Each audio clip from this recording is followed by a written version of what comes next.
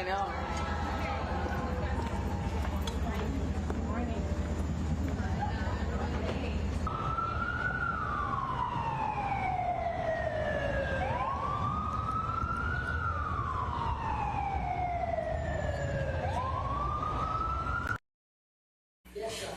Okay.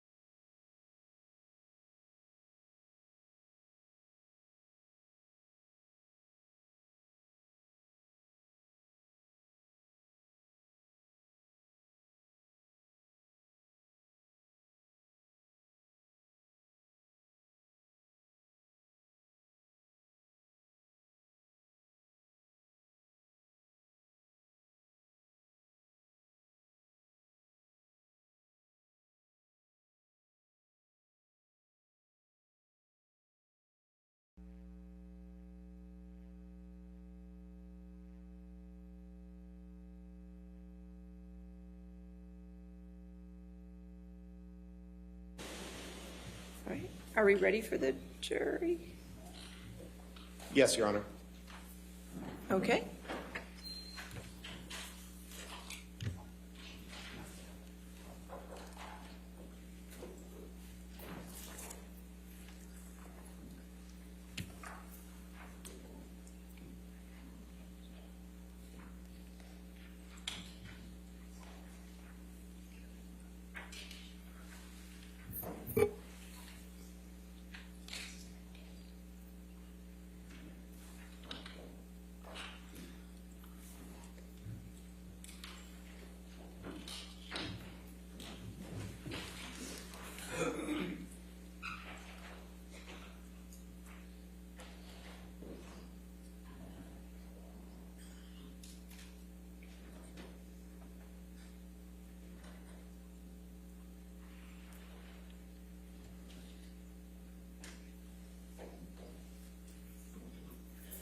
All right. Good morning, ladies and gentlemen. All right, please be seated. Next witness. Good morning, Your Honor. Mr. Depp calls Kate Moss to the stand. All right. She will be appearing on your screen. All right, ma'am, can you hear me? Yes, can you count to 5 for me? 1, 2, 3, 4, 5. Thank you, ma'am. If you could raise your right hand. Do you swear or affirm to tell the truth under penalty of law? I do. Thank you. Good morning, Ms. Moss, or I should say good afternoon your time. My name is Ben Chu from the firm of Brown Rudnick. Would you please state your full name for the record? Kate Moss. Ms. Moss, where do you reside? London, England. From where are you testifying today, Ms. Moss? Gloucestershire, England. Ms. Moss, do you know Johnny Depp? Yes, I do. How do you know Mr. Depp? I had a relationship with him. Did there come a time when you and Mr. Depp had a romantic relationship? Yes. For how long, Ms. Moss, were you and Mr. Depp a romantic couple? From 1993 to 1994 to 1998. Ms. Moss, did there come a time when you, while you and Mr. Depp were a couple, that the two of you took a vacation together to the Golden Eye Resort in Jamaica? Yes. What, if anything, happened when you were in Jamaica with Mr. Depp?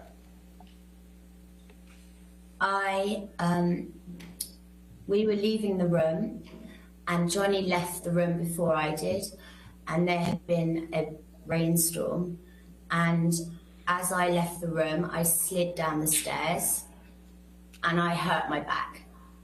How did you... And I apologize, Ms. Moss. Please continue. and I screamed because I was in because I didn't know what had happened to me and I was in pain, and he came running back to help me and carried me to my room and got me medical attention. Did Mr. Depp push you in any way down the stairs? No. During the course of your relationship, did he ever push you down any stairs? No, he never pushed me, kicked me, or threw me down any stairs. Ms. Moss, have you ever before today testified in any kind of court proceeding? No, I have never. Why did you decide to testify today? Objection, Your Honor. All right. That's beyond the scope of what we just talked about. All right, I'll sustain the objection. All right. Thank you, Ms. Moss. We have nothing further at this time. We greatly appreciate your taking the time to testify. All right, any cross-examination? No, Your Honor. All right, you're free to go. Thank you, Ms. Moss. Thank you very much. Thank you very much. Thank you.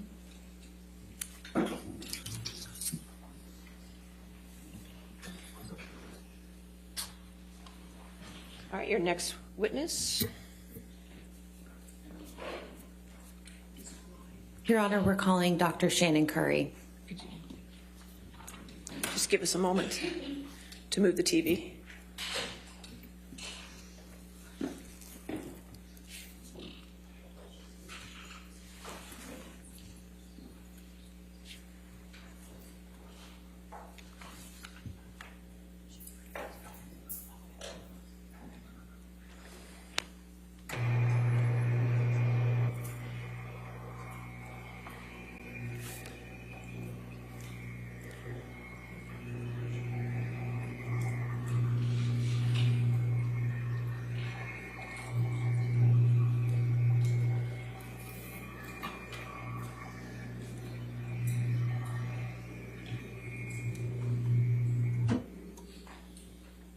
All right, Dr. Curry?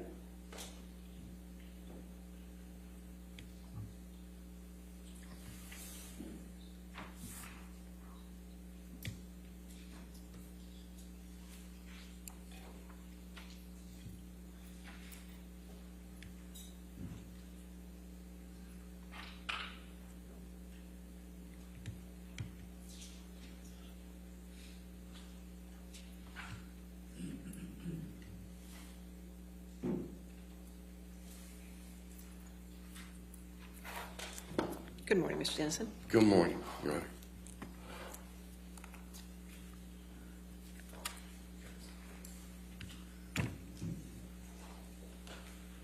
Plaintiff calls Shannon Curry, Dr. right. Shannon Curry. That's fine. Ma'am, you're still under oath, so please have a seat, doctor.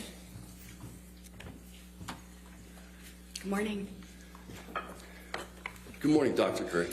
Good morning. Can you remind the jury who you are and what you do? Sure. I'm Dr. Shannon Curry. I'm a clinical and forensic psychologist, and I'm here today to rebut the testimony that was provided by Dr. Hughes. Which of the opinions rendered by Dr. Hughes do you intend to rebut? So generally speaking, there are three main categories that I'd like to talk about today. So the first is that Dr. Hughes misrepresented the tests and the results that she utilized in her evaluation. She misrepresented my testing and the results that I obtained in my evaluation. And she communicated in a manner, provided testimony in a manner that presented essentially her own opinions and the self-report of Ms. Heard as facts. Okay, the first category you talked about was the misrepresentation of her own test methods and results. What do you mean by that? So Dr. Hughes she stated that she administered 12 tests. In actuality, she used 8 checklists.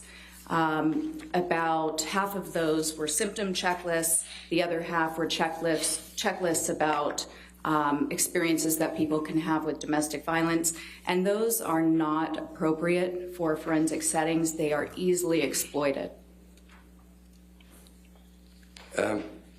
Other issues that you intend to address relative to misrepresentation of own results? Yes, so in addition to using these checklist measures, which are easily exploited in a forensic context, they're developed for research or treatment only.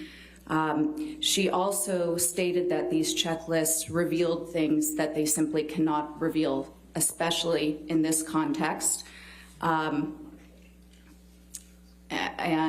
Let's see.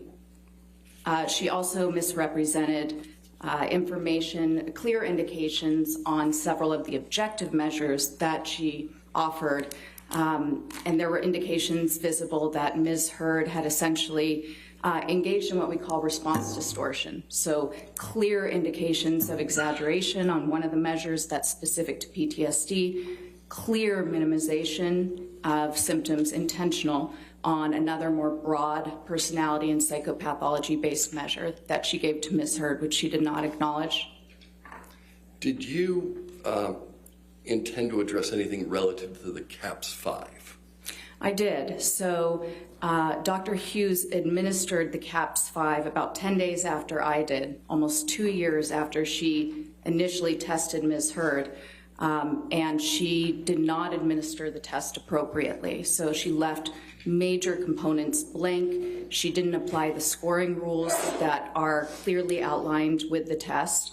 And yet she diagnosed Ms. Heard with PTSD based on that assessment. What about Dr. Hughes's use of the personality assessment inventory? So of the tests that Dr. Hughes administered, 2 would be considered, of those 12, 2 would be considered what we call forensically relevant instruments, meaning that they're objective enough and they provide us with some information about how the examinee approached the test, that it would be appropriate for this setting where the examinee is going to have a natural incentive to present themselves in a way that benefits the outcome of their case. Now, on the PAI, there were clear indications that Ms. Heard was responding and obtained scores in a manner that's consistent with individuals who have a personality disorder. And there was also an indication that several scales, we call this a configuration. So you might have one main scale that you notice is elevated, then you look for additional subscale information to get additional information on what could be elevating that scale. And there was, Ms. Heard had moderately elevated one of the scales that can be associated with trauma. That elevation is better explained by childhood or distant traumatic experiences like the complex trauma Ms. Heard reported experiencing growing up. Okay.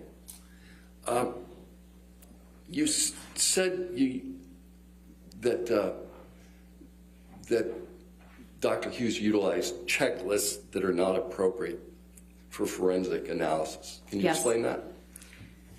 Yes. So as I said, in any sort of forensic context, whether it's a civil or a criminal matter, a person who's being evaluated is going to have major incentive to present in a way that benefits the outcome of their case.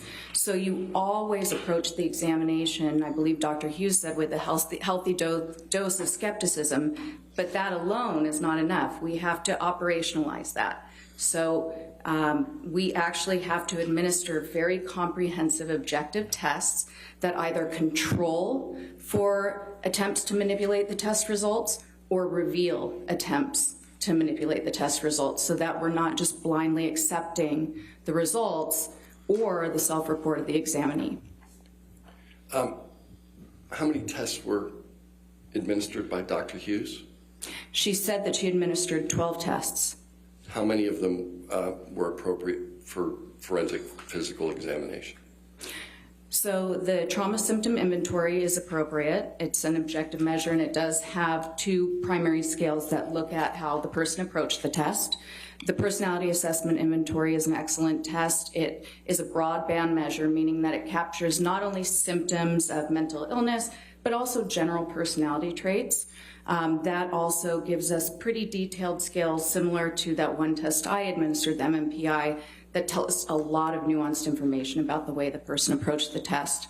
She also administered a malingering screen that can be very, very useful, but not in this context.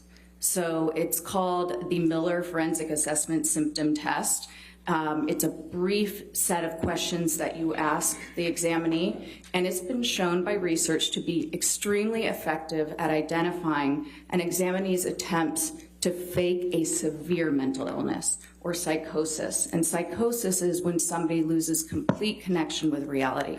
It's excellent for that purpose. It's actually been shown in the research to not be effective at all for identifying a respondent's attempts to fake PTSD, anxiety, or mood disorders. The questions are just too odd for somebody who has the wherewithal to be trying to have PTSD to endorse. They see through it. So she used that. That's a fine test, but not appropriate for this context. Of the various tests that she administered, how many were these checklists? 8 of them. All right, and what are you talking about specifically? Okay. So I had mentioned that there were 2 main categories of checklists she used. The first is the symptom checklists. Those included the Beck Depression Inventory. It's a brief inventory of items that essentially show all of the symptoms of depression that a person might have, and you rate which level of severity you have for each question. She also gave the Beck anxiety inventory, very similar, but just with questions about anxiety. She gave the mood disorder questionnaire, which is a very brief, again, checklist. It shows symptoms of bipolar disorder. Bipolar disorder is a mood disorder where you might have an extended manic episode and then a very extended depressive episode. And then she gave the post-traumatic stress disorder checklist, and that is a screening instrument only. It contains every single symptom of PTSD. So there's a secondary danger here too. When you think about it, given that PTSD is the most frequently feigned and claimed diagnosis in civil courts, if you're handing somebody a checklist that lists every single symptom of PTSD, you're essentially teaching them all the little nuances that we're looking for to give that diagnosis. So she gave that to Ms. Heard. Ms. Heard endorsed most of the items, and Dr. Hughes diagnosed her with PTSD and substantiated that opinion by Ms. Heard's checking those items on the PCL-5. Were there another group of checklists that Dr. Hughes used? Yes, so she also, and I forgot one on the last because I don't think of it as one, but previously I'd explained, and I do not expect you to remember, it's called the Life Events Checklist, which is just an inventory of experiences a person may have gone through that are traumatic. Dr. Hughes also used that, and that's appropriate to use before the clinician-administered PTSD scale, the gold standard CAPS-5. However, she administered this long ago before she gave the CAPS-5. Now that going on to the second group, there were 3 checklists that she gave that are specific to abuse. And the first she gave, the Danger Assessment Scale, was actually developed for use by nursing staff in an emergency room setting, specifically for female victims of intimate partner violence. The purpose of this is important because our forensic ethics, our psychology ethics, talk a lot about relevance. Is the test relevant to the purpose? And the Danger Assessment Scale, its initial purpose is completely different. This was developed to show high risk factors for dangerousness and pretty much to help a female who is in an extremely abusive partnership, who is in the emergency room with extreme injuries, to stop rationalizing, because if she has to check off all the things that have happened that year that have been dangerous, does he own a gun, has he, I won't go into all of them, but the more she checks off, the more likely it is that she might realize that she is in imminent danger and then accept resources offered by the hospital and social work to protect her.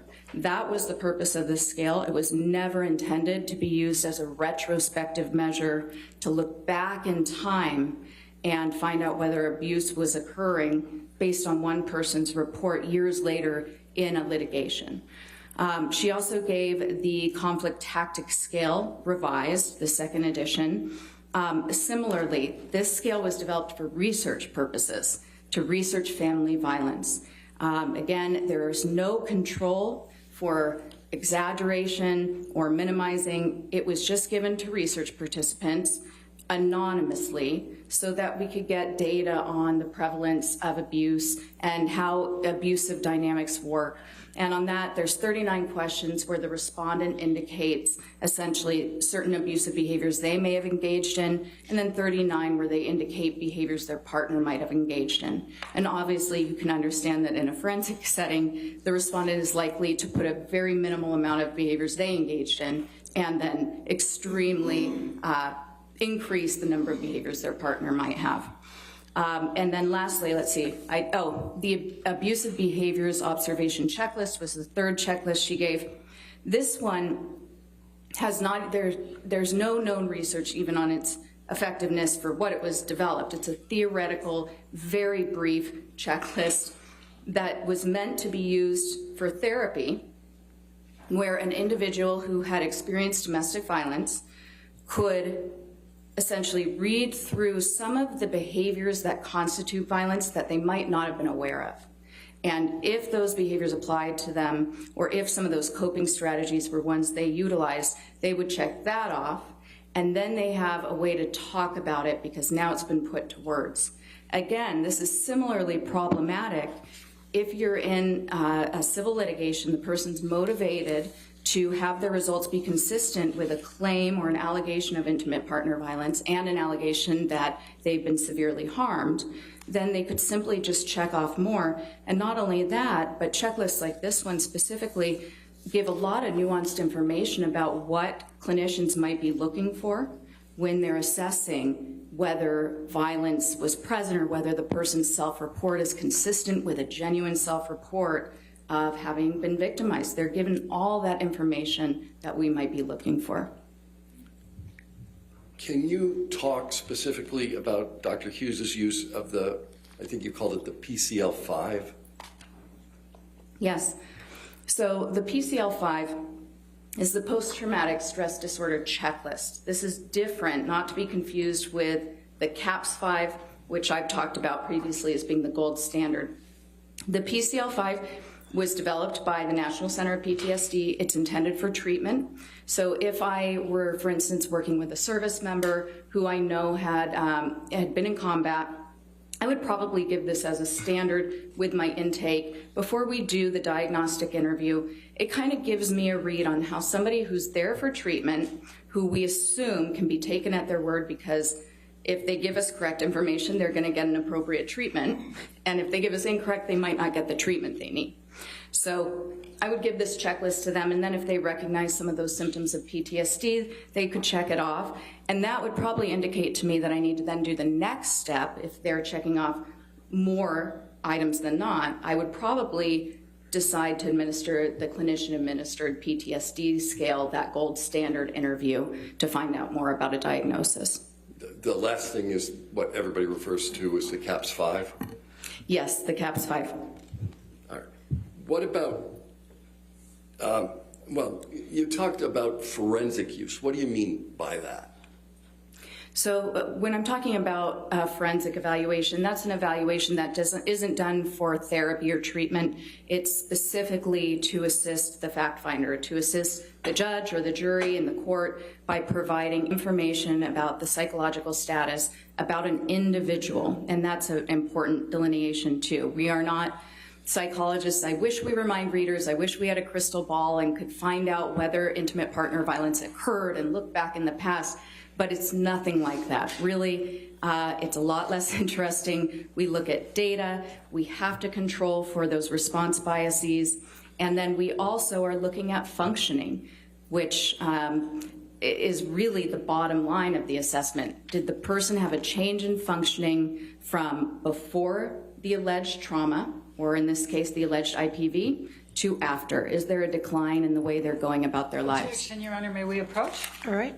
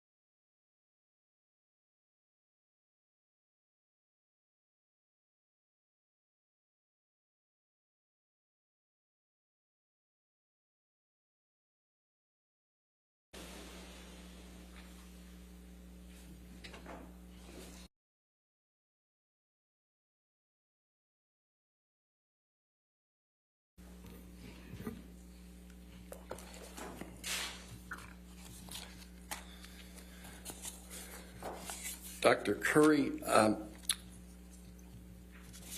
let's look back at some of those domestic violence checklists that you were talking about. Okay. And did you see any problem with the use of those? Yes. What problems did you see? Well, Doctor, first of all, they shouldn't be used. So we do have professional standards that require that we utilize instruments that are relevant and appropriate for the particular setting, and that we substantiate our opinions based on data that is reliable from tested, accurate, reliable tests for the purpose. So there's that. It's inconsistent with the ethics. And essentially, they just shouldn't be used. They don't provide us with the robust information that it would be expected in such a high-stakes setting. All right. Would you have expected Dr. Hughes to comment on the limitations of the checklist she was using? Yes. So first of all, Dr. Hughes provided opinions based on these checklists. So she referenced especially the danger assessment scale several times throughout her testimony, stating that Ms. Heard was in a very dangerous situation. We also have an ethical guideline and a professional standard as well that indicate that whenever there is question about the reliability and the validity, and in psychology we use the term validity to talk about accuracy, of any of the methods that we're using to collect data, we clearly communicate not only that there are limitations to our opinions, but we also need to provide the fact finder with information about what the potential implications or impact could actually be. So, for instance, if we use a scale that's idiosyncratic for the purpose, but we would first need to explain why we made that decision to not follow standard procedures. And then we would need to explain the use of this scale might introduce some potential exaggeration of this symptom, and so I'm trying to control for that way, but that was one of the limitations of my opinion. You have to make it very clear. Transparency is really at the center of good science in general. You talked a little bit about ignoring response distortion. What is response distortion? Response distortion is a term that speaks generally about an examinee approaching a test and providing answers that are either exaggerated or minimized, but in some way an inaccurate representation of their current mental status or their experience. What test do you believe that Dr. Hughes failed to acknowledge response distortion on? So she administered the personality assessment inventory, which is similar to the test I gave, the MMPI-2. It's that general broadband measure of psychopathology symptoms and personality traits. It includes several scales that are very good at detecting either exaggeration, minimization, or even trying to claim that you have unusually good qualities. On that test, there were clear indicators that Ms. Heard, very similar to the way she approached my MMPI, engaged in defensiveness. And in fact, there's a function that you can look at. So you have that main scale elevation, we call it positive impression management, was elevated. And then, because we want to make sure that somebody isn't elevating that scale just because they have such well-being, there are additional configurations of scales that you can look at to find out what's going on. And so the Cashel discriminant function is sort of the name of one of these configurations, these equations that are done. And she was highly elevated on that. In fact, that elevation tells you that no, this isn't accidental. This isn't because she's just doing so well in life that she has an extremely, extremely low amount of problems. No, this is an intentional over-reporting, or I'm sorry, an intentional effort to minimize any appearance of having problems. Now, you may have addressed this, but there was a reference to malingering. Yes. So what's interesting about Ms. Heard's approach to different tests is that it seems to be influenced by what we call the face validity of questions on the test. So if a test looks like it's measuring PTSD, you see exaggeration on her validity scales. If the test has less face valid questions, for instance, the personality assessment which Dr. Hughes administered, the MMPI-2 which I administered, where she can't quite figure out what the questions are asking, they seem really banal in general. On those, you see extreme defensiveness, minimization of any potential pathology, essentially presenting herself as perfect and free of any mental illness or personality disorder. But on the trauma symptom inventory, which Dr. Hughes administered, that was the one that I previously indicated for ease of explanation. When the test results come out for how the person approaches the test, that test itself prints it as a percentage. And there's a really excellent scale for finding out if a person is exaggerating their symptoms of PTSD. It's called the atypical response scale. And the TSI-2 is the revised version of this test, and that scale was improved this time around to really try to be a clean indication of, is this person exaggerating? And it puts quite high questions in the test that are so unusual. They might sound like PTSD, but even the most severe cases of PTSD don't have these symptoms.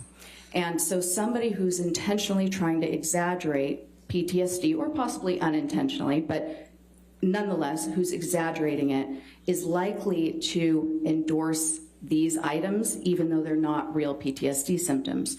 Ms. Heard scored so highly on this that even if there is, although Dr. Hughes correctly said there tends to be a negative skew when people have the high levels of distress that's associated with PTSD, so sometimes people score higher on this even when they do have PTSD, she scored so high that that is effectively ruled out as a possibility. Okay. What about Dr. Hughes's administration and use of the CAPS-5? Okay, yes, so Dr. Hughes had diagnosed Ms. Heard with PTSD back in 2019 when she began testing her.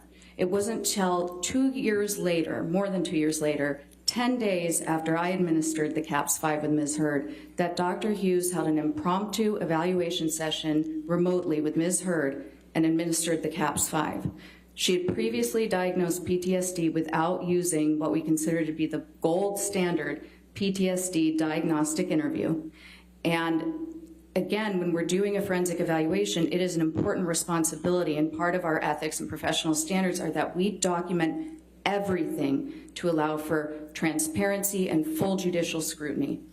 And Dr. Hughes administered incorrectly. She left huge sections, very relevant sections, blank. There's no way to understand why she scored it as high as she did based on the information that's provided. You're essentially supposed to notate the examinee's responses as verbatim as possible to explain your reasoning and implying their scoring procedure. It's a standardized test, and if you don't follow those standard procedures, it's completely invalid.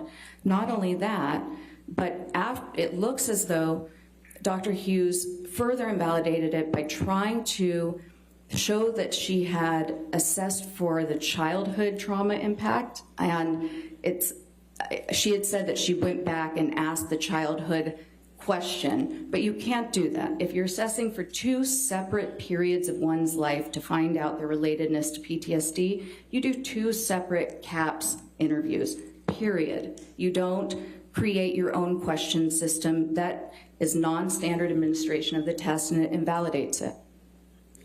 All right. You also mentioned, with respect to the PAI, or the Personality Assessment Inventory, that Dr. Hughes failed to mention some elements. What did she fail to mention? Oh, okay. So on the personality assessment inventory, so first she failed to mention that there were clear indications of response distortion.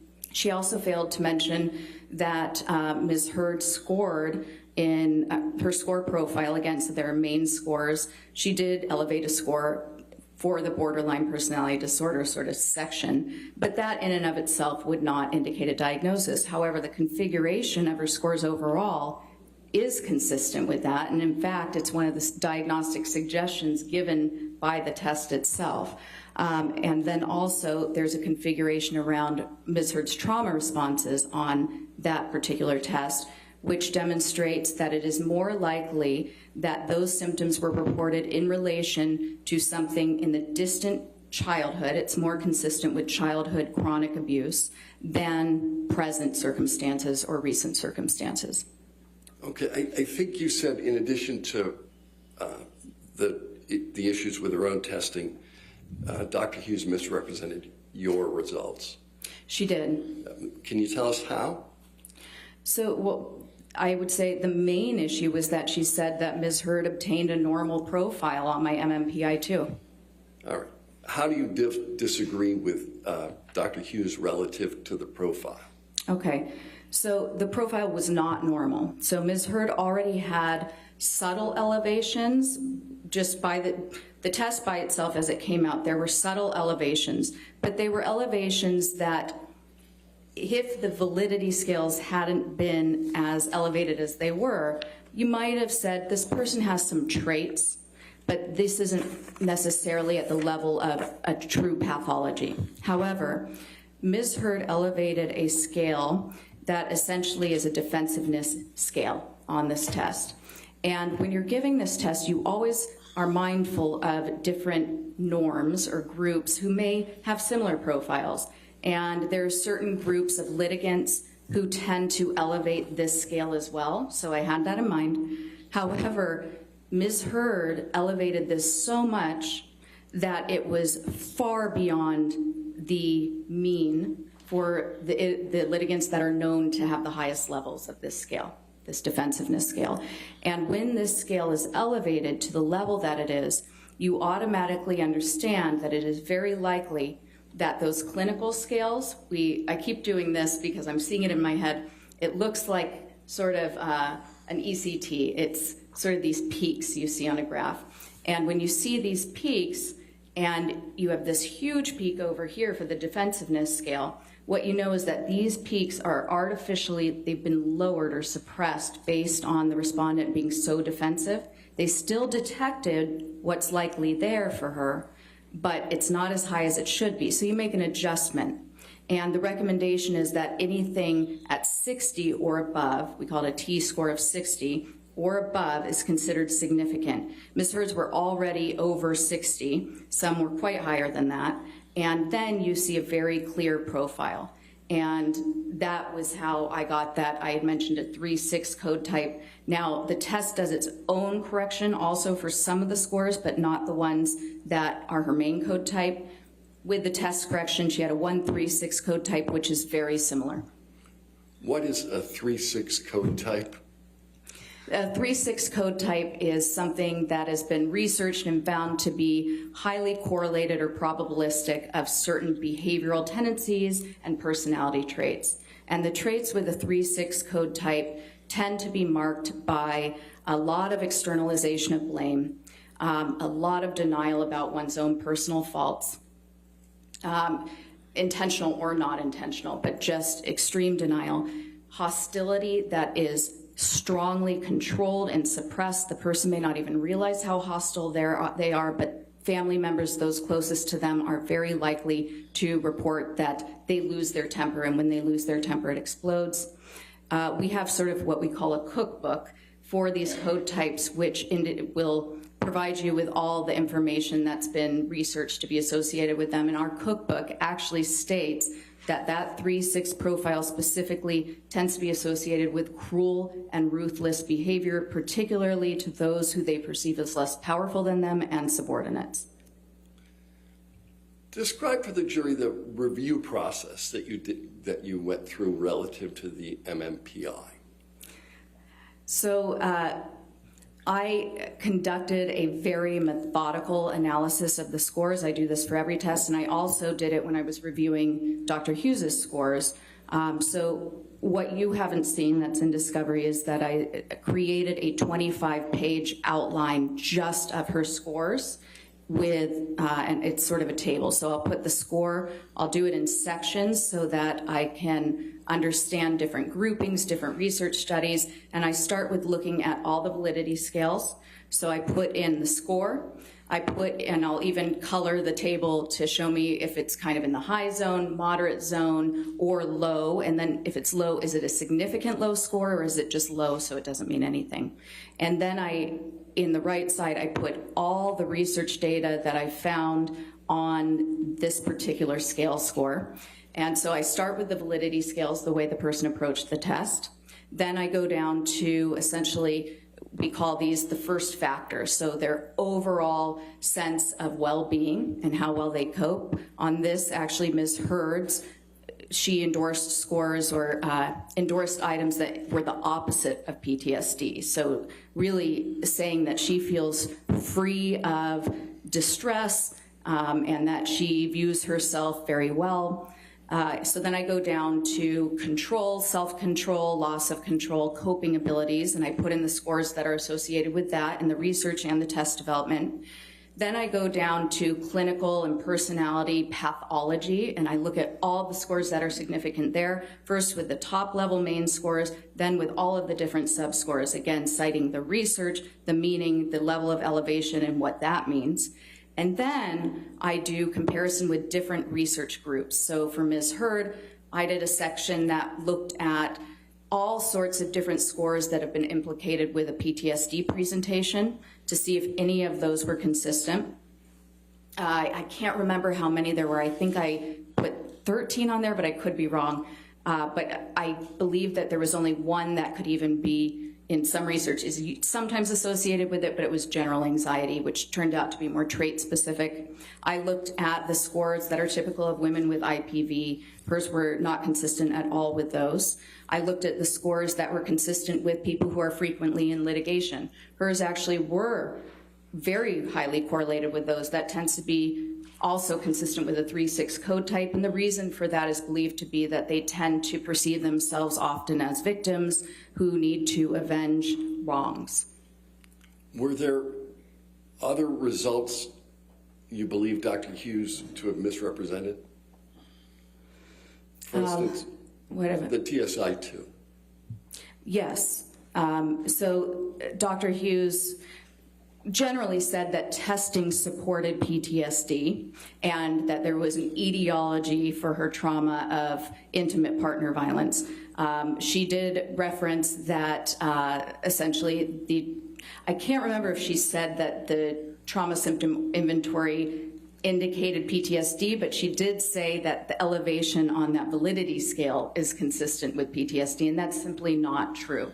That scale was designed and has been tested and shown to be there to show when somebody is endorsing extremely unusual items that are not consistent with PTSD. And even though when some people are experiencing PTSD, their distress level is so high that they'll engage in what we call a cry for help, and they may sometimes exaggerate distress. Again, when you're looking at scores as high as Ms. Heard's, and then you're not seeing indications of PTSD in the more subtle tests where she doesn't know what she's endorsing, it's good evidence that her over-endorsement on that one test is because of the reason the scale was made, to detect exaggeration and feigning of symptoms.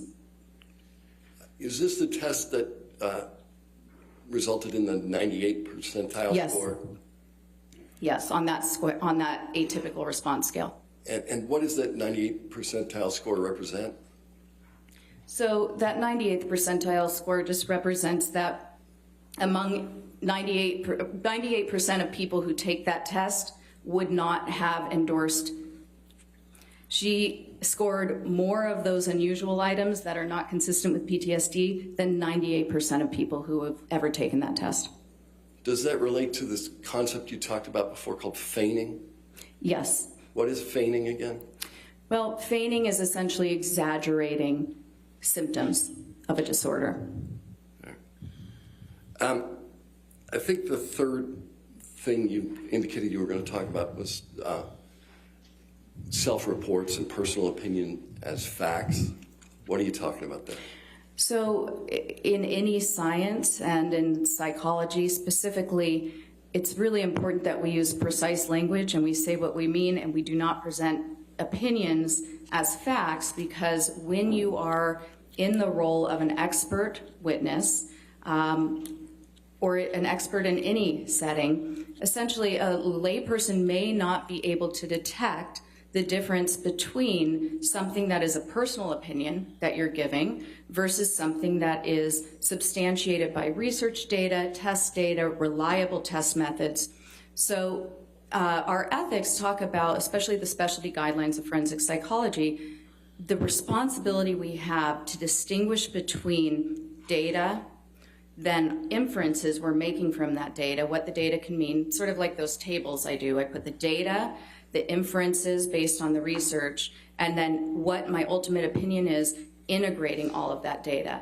And it's very important that we clarify that to the fact finder, to the judge, the jury. That's our responsibility, that we do not cloak personal opinions or the self-report of an examinee as an expert fact or somehow scientifically based when it is just a personal opinion or self-report of an examinee.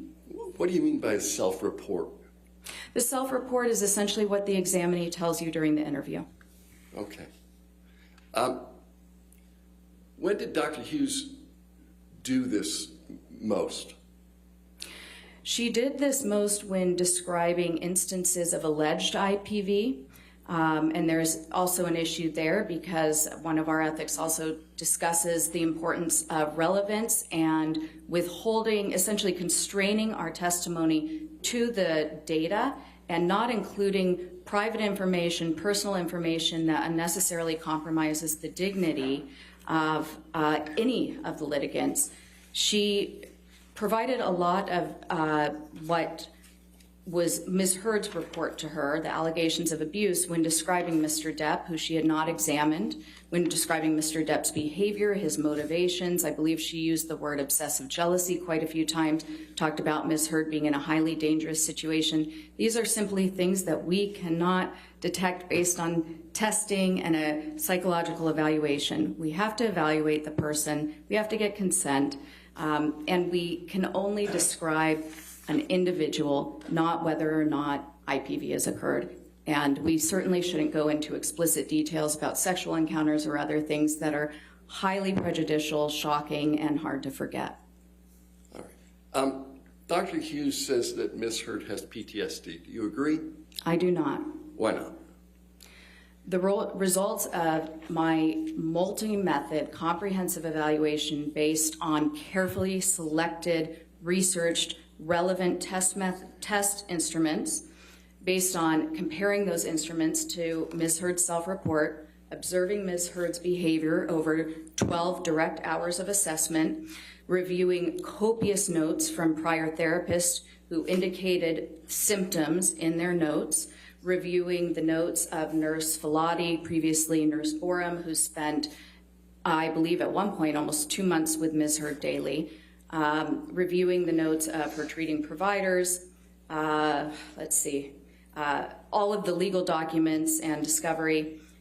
There was no evidence of PTSD. How is evidence of PTSD generally exhibited? So really the bottom line in a forensic psychological evaluation is a change in functioning. That's what we're looking for. Again, I said we don't have a crystal ball. We're not wizards. We can't get into somebody's head. What we're looking for were their identifiable changes in the way the person engaged in their world. Were they able to keep a job? PTSD is an extremely disabling diagnosis. When a person has true PTSD, it is difficult for them to work. You'll see unemployment, job loss. It causes extreme levels of distress and impairment.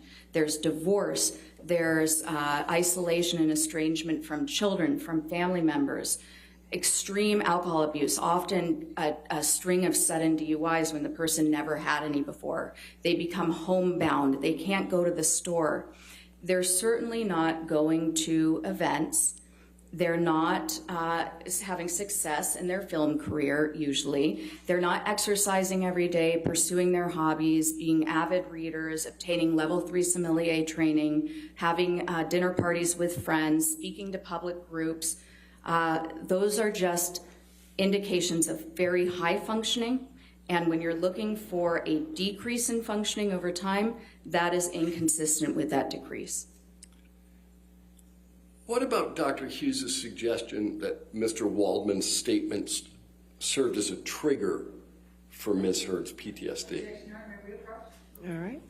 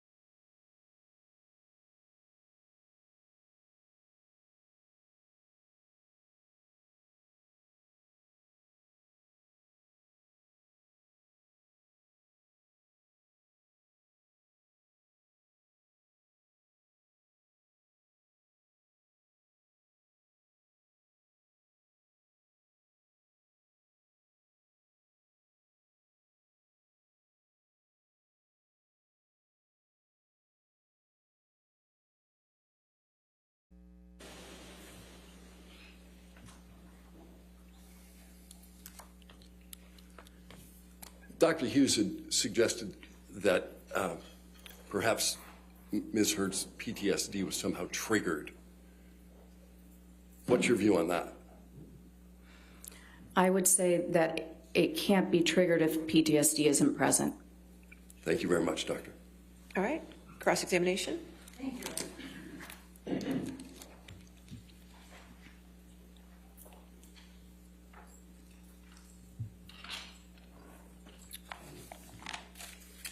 Dr. Curry, I just want to make sure that we all remember, you're not board certified, correct? No, I'm not. Okay. And you've been licensed for how long? I've been licensed for 10 years. Okay. And you are being paid by Mr. Depp's legal team to be here, correct? Yes. How much have you charged so far? I actually don't know. Over 100,000? I truly don't know. I don't do my own books. Over 200,000? I don't know. Over 300,000? That would be way too much, but I do not know. Okay. Now, just so that we all remember, you had dinner at Mr. Depp's house for 3 to 4 hours with Mr. Depp, Mr. Waldman, Mr. Chu, and Ms. Vasquez, correct? I was interviewed. I asked if there was anything I could eat because at about 3 hours I started to get hungry. Mr. Depp then offered to order takeout for the entire team.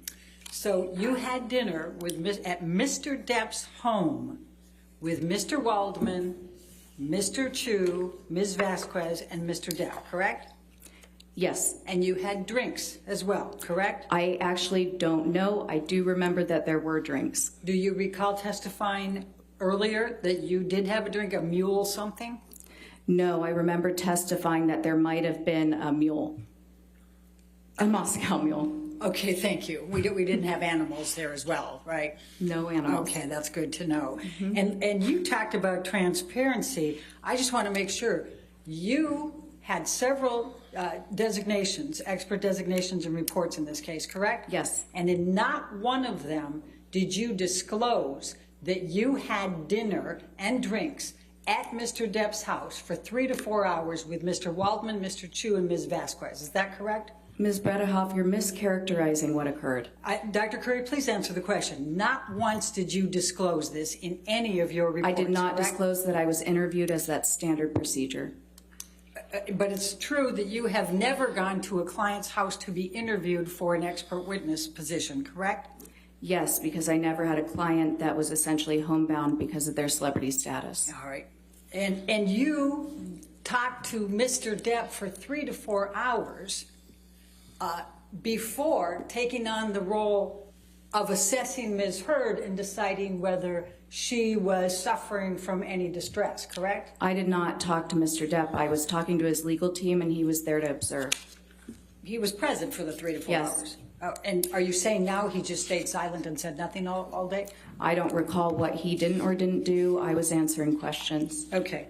Now, your expertise here is limited to whether Amber Heard suffers from PTSD currently. Is that correct? Yes, I was tasked with conducting an evaluation to determine Dr. Ms. Curry, Heard's mental We're all on status. very, very strict time limitations Okay. because we've promised to get this case to the jury. So I'd really appreciate it if you just answer my question rather than trying to go further. Sure. Okay? Thank you very much. Now, after you had the dinner, you then provided a designation in February of 2021 in which you said, and this is long before you ever saw Amber Heard, correct?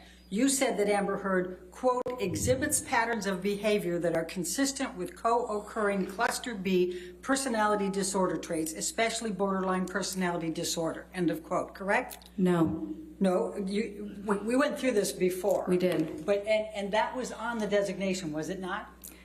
I told you last time that I did not write that.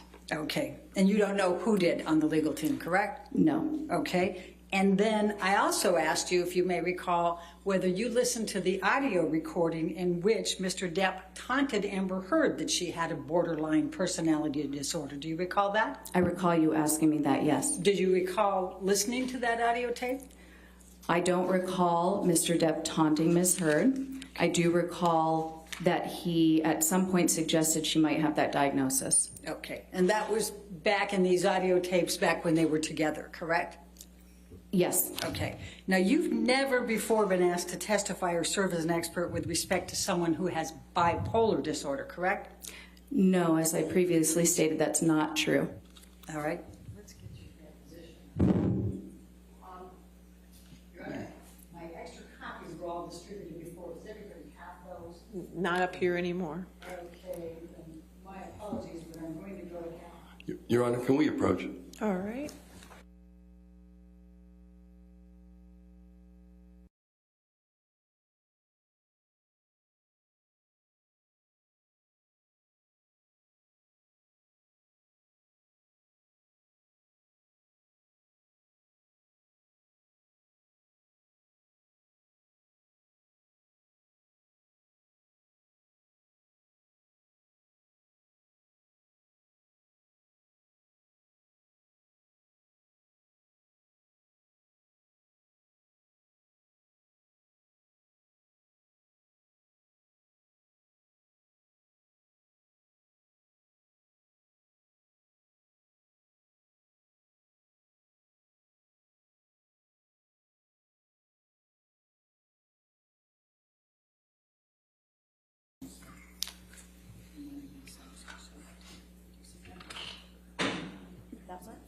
Yes.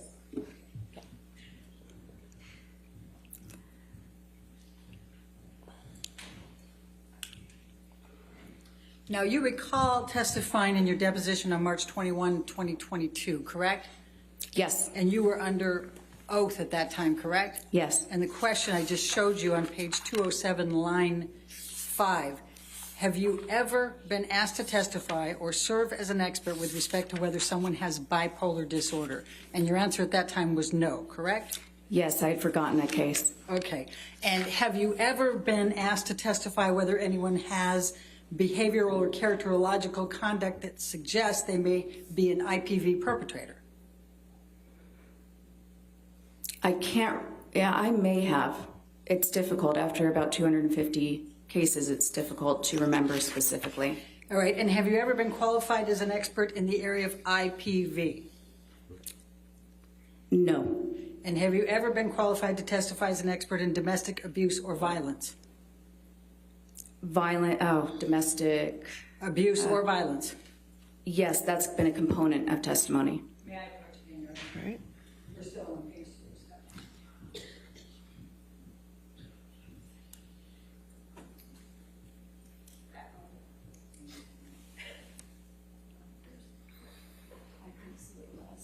Can I take a look? Do you want?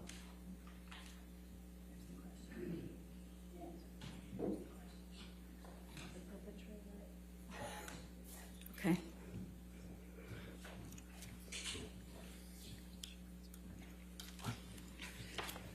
Line 16 of page 207. Have you ever been qualified as an expert in the area of IPV? Your answer on line 20 was no, under oath, correct? Then the next question, have you ever been qualified to testify as an expert in domestic abuse or violence? That and goes into page 208, line 4. The answer then under oath was no.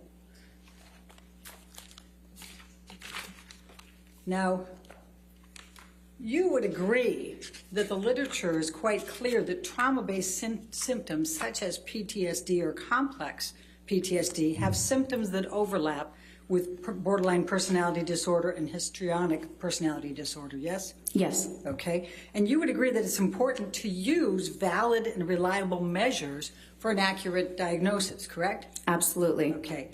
You chose, however, not to administer the structured clinical interview for DSM-5 personality disorders, the SCID. Is that correct? I did. Okay. And would you agree that that is a state-of-the-art structured clinical interview? Not for a forensic evaluation with a sophisticated examinee. But to determine if a personality disorder is present? No, not in this setting. You don't agree with that? I do not. And you don't agree that that is the gold standard assessment for reliable, accurate psychiatric diagnosis? It's a good one, but for treatment settings especially. Okay. Now, did Ms. Heard, you said you read all of the treatment records, right? Yes. Okay. Do you recall reading the treatment records for the psychologist Bonnie Jacobs, who saw Amber Heard over 5 years? I do. And did you see anything in Bonnie Jacobs' notes over 5 years in which she diagnosed Ms. Heard with borderline personality or histrionic personality disorder? No. Now, you also saw the notes of Dr. Connell Cohen, correct? Mm-hmm. And you even attended his deposition, correct? Yes. All right. And he saw Amber for roughly 2 years. He was part of the Dr. Kipper connection, Mm-hmm. right? Yes. Correct? Okay. And did you see anything in Dr. Cowan's notes, and did he say in his deposition that he diagnosed Amber Heard with borderline personality disorder or histrionic personality disorder? I saw the symptoms clearly delineated throughout his notes and in his deposition. He does not use diagnoses, so he would not have diagnosed her. He said specifically in his deposition he did not diagnose her with that, correct? Yes, and he also specifically stated that he does not use diagnoses. All right. And you also have seen Dr. Banks, Dr. Amy Banks, the psychiatrist, her deposition, correct? Yes. And did Dr. Not her Anderson- deposition. I reviewed her notes in the transcript. All right. Did Dr. Anderson diagnose Ms. Heard with borderline personality disorder or histrionic personality disorder? I don't believe she provided any diagnosis since she was a couples therapist. All right. Now, you've said quite a bit about Don Hughes, but do you remember how many years of experience Don Hughes has in IPV and domestic abuse and violence? I know it's quite a bit. Extensive. And she is board certified, correct? Yes, she is. All right. And she spent 29 hours of examination with Amber Heard. Did she not? Yes, mostly Okay. interviewing. All right. And she interviewed her therapists, Bonnie Jacobs and Conan Cowell, correct? Yes. And she also interviewed Amber's late mother. Yes. Okay. And she administered 12 different tests over the period of that time, correct? Well, as I said, the majority of those were checklists, which are inappropriate for the forensic setting. I understand that's what you say, but she administered 12 different tests, correct? If you want to qualify them as tests, sure. Okay. And so you disregard, no, I'm not even going to say that. Okay. Let's go to the CAPS-5 and PTSD. Now, you assessed Ms. Heard's traumas in her life, correct?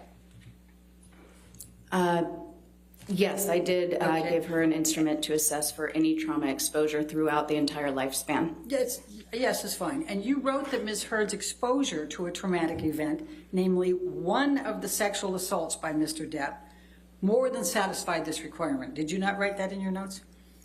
That is not what I wrote in my notes. Do you have my notes? So we And can you look at them? administered a structured clinical interview based on that trauma, correct? Not exactly. It's not quite right. Okay. Now, Dr. Hughes administered a full intimate partner violence assessment, correct? That's not a psychological assessment. We can't assess for intimate partner violence. That's an event. Dr. Hughes administered a full intimate partner violence assessment, She correct? stated that, and that's actually something I'm rebutting today. Okay, and you reviewed her psychological testing? I sure did, yes. Okay, and are you aware that in September 2019, Ms. Heard had a trauma-based symptom on many of those valid tests? Can you be a little bit more specific? Many of those valid tests, which tests are you talking about? Do you have a recollection of that, September 2019? She administered all of her testing in September 2019, so I'm not sure which one, except for the CAPS-5, which was 10 days after mine in 2021. Now, Dr. Hughes clinically evaluated those symptoms and established that Ms. Heard does have PTSD from the totality of the intimate partner violence by Mr. Depp, correct? That's what she stated, yes. Okay. Now, Dr. Anderson's clinical notes that said Amber had come to... Objection, hearsay. I haven't even asked the question yet, Your Honor. Are you going to read her notes? Well, no, actually, I wasn't going to read her notes. I was okay. going to ask a particular question. Okay. You talked about danger. Do you recall that in your testimony? Yes. All right. Now, if a patient comes to you as a couples therapist with two black eyes, would you assess that there may be a potential danger there? Sure. Okay. Did you read Dr. Anderson's notes? I believe I did. Now, you administered the Minnesota Multiphasic Personality Inventory 2, the MMPI-2. Do you recall that? Yes. And you used that to determine whether Amber had PTSD, right? Not by itself, but it was a part of the data. Okay. And in the 60 to 70 T-score range for that test, which, quote, deliberate attempts to mislead are uncommon, end quote. Isn't that correct? Sorry, could you repeat that? In the T-score section of that, which assesses deliberate attempts to mislead, do you recall? She scored a 60 on that test, correct? So there are multiple T-scores for each scale, so I'm not sure which scale you're talking about. Okay. Well, we can deal with that later. So you would agree that you need to follow ethics and best practices in forensic psychology, correct? Yes. Okay. And the two primary sources are the American Psychological Association Ethical Principles and Professional Code of Conduct, right? Mm-hmm. And the American Psychological Association's Specialty Guidelines for Forensic Psychology, correct? Yes. And Specialty Guidelines 1.02 states that forensic practitioners, quote, strive for accuracy, impartiality, fairness, and independence, correct? Yes. Okay. And Specialty Guidelines 1.03 states that you have to avoid a conflict of interest, correct? Yes. Now, in addition to not listing the 4 hours you spent with Mr. Depp, Mr. Waldman, Mr. Chu, and Ms. Vasquez, you also did not list that you spent an hour with Dr. Shah, correct? That's incorrect. You say that the designation said that you spent During an my hour? deposition, I also clarified this. I didn't spend an hour with Dr. Shah. There was an introduction with the attorneys present on Zoom.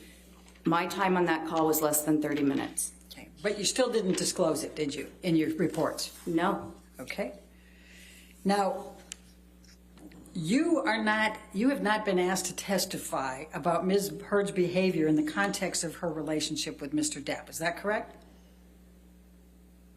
I was asked to testify about somebody's behavioral mental status in general, so that can include behavior involved in a relationship with Mr. Depp, but not specifically.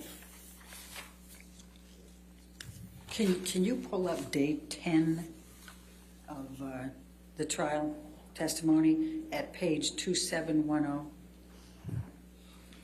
Are you able to do that, Michelle? 2710, lines 12 through 18.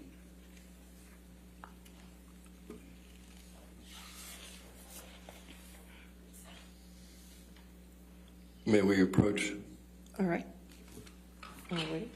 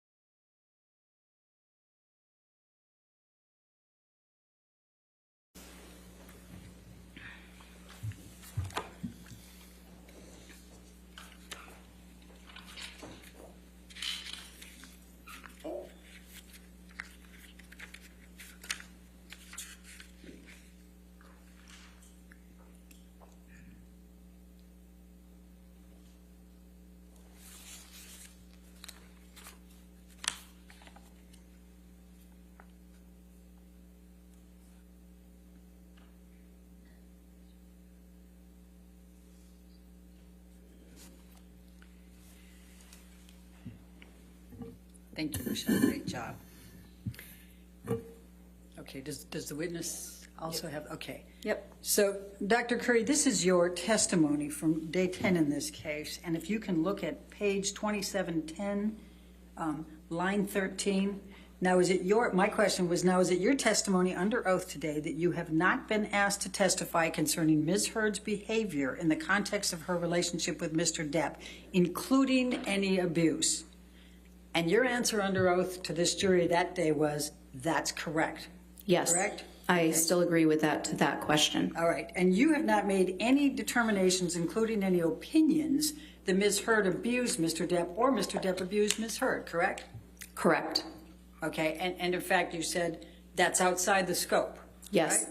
Okay. Of psychology. And you cannot testify whether Amber Heard suffered any emotional distress as a result of any of the defamatory comments that she has alleged Mr. Waldman made through Mr. Depp, or Mr. Depp made through Mr. Waldman, correct? Objection, Your Honor. Do you want me to read my response? What's the Sure. objection? I'm sorry. Hold on, Dr. Sorry, Curry. Your Honor. That's okay. Oh, what's the objection? Are you on approach? Okay.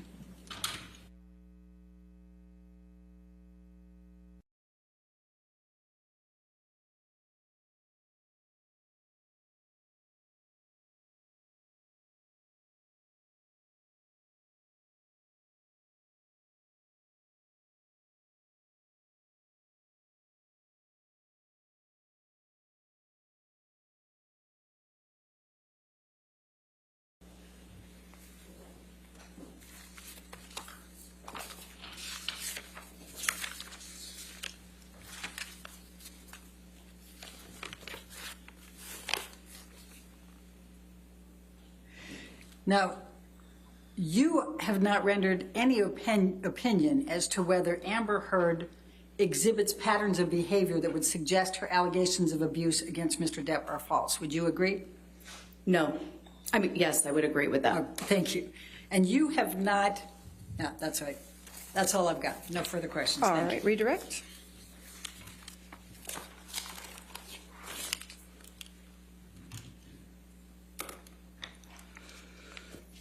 You were asked about the skid. Yes. What's that? It's a structured clinical interview. It's for rendering a diagnosis. It's best for treatment because you're asking direct questions of the examinee and about symptoms. So if you have an examinee who has a tendency to minimize, you're not going to get much information. Why didn't you use it? Because, well, first of all, I had a limited amount of time for my evaluation, and I had already had to use, just to complete the interview was extremely time-consuming, and I had to even restructure it into handouts so that I could keep Ms. Heard on track. I determined based on that, so this is where you would make an inference. So because I was having difficulty getting direct answers to my questions from Ms. Heard, I had determined that creating forms of those questions would be a better use of the time, which it was, and then I further deduced that adding on the structured clinical interview would probably be unproductive, given that I had limited time and needed to use the best, most reliable methods for getting information in that time. You were asked about the APA specialty guidelines, Yes. specifically 1.02 and Yes. 1.03. Have you complied with them? I have. No further questions. Thank you. Thank you. Dr. Curry, you can have a seat in the courtroom. you, You're Your free to Honor. go. Thank you, ma'am.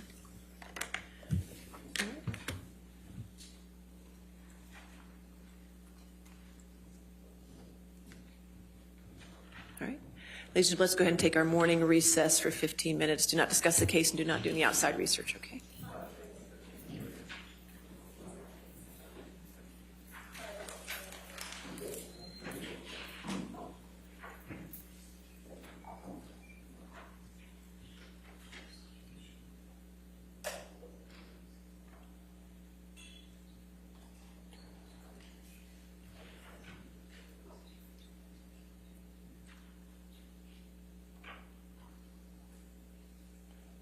All right. Just for planning purposes, Sammy asked Mr. Tobin to be here as early as noon, just in case with the fluid of the trial. I'm not sure what time we can get to that motion, so. That's fine. Okay, just to let you know. They need to work on that. They're going to find out who the next witness is. So let's go ahead and take a recess until 10:55, okay? All right, thank you. Thank you.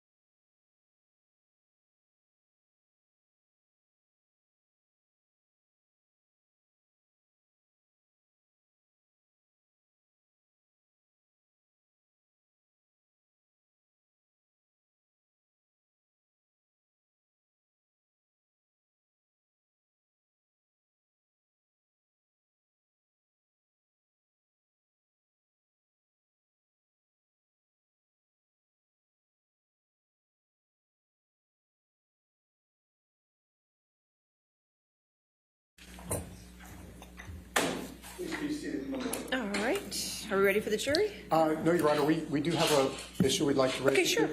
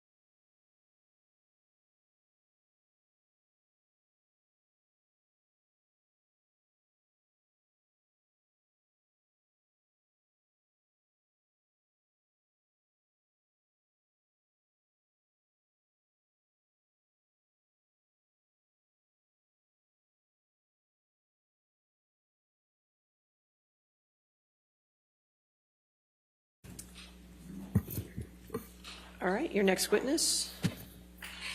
I'm sorry, let's get the jury first, right? All right, we ready for the jury? Yes, sir.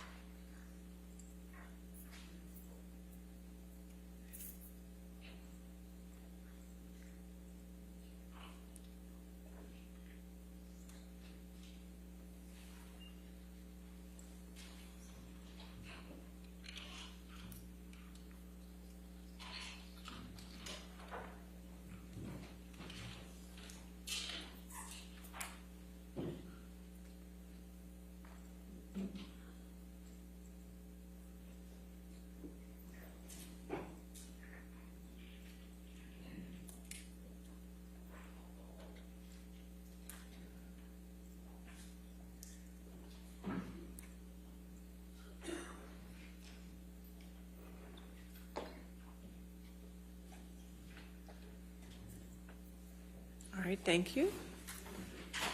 Are we ready for the next witness, or do you want to? Yes, we call Mr. Depp. Okay.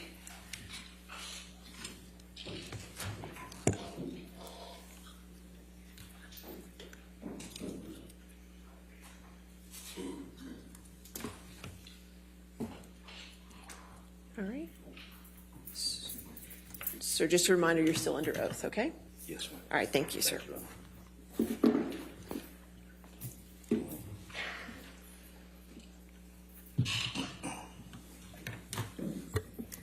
Good morning, Mr. Depp. Good morning. We heard a lot about some statements that Mr. Waldman made. Do you remember that? Yes. And Mr. Waldman is your attorney or was your attorney? Yes. Could we please pull up Defendant's Exhibit 1245?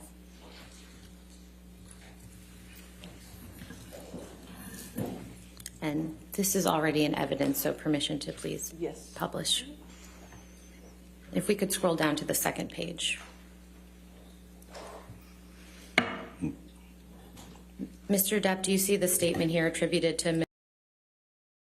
Yes, I do. When's the first time that you saw this statement? Objection, Your Honor, may we approach? All right.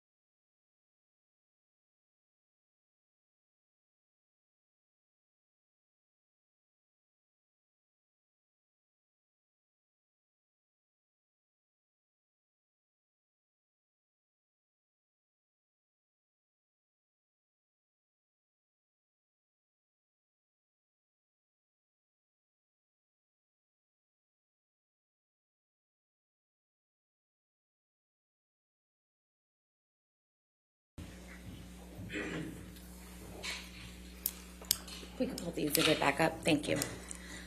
Mr. Depp, when is the first time that you saw this statement by Mr. Waldman? The first time that I ever saw this statement was in August. It was when the piece was when she August 2020 when I was countersued by Ms. Heard. This is the first time that I saw any of these statements.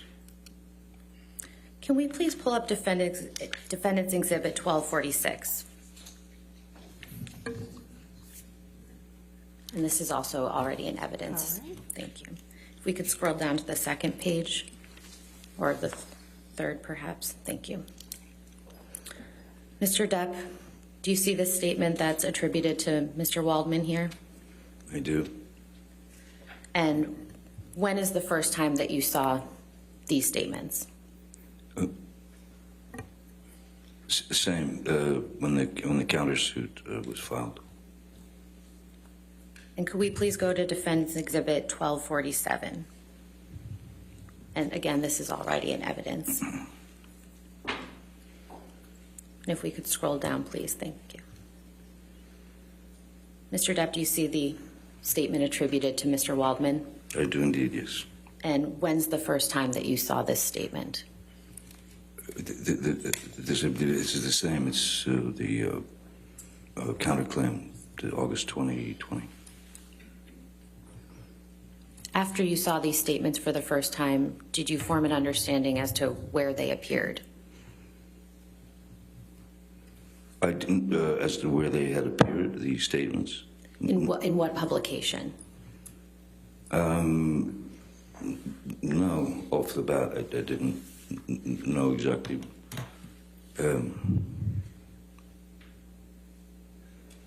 It just seemed like a lot of word salad to me.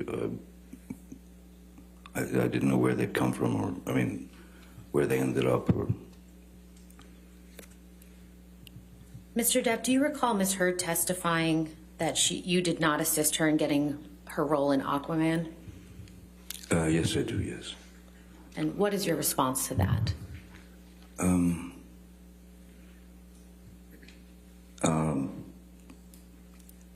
It's not exactly true. Do you know when Ms. Heard first auditioned for Aquaman? Strangely, I know the date. Well, no, yes, I do know the date, because I was scheduled with my band, the Hollywood Vampires. We had done 2 shows at the Roxy, which is a place in Los Angeles, to rehearse for we were invited to play at the Rock in Rio concert, which is a huge rock and roll festival. So we did the 2 shows to go to Rio and play there. Miss Heard wanted to come with me, and Whitney, her sister, had come as well. While we were there in Rio, we were rehearsing, getting ready for the show. Miss Heard informed me that she would have to get back to Los Angeles for an audition, meaning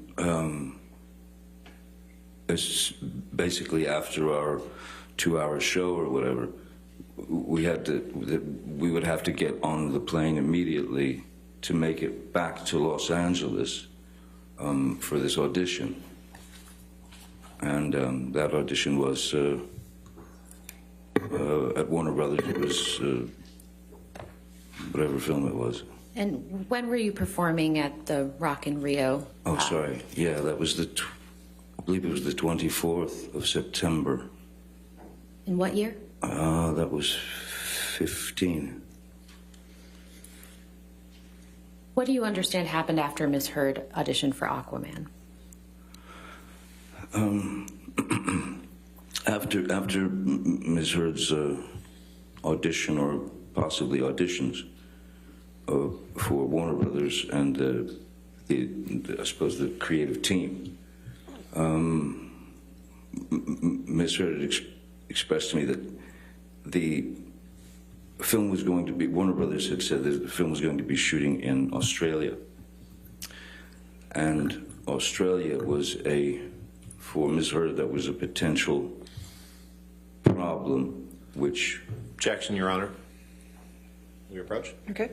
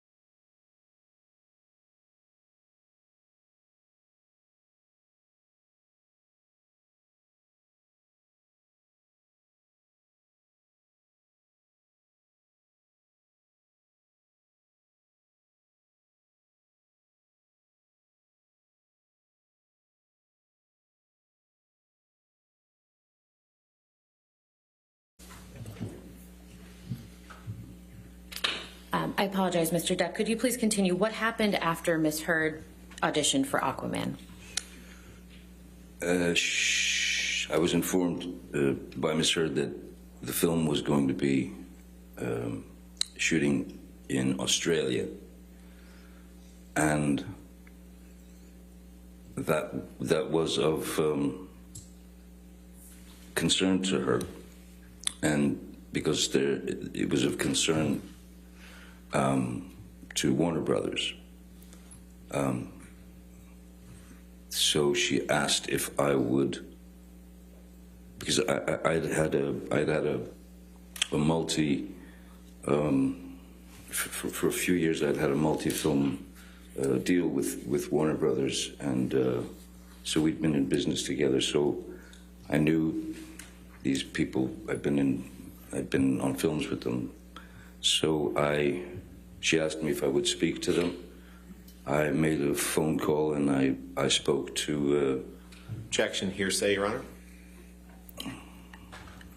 I don't believe he said anything. I think he was going to say who he spoke to. All right, we'll see. Overruled at this point. I spoke to the three upper echelon Warner executives, Kevin Tsujihara.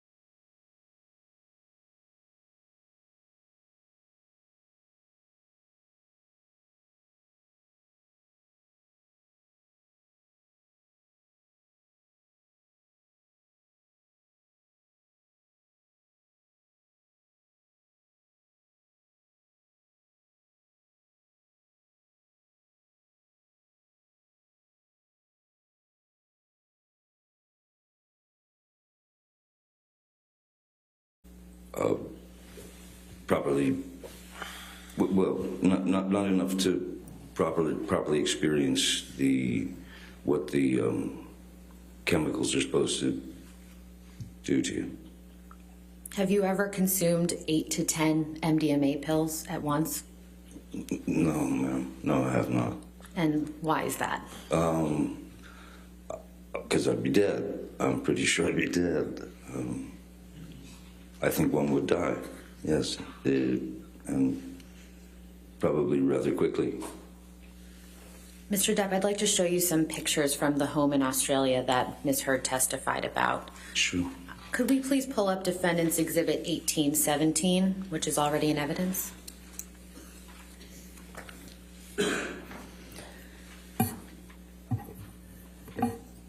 Mr. Depp, do you recognize what's depicted in this photograph? Yes, I do. That's the downstairs bar of the house we rented in Australia. And can you please show the jury where you were sitting when Ms. Heard threw the 2 vodka bottles at you?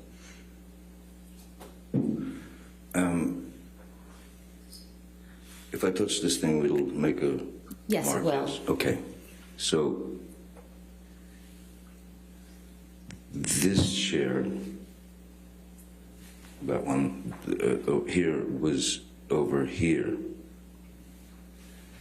And it was in pretty much when I was turned around they were on a swivel, so when I was turned around towards the bar, I'm facing the bar. When I turned around this way, this chair here was in pretty much exactly this same position as this chair. It was when I was facing Miss Heard, who was, let's say she was, if you're looking at the photograph, she would be about here. Could you draw a line in the direction where Ms. Heard was relative to where you were sitting? Yes, absolutely. So if I'm sitting here,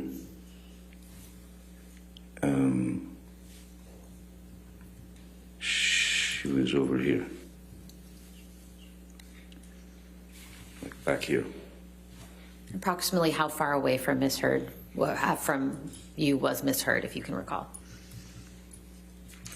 I would say it was probably 10, 12, 15 feet, maybe 10 feet, 12 feet. And approximately where was your hand when the vodka bottle hit it? It was leaning. My arm was leaning on the marble bar. Right there where the imaginary seat is, and leaning, kind of just leaning back and looking at Miss Heard. She just walked away with the second bottle. I mean, she walked this way when she threw the first bottle, which is actually visible in the background on the floor. Could you please circle where the first bottle is? Oh, sorry, excuse me.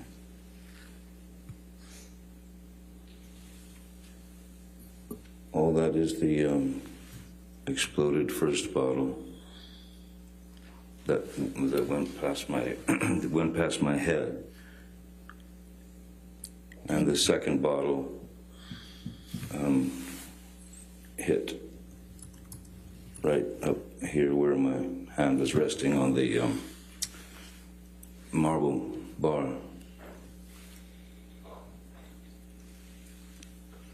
Can we please pull up Defendant's Exhibit 1820?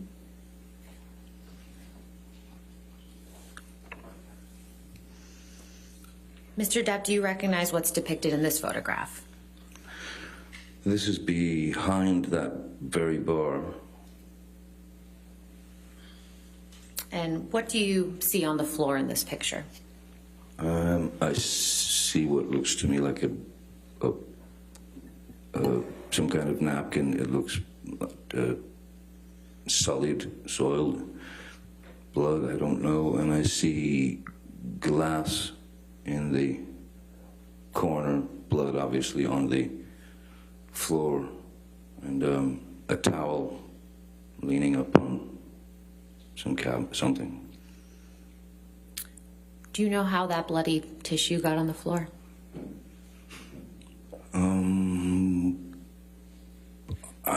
My best guess. Objection calls for speculation. Sustained? Do you know how the blood got on the floor, Mr. Depp? I know how the blood got on the floor. It came from my dripping finger. So that's why the tissue is I'm 99.9% sure, since it is looks like it's got blood on it as well, is what I held my finger with. Do you see the wall on the left side of the photograph? I do. Was there a wall-mounted phone on that wall? On the left side of the photo? No, I didn't. No. Not that I recall, no. Could we please pull up Defendant's Exhibit 394, which is already in evidence? Yes, ma'am.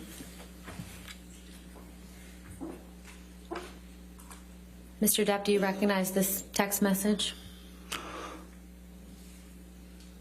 I do. And what is this message?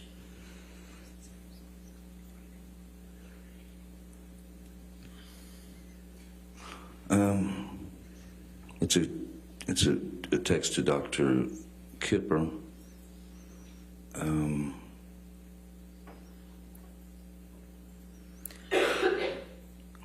sorry, just reading through. Certainly. Yeah, this is my text to Dr. Kipper, who had just happened to be in town, telling him that I've had it and that I just lost a fingertip. How long after your finger had been injured did you send this text message, if you can recall?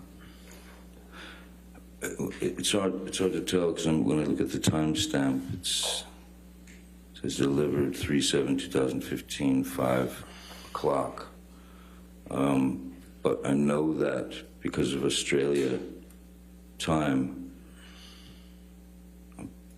it was the 8th, and it was probably, the whole thing lasted probably until about 2 p.m. Or so, and that was when Kipper was called, Jerry was brought in, Jerry Judge, sorry, excuse me. So do you have an estimate as to how long after your finger had actually been injured that you sent this message? I don't think it was very long. I think it was probably within the next, I'm sure it was in the next half hour or so. I would have had to sneak into a bathroom, lock myself in to type this out. And how were you able to send this text message to Dr. Kipper in the state that you were in?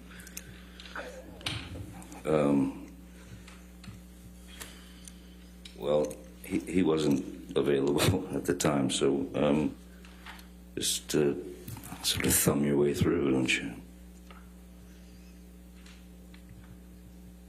How long after sending this text message did you see Dr. Kipper?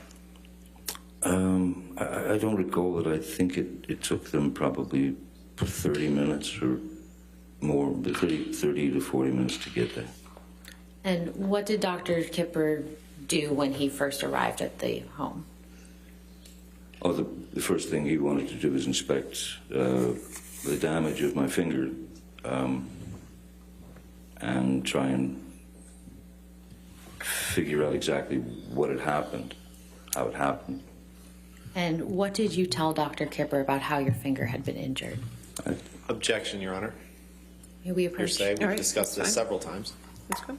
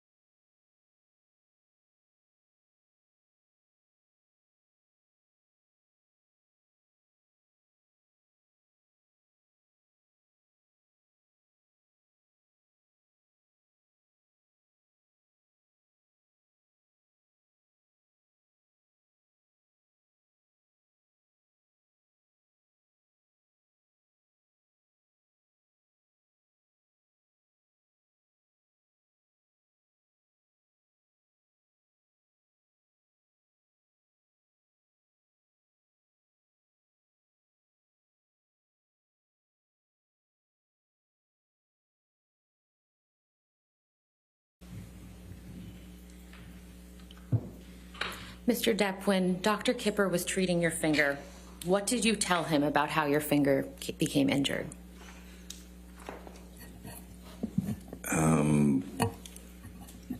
I told him that there was obviously, I mean, when you saw the damage in the house and everything, and the blood everywhere, I mean, obviously there was serious damage done. There would be no point in lying to the man. He'd been through it with me and Ms. Heard before. I told him that she had thrown a bottle of vodka and smashed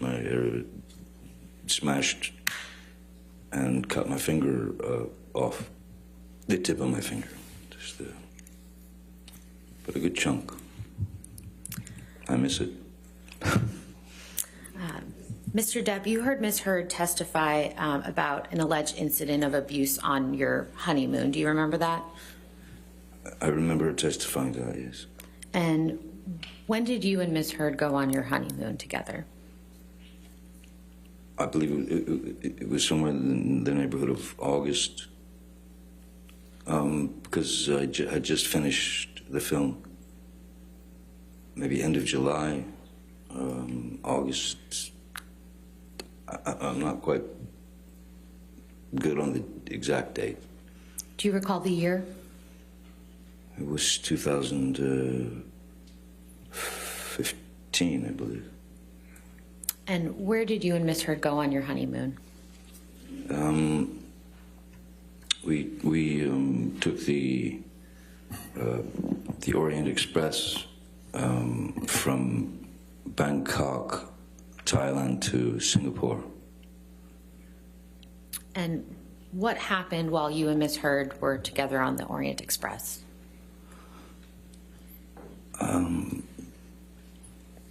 There were times when it was very agreeable, very nice. And then there were times when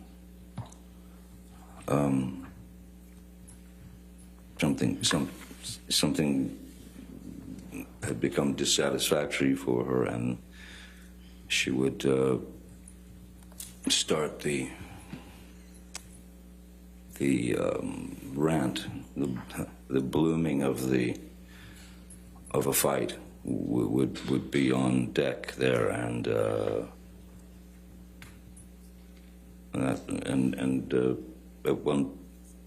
at one point it didn't. I mean, I don't remember it lasting long at all. I just remember that I took a pretty good shot to the face, to the eye, to somewhere up here. So I had a bit of a shiner. But it all ended, and then everything got fine again, and we'd go to dinner, and it was all fine. Did Ms. Heard ever apologize to you for giving you the shiner? I don't recall. Can we please pull up Plaintiff's Exhibit 162, which is already in evidence?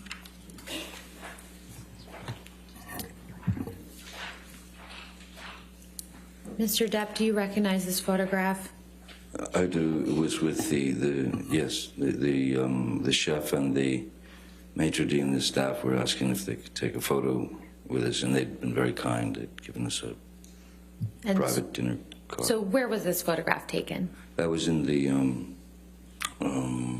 that looks like it's in the, yes, that's towards the back of the Orient Express. That's in the back train bar compartment. And just out back, you could smoke on the sort of caboose or whatever. And what, if any, injuries do you have in this photograph? I think the eye's a little bit bugged out, if you will. It's, yeah. How did that happen?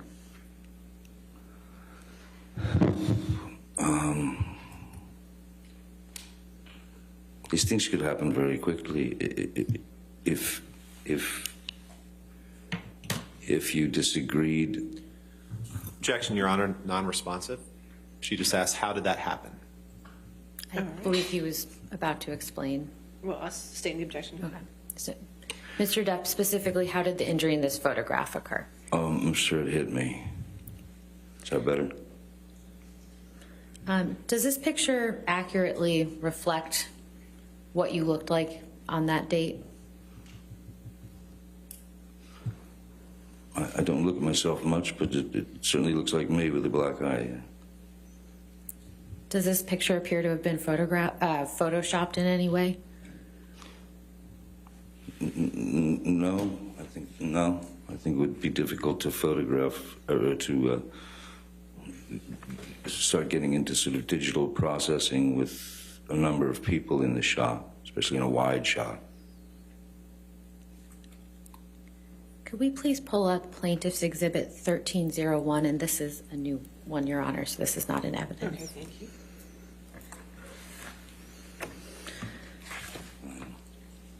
Mr. Depp, do you recognize what's reflected in this photograph? Yes, this is the staff. It's the manager and his staff at the Raffles Hotel in Singapore. And before we left, they asked if they could take a photograph with us. And when was this photograph taken? Well, that would have been, we were off the Orient Express. We stayed in Raffles, I believe, a couple of days, few days. And then from there we flew to San Francisco. So this photograph was taken after the photograph we just looked at? This photograph was taken after the photograph in the dining car of the train, yes.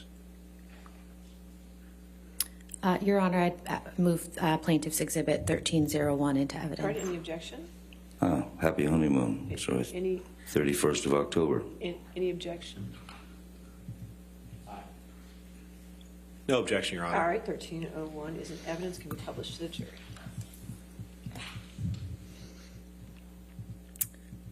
Mr. Depp, what, if any, injuries do you see on your face in this photograph? I see pretty much the same. I see that the area in here has been is swollen and yeah, there's a bit of a shiner there. Thank you. We can take this down.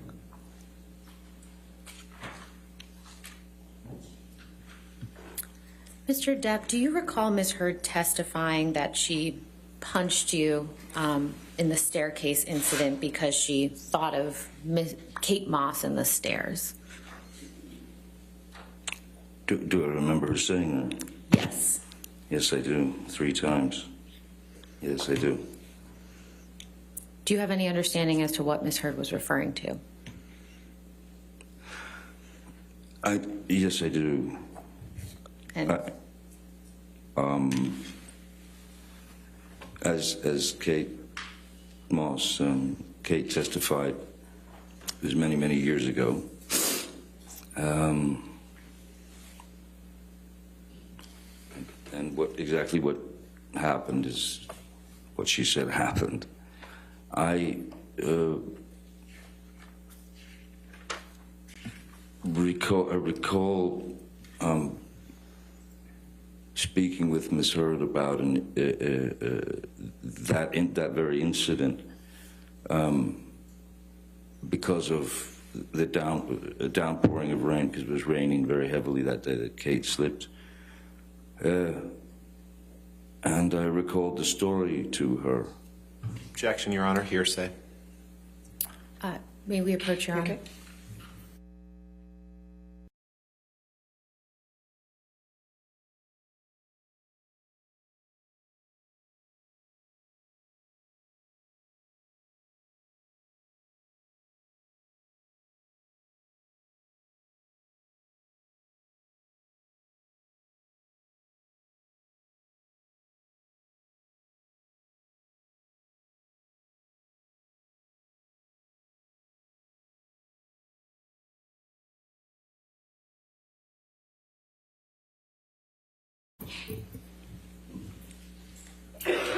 Please continue, Mr. Depp. What did you tell Ms. Heard about the staircase, or Kate Moss? I'll make it easy for Mr. Rottenborn. Ms. Heard took the story and turned it into a very ugly incident, all in her mind. There was never a moment where I pushed Kate down any set of stairs, yet she's spewed this 3 times before. Objection, Your Honor. Ms. Heard simply testified that she had heard a rumor, and that's What's a rumor? non-responsive to the question. Sir, hold on. This Sorry. objection. I'll overrule the objection. Misstates the facts and evidence. I'll overrule the objection. Sorry, I was drawn by Mr. Rottenborn's voice. Certainly. What was it? So what specifically had you actually told Ms. Heard about the incident with Miss Moss and the stairs? Very simply that we were in Jamaica. I had left our bungalow about 3 minutes prior to her. I was standing outside, and suddenly rain starts just coming down like it's, monsoon. And then I remember looking and seeing Kate coming out the door, and there were 3 little wooden stairs, and she slipped, her legs went up, and she landed directly on her coccyx and her lower back. So, and she was obviously physically in pain, and she was hurt, she was crying. So I ran over and grabbed her to make sure she was all right. That's it. That's all I ever. That's the whole story. But then the rumor of it, I'd never heard a rumor of that before Miss Heard grabbed hold of it. It's like that. Sorry. Mr. Depp, we heard testimony from Ms. Heard's sister, Whitney, during this trial. Do you remember that? Yes. And how would you describe your relationship with Whitney when you were in a relationship with Ms. Heard? I liked Whitney very much. Initially, when I first met her, I liked her very much, and grew to love Whitney very much, because I always, it seemed, Whitney, Amber's sister, Whitney, seemed to always get the sort of dirty end of the stick, and I felt bad for her for that, because it wasn't new. It had been there for life, and that was seemed pretty obvious. So I took to Whitney very, very quickly, very easily. She was a very sweet kid. She was wonderful. What do you mean that Whitney got the dirty end of the stick?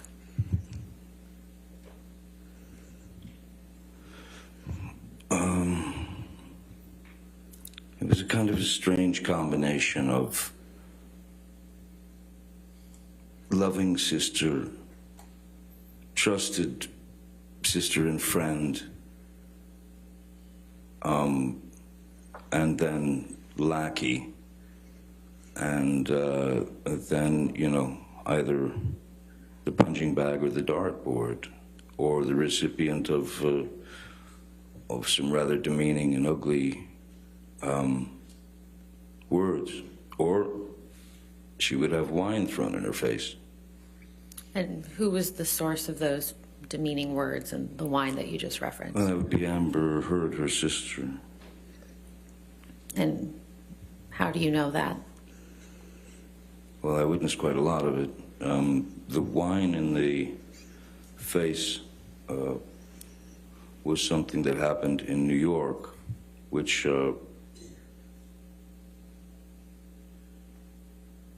I think that even made it into the papers. I believe that even made it into the papers. It was in an elevator. How did you first learn about that incident? Miss Heard told me in detail. What else did you observe of Miss Heard and her sister Whitney's interactions during your relationship with Miss Heard? They were just constantly up and down, but I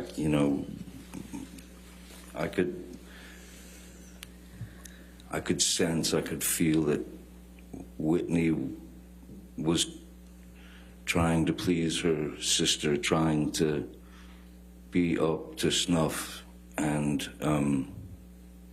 it just seemed like she got shot down. Objection, Your Honor. This has gone beyond the scope of the question or his foundation for knowledge of that. Your Honor, I asked what he observed, between them. I think this is responsive to that. And his testimony as to what Whitney felt is.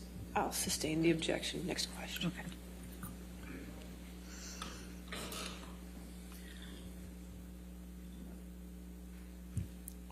Did you ever see Miss Heard physically attack Whitney?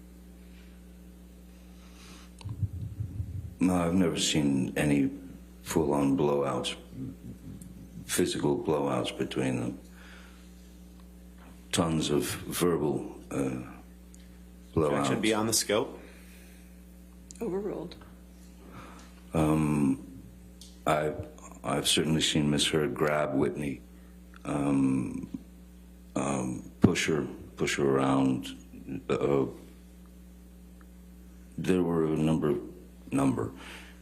There were half a dozen times when some of us, whoever was in the general vicinity, would have to leave.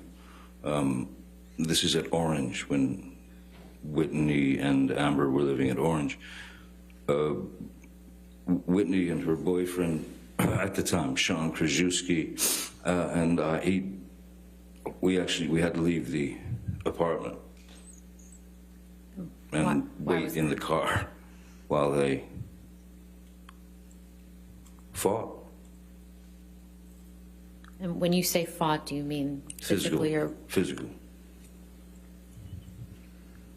And when you said Miss Heard would push Whitney around, do you mean that physically push her or metaphorically? Both. You heard Whitney testify that she lived in Penthouse 4 at the Eastern Columbia building for a time, correct? That is correct, yes. How did Whitney come to live in Penthouse 4? My recollection, when Whitney first came to stay at the Eastern Columbia building in Penthouse 4, was she and her boyfriend, Sean, had broken up. And she needed a place to go. And so Amber asked if she could stay in Penthouse 4, and I said, well, of course, of course, you know. How long did Whitney live in Penthouse 4?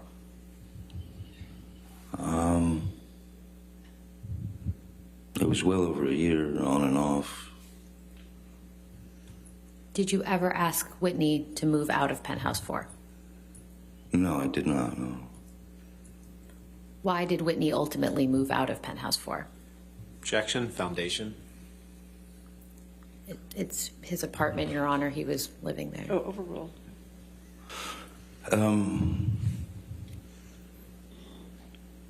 Whitney moved out of Penthouse 4 long before the marriage, and it was due to an argument that Ms. Heard and Whitney had, which had to do with Whitney working at the Art of Elysium with Jennifer Howell and those people. And Amber asked her to leave. get out. Where did Whitney live when she moved out of Penthouse 4? My understanding is she went to live with Jennifer Howell. Your Honor, I know you anticipated having a motion at noon. You can keep going, that's Okay. fine. We can. How much longer in direct do you have? I have a bit. Okay, that's okay.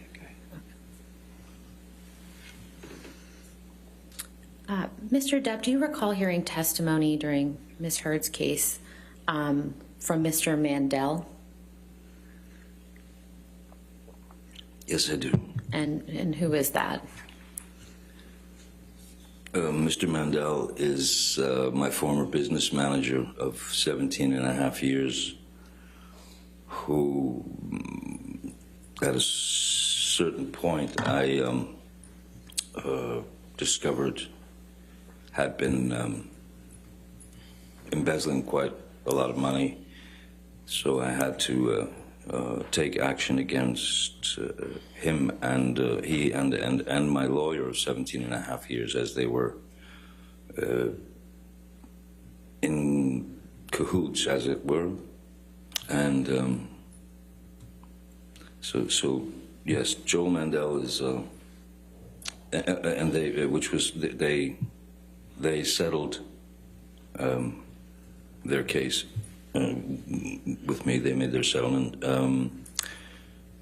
But yes, it was that was a very, Joel Mandel is a very bitter man who ended up with a lot of money that I worked hard for over the years.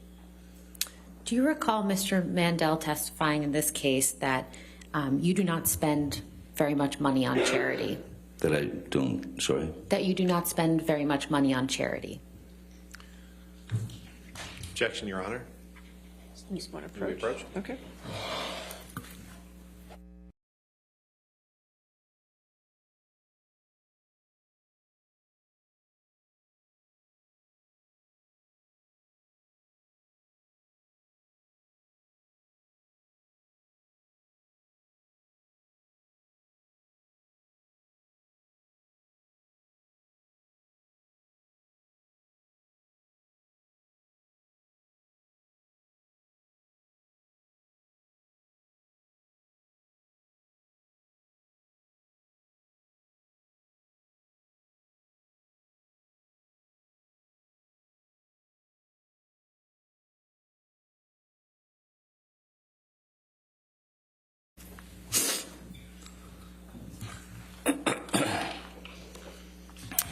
Mr. Depp, just to remind you, my question was, what is your response to Mr. Mandel's testimony that you do not spend very much on charity?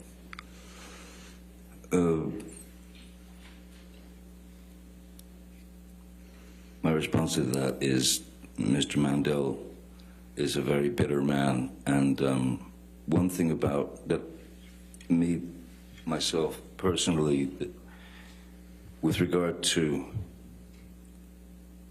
charity donations, sending money to a charity, I prefer, I would rather that my name were not on it. I don't want the name to be the important thing or the thing that people talk about. So when I donate money, I donate without my name being involved because I don't see that that's important, my name being there in terms of money. Now, if I am able to visit hospitals, or if I'm able to meet with Make-A-Wish children, I have held on to the relationships that I've held on to within the Make-A-Wish Foundation and the Children's Hospital and various other places. Then obviously my name is involved. When we held premieres in Leicester Square for several films, Charlie and the Objection, Your Honor. Chocolate Factory. Again, beyond the scope of his response to Mr. Mandel's testimony. I believe this is in response to Mr. Mandel. I'll overrule the objection. So basically, when it was a public, let's call it a donation or whatever, I would talk to the studio, I would talk to Disney, I would talk to Warner Brothers, I would talk to whoever the studio was, well before the premiere, and make the premiere a benefit that would, once we did what we benefited, we did a benefit premiere for Great Ormond Street Hospital. We did a couple of benefit premieres for the Make-A-Wish Foundation. I mean, if you can turn a premiere with that many thousands and thousands and thousands of people there into a benefit,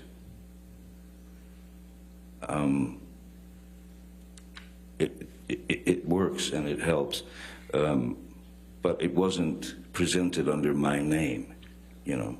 It was Disney's doing this or Warner Brothers is doing this. I'm not looking for the pat on the back, as it were. If I can make it happen, great, but I don't need the pat on the back. I don't need the adulation. I don't need the attention.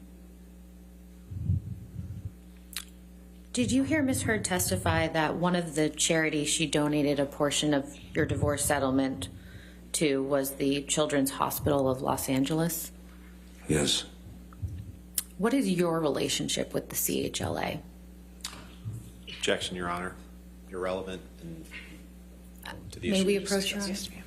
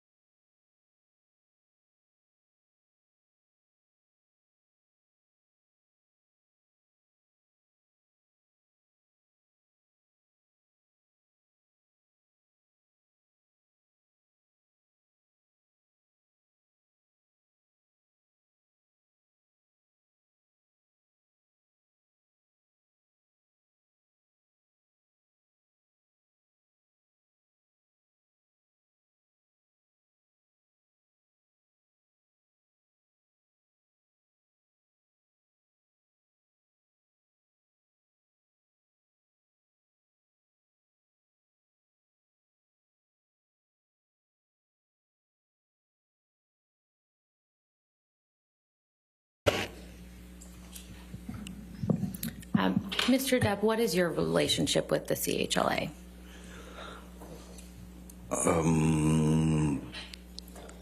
I've had a relationship with the CHLA for probably 20 years or so. And what's just the nature of that relationship? Well, essentially, you know, sometimes there are Make-A-Wish kids who are in the hospital there, and that their wish is to... Objection, Your Honor. Your Honor, may we approach? Okay, sure.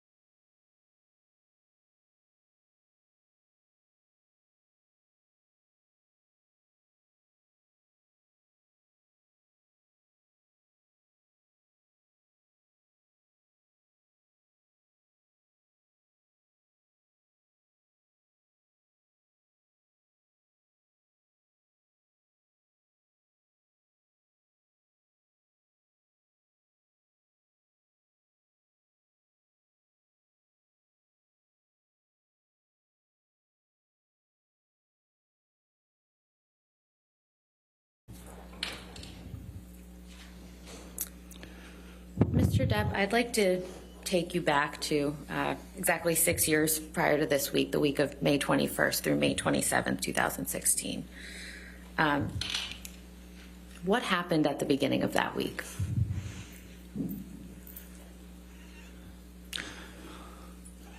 May 21st. Excuse me, May 20th.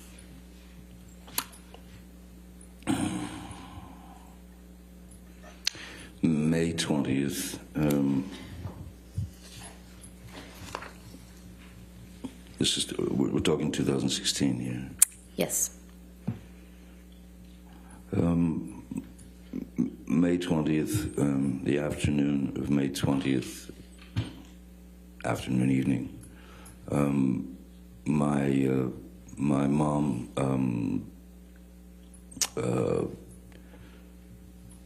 made her exit. She'd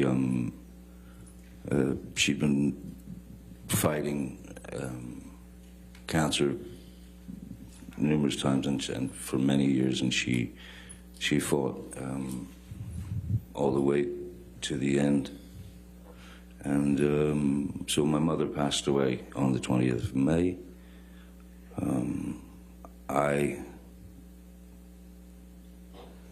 Which does bring instant perspective into one's mind. I spoke to Amber that night. I called her on the telephone, explained to her that my mom had passed, that Isu had passed, and that I thought that the best thing we could do was to that I file for Objection, Your Honor. divorce. Hearsay. Here. What Mr. Depp told Ms. Heard. We can move on, Your Okay, Honor. yes, ma'am. Mr. Depp, what happened at the end of that week on May 27th, 2016? May 27th, my daughter's birthday. May 27th,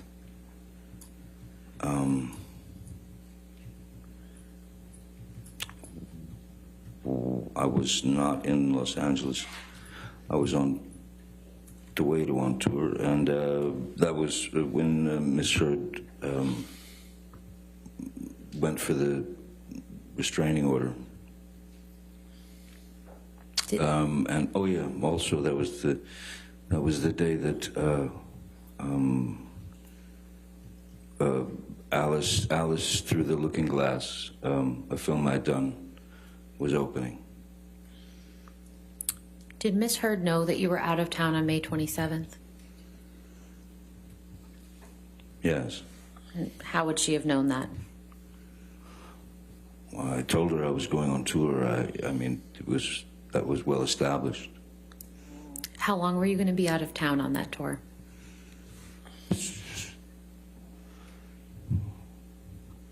2 to 3 months. And did Ms. Heard know how long you'd be out of town?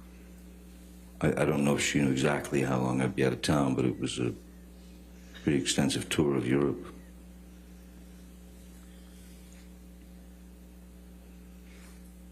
How did Ms. Heard's actions on May 27th, 2016 affect you?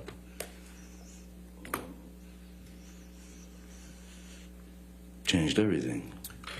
Objection, Your Honor. Oh, Relevance it didn't change to everything? This lawsuit. Right. Mr. Hurd, if you could wait till the objection, please. Yes, I'm sorry. Relevance. Tourette's.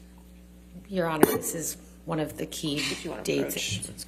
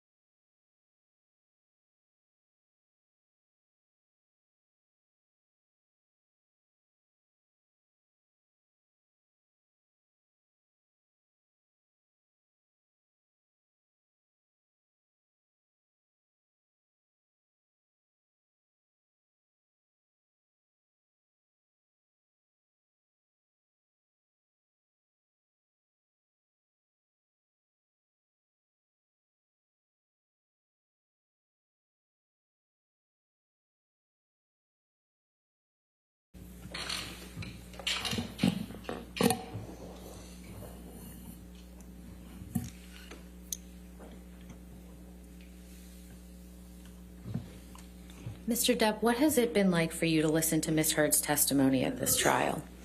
I'm sorry. What has it been like for you to listen to Ms. Heard's testimony at this trial? Objection, relevance, Your Honor. Oh, overruled.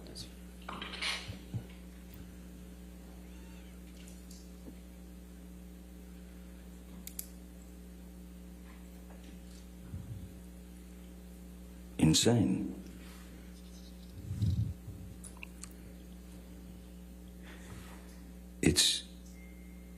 It's insane to hear heinous accusations of violence, sexual violence, that she's attributed to me, that she's accused me of.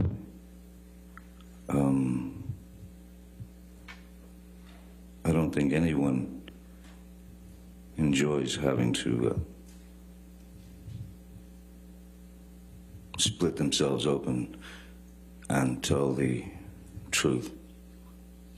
But there are times when one just simply has to, because it's gotten out of control.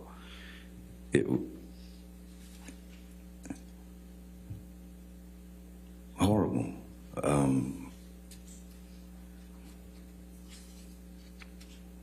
Ridiculous, humiliating, ludicrous, painful, savage, unimaginably brutal, cruel, and all false. All false. I wanted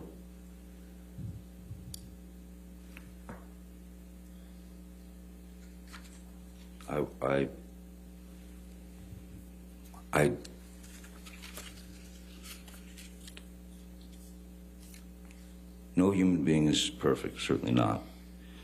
None of us. But I have never in my life committed sexual battery, physical abuse, all these outlandish, outrageous stories of me committing these things and living with it for 6 years and waiting to be able to bring the truth out. So this is not easy for any of us. I know that. But no matter what happens, I did get here, and I did tell the truth, and I have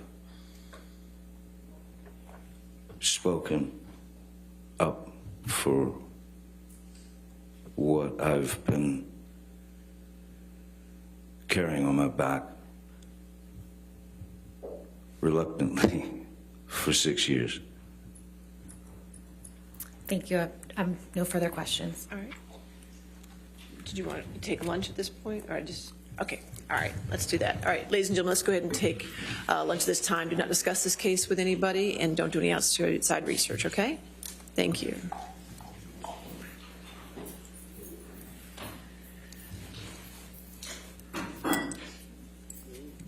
And don't break anything on your way out. Thank you. Thank you.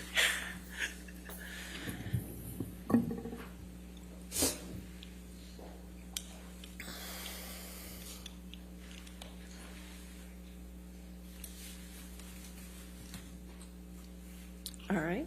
So just a reminder that since you are back on the stand, do not discuss this case with anybody, to include your attorneys at this point, okay? If you could just have a seat back there. We do have some other issues to take care of. Before we take care of the third-party motion, can I have the attorneys come forward on our...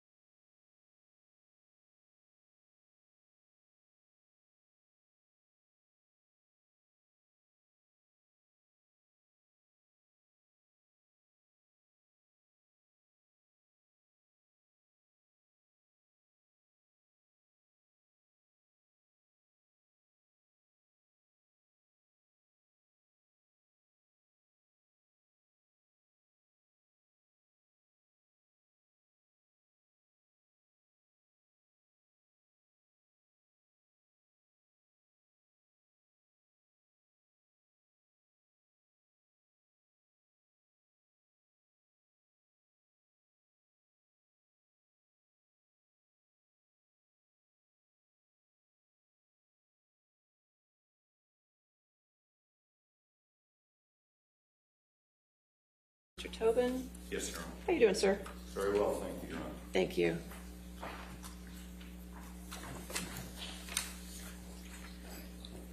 Thank you, Mr. Tobin. If you could just come to the center. Okay. May I approach? Sure. Thank you, Your Honor. Thank you, sir. Give it to the other side. All right. Good to see you. Mr. Tobin, if you want to. Certainly, thank you. I got to make this relatively short, as you can understand, but I wanted to take up your motion. I have read your motion and the declaration and everything attached to it in all the cases, and I have reviewed it, so I'd rather you not regurgitate that based on our time limit, but anything you wish to add to that is fine. If you want to, if I could focus you a little Please. bit. Okay. Thank you, Your Honor. All right. And yes, sir. As far as your comments about Virginia Rule of Evidence 2:508, that's a criminal rule of evidence. So that's not your strongest argument. And as far as what goes on is when or if the witness testifies, whether it's hearsay or it's third-party knowledge, that's something I'll deal with at trial. So again, not what I'm concerned with. As far as Supreme Court Rule 314, which I would like you to talk a little bit about that as far as intervention. And I got to tell you where I'm at right now. The concern, the issue I have with the argument is intervention obviously would make you a plaintiff or defendant in the case, and it has to deal with an issue that's germane to this case, and this is a defamation case. So if you could just tailor your argument to that issue, sir. Sure. I'm happy to address the intervention. For the record, Your Honor, Charles Tobin from the law firm of Ballard Spahr. Yes, sir. Here representing TMZ, which is the publisher of news and entertainment for the celebrity and entertainment industry. And, Your Honor, we're seeking to intervene simply to protect the relationship between reporters and their sources when it comes to reporting news in the public interest. As the court noted, we really don't have a dog in this hunt as far as Mr. Depp, Ms. Heard. We're really here purely on the First Amendment-based issue of reporters' privilege and reporters and their sources. Your Honor, the intervention rule, as the court is aware, allows intervention by anybody where the issue is germane to the subject matter of the proceeding. And certainly, Your Honor, the purported testimony, the proffered testimony of a former employee of TMZ who purports to be in a position to disclose confidential information learned during the operation of journalism, during his work as a journalist, is a germane issue that is being raised in this case. And, Your Honor, we would point the court to the Tafts, Fletcher, Malden, and Reed versus Southern Bank and Trust case, 213 Virginia Circuit, Lexus 253. It's a Norfolk Circuit Court decision from 2013. And there it was an interpleader action. The funds had been interpleaded into the court by two trust companies that were fighting over it. And the man who had sold his property, who had no interest in the funds themselves, intervened in the case because he was uncertain as to his liability for excess funds, which was an issue that was not directly in litigation between the two parties. It was not part of the cause of action between the two trusts fighting over the money that had been pleaded into the court. The circuit court held that certainly the rights of that man was going to be affected by the decision-making in the case. He would be prejudiced if he didn't have an opportunity to intervene, and no party was in a position to assert his rights. And so similarly here, Your Honor, TMZ is a news organization. It routinely accepts information, as is common in journalism, under exchanges of promises of confidentiality.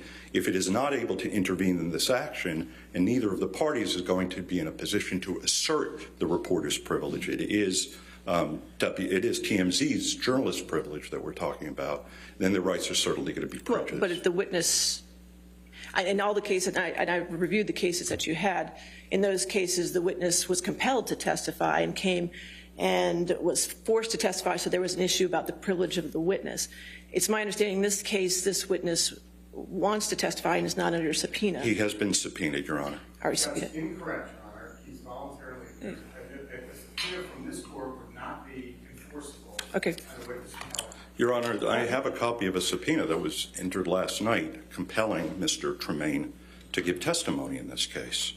And so he is coming under a compulsion under subpoena. Well, and if he takes a stand and he asserts some sort of privilege, then that's something I will deal with at that time. Sure, but I'm here because of the scenario where he may not assert that privilege. Right, exactly, and that's why I'm saying all your cases that you showed were the opposite, where they did assert the privilege. Well, it is a unique situation. Right, and I understand you might have some issues with a former employee, and you have some avenues to go deal with that. But once he testifies and the privilege is waived, we have lost our opportunity to intervene and to intercede. Right. And, Your Honor, the privilege, I know, Your Honor, you said you read the case law. I did. Appreciate that. Yes, sir. But the privilege has been recognized by the Virginia Supreme Court in the Brown case and applied by the circuit courts uniformly. It is a very important underpinning of the relationship between reporters and sources and reporters and the public. Without the ability to enforce its promises by current employees or former employees, a news organization will have absolutely no control over being able to enforce its promises. And so we would ask the court to permit us to intervene and to assert the privilege that belongs to TMZ, which is the organization, after all, Your Honor, that would be responsible to the source if the privilege were waived. All right, I understand, Mr. Tobin, your argument. I appreciate it very much. Okay, did the parties wish to be heard?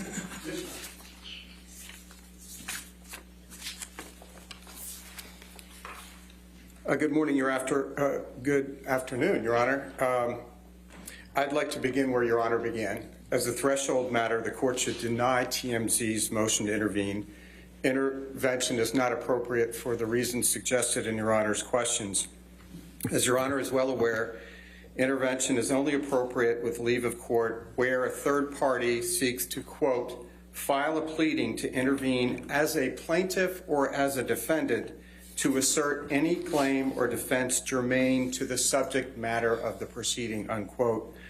Virginia Supreme Court Rule 3:14. As Mr. Tobin, to his credit, has conceded, TMZ is not asking to file a pleading.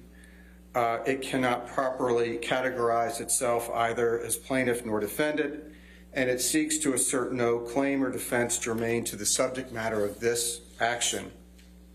Moreover, even if the privilege were applicable, which is not the case here, the testimony intended is directly relevant and would outweigh any qualified privilege. Quote, an intervener must be asserting an interest that is part of the subject matter of the litigation, unquote, Hudson versus Jarrett, 269 Virginia 24/32. Here, as Mr. Tobin stated, TMZ seeks to protect potential information solicited from a third-party witness, which is in no way a matter before this court, citing Commonwealth versus Gill, 89 Virginia Circuit 323, a 2014 case denying a motion to intervene where the intervener filed it, quote, to protect a property right, not a matter before the court, unquote. The outcome of this trial will not affect TMZ, and it does not have a sufficient interest in the subject matter of this suit to intervene. See Texas Fletcher, Maiden and Reed, PC versus Bank National Trust Co., 2013 Westlaw 5849140, granting, and this is distinguishing it, granting the motion to intervene where the intervener's liability would be affected by the outcome of the litigation. Finally, Your Honor, TMZ lacks standing to object to testimony by a third party in this action because TMZ, as Your Honor pointed out, is not being compelled to testify. TMZ's reliance on the Philip Morris case for the proposition that the privilege cannot be circumvented by seeking confidential source information from an employee is inapposite. 36 VA Circuit at 1. For one thing, as noted in that case, there is no testimonial privilege akin to that enjoyed under the Fifth Amendment, which would allow a reporter to refuse to appear before a grand jury and answer questions. And Philip Morris, as Your Honor is aware, the party issued a third-party subpoena for records to trace confidential sources. Philip Morris is inapposite here, as that case related as this case is related to witness testimony, not records. As Your Honor suggested, TMZ's quarrel, if any, is with Mr. Tremaine to the extent that he had an NDA that was enforceable, applicable, and that's not what we're hearing from Mr. Tobin. So to the extent that TMZ, which is not exactly Edward R. Murrow, Your Honor, to the extent they have a beef, as it were, a cognizable beef, it is with Mr. Tremaine. It is not with Mr. Depp, and they clearly do not have standing to assert or to intervene because they are not intervening as a party, plaintiff, or defendant. So we respectfully submit, to the extent the court disagrees, I can go into the arguments why the privilege is inapplicable, but I will reserve that. Thank you. All right. Yes, ma'am. Your Honor, I would like to weigh in from just a different perspective, and that is because we're trying to deal with some important issues of privilege, et cetera. But from our perspective, representing Ms. Heard, we have issues with this witness separately, and I want to make them very clear for the record. This is somebody who should have been identified in discovery, was never. Second of all, it's not relevant whether, apparently what they're saying he's going to testify, and we have not had the opportunity to discover that, is he's going to claim that someone leaked to TMZ that Ms. Heard was going to obtain the TRO on that Friday and also leak the video, the kitchen video with Mr. Depp being rather violent. I'm almost certain he's not going to claim it's Ms. Heard, so I think it's never going to come in. All right. Ms. Berghoff, I understand all that argument. Do you have any argument as to this particular motion? No, okay, well, then we can address you. My point is, though, if you balance the prejudice versus the probative value, I don't even see how he can come in on foundation or hearsay or relevance. That's just not part of this motion at this time. Thank you, ma'am. All right, Mr. Tobin, your motion, you get the last word, sir. Thank you, Your Honor. You know, I appreciate that the court shook your head when he made the snarky comment that this is not Edward R. Murrow. Obviously, the First Amendment applies to everybody, citizens, the New York Times, or TMZ, and this is a First Amendment-based privilege. Your Honor, the Philip Morris case is actually a very good case to answer Your Honor's question about the intervention of somebody else in order to assert the privilege. There, ABC was a defendant in the case, and it moved in order to prevent other people, the phone company. Right. But they were already in the case in that particular I understand. matter. There is no other mechanism, though, and so it would be an interesting procedural issue for appeal, Your Honor, whether a journalism organization or anybody else who's a First Amendment holder would be denied intervention on a constitutional-based privilege. I also, just for the record and for the merits of the case, if I understood Mr. Chu correctly, he said this is not an issue in the litigation. This does not relate to an issue in the litigation. Well, if it's not an issue in the litigation, if it's not part of a prima facie part of the defense, part of the allegations of the complaint, if it's impeachment evidence, if it's collateral to the main issues in the case, under the Brown v. Commonwealth decision under the Virginia Supreme Court, under the application of that privilege in the Philip Morris versus ABC News, it is not supposed to be compelled in this case. Which is, again, it's not being compelled, it appears. Well, he is appearing by subpoena, and it is a compulsory process, and he will have an obligation unless he asserts privilege under oath. But it is our privilege, Your Honor. It's not an employee, a loyal or a rogue employee's privilege to waive on behalf of its employer. This is an unusual situation. Tell me about it. But the answers are there in the law, and it is a First Amendment concern. This is not the first unusual situation in this case. I can for tell you, for Mr. Tobin. For anybody here, I'm sure. Yes, sir. I appreciate you coming in today, and I appreciate your arguments. Yes, sir. Thank you. All right. In this matter, under Virginia Rule Supreme Court 3:14, a new party may intervene as a plaintiff or defendant to assert any claim or defense germane to the subject matter of the proceeding A new party may not intervene unless they assert some right involved in the underlying litigation. A party is not entitled to intervene merely because a byproduct of the litigation adversely impacts them, and the decision to allow intervention is within the broad discretion of the trial court. Here, the rights asserted are not germane to the trial. The central issues in this case are whether defendant defamed plaintiff and whether plaintiff defamed defendant through a theory of vicarious liability. The issue of the confidentiality of sources has not come up as in other cases cited by EHM, which is the corporation that TMZ belongs to, is under their umbrella. In Brown versus the Commonwealth, there was an attempt by the criminal defendant to subpoena institutions in order to obtain the name of the confidential source. When the author of the article was subpoenaed, she refused to identify her confidential source on the stand. And in this case, it appears that the witness is willing to state the name of the confidential source without being compelled voluntarily. Whether that breaches a non-disclosure agreement between Mr. Tremaine and EHM is not germane to this matter and can be litigated in a separate matter if EHM so chooses. And while breaches of contract must be taken seriously, and the court does, any alleged breach is not germane to the underlying litigation here. That contractual action has no bearing on this case and is thus not germane to this litigation. Therefore, I'll deny the non-party EHM Productions motion to intervene. Thank you, Your Honor. For the record, I've known Mr. Tobin for several years. I meant no snarkiness toward him. Well, you're just a snarky guy. May I just ask one more procedural issue for the record? Ashley, Mr. Your Honor, I am concerned that we preserve the issue fully. And so, for the record, yes, for the record. And so I would ask, may I have the opportunity to object when Mr. Tremaine is questioned by question? No, sir, you're not a party to this case. However, I will note for your record your objection to his complete testimony on behalf of your client. Right. Thank you, Your Honor. Okay, thank you. Your microphone, Ms. Burrow.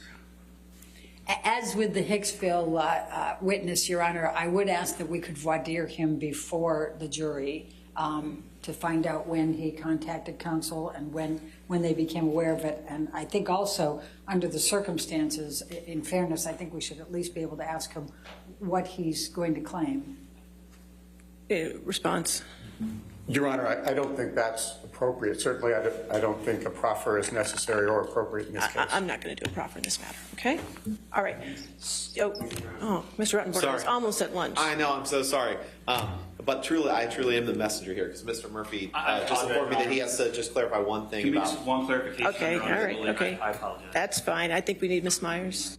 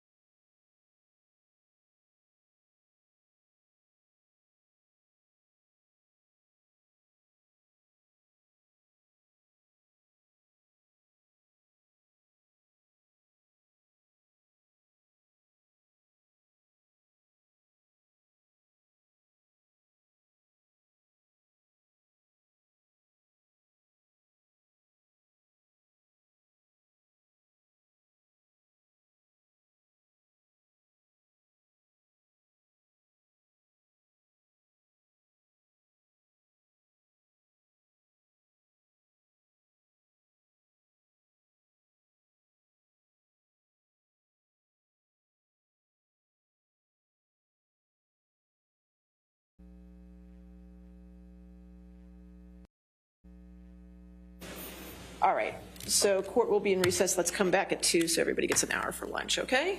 All right, 2 o'clock. All rise.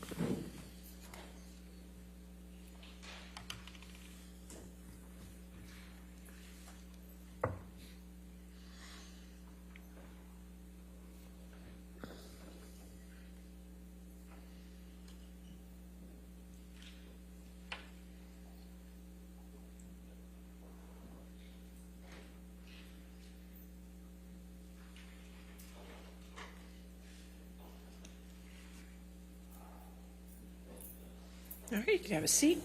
All right, cross-examination. Thank you, Your Honor. Mr. Depp, I'd like to start with the honeymoon that you and Ms. Heard took in late July 2015. Certainly. You testify that you took a train ride from Bangkok to Singapore, is that right? That's correct. And you claim that on this train ride that Ms. Heard hit you in the face, correct? Yes. And left a black eye, correct?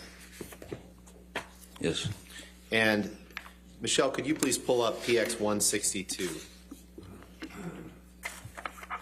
Is that already in evidence? Yes, Your Okay. Honor. Published to the jury? Thank you. Mr. Depp, this is the picture that your counsel showed you both in your prior, or showed you this morning, correct? Yes, sir. Okay.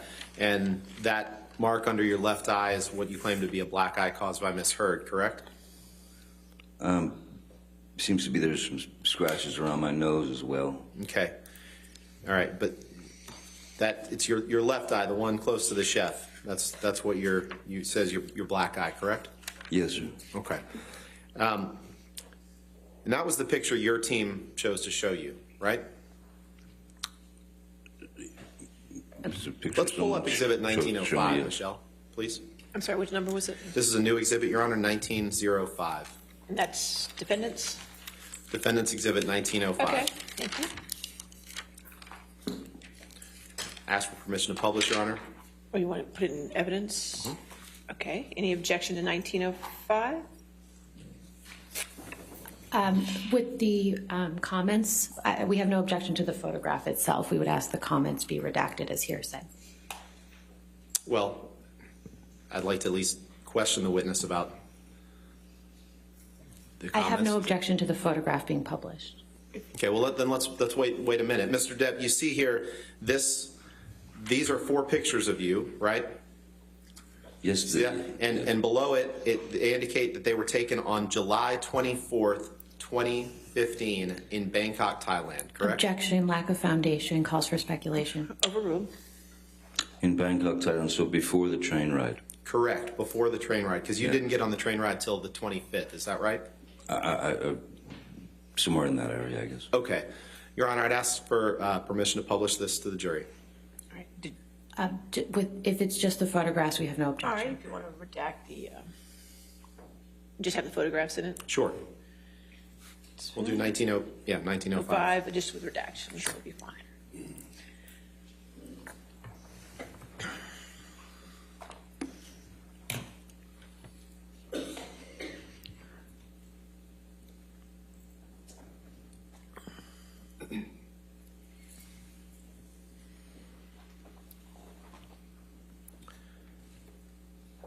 I think there's still some on the bottom. I'm not sure. It's just redact that. Yeah.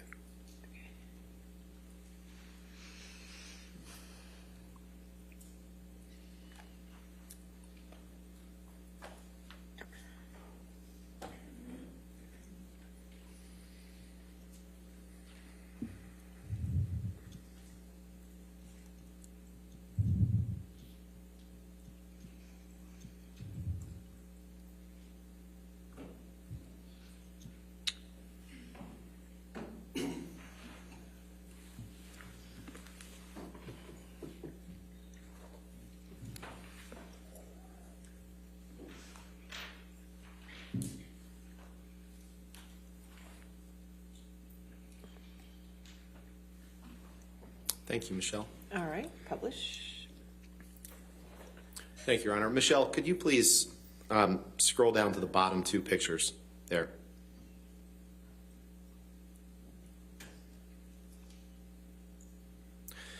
Mr. Depp, in these pictures that were taken before you got on the train ride for your honeymoon, where you claim that Miss Heard hit you and gave you a black eye, you have the exact same shadow or sunburn or mark under your left eye. The exact same mark, don't you? That's the, when you get a side light, you see the occipital bone. So that is the exact area. Yep.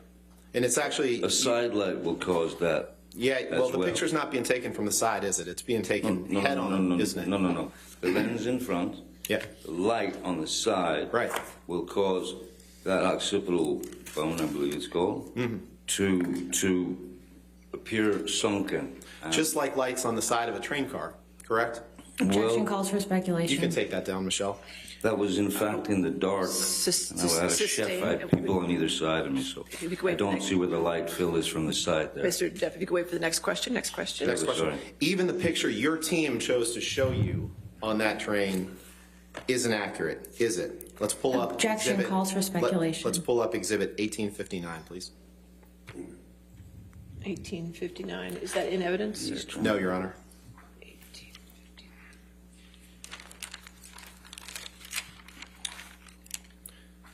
Mr. Depp, this is the same picture or the exact same scene displayed in PX 162 that you looked at this morning, correct? That looks like my face has been, the eyes have been photoshopped. Oh, okay. So this post from the Eastern and Oriental Express's Facebook page, you're saying that that's photoshopped? Is Let's that from pull their them up page? side by I would, sure, why wouldn't they? Let's pull them up side by side, please. Your Honor, I'd move for the admission of this exhibit. We can just have the pictures. We don't need the... Any objection to the picture? Objection, lack of foundation, lack of authentication. Is that you in the photo, Mr. Depp? It is me, but it's clearly. Your Honor, I'd move to strike anything after that, first of all, and would ask for admission of this photo.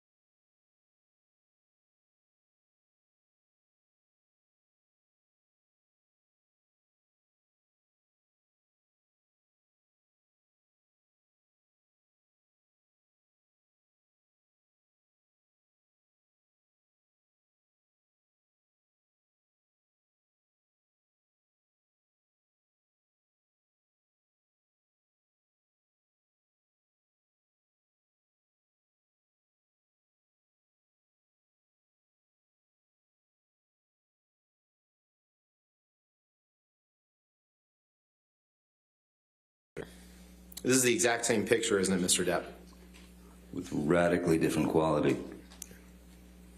And No, you answered my question. Permission how do to you know I publish. wasn't done? You answered my question, sir. Thank you. Appreciate it. You're very welcome.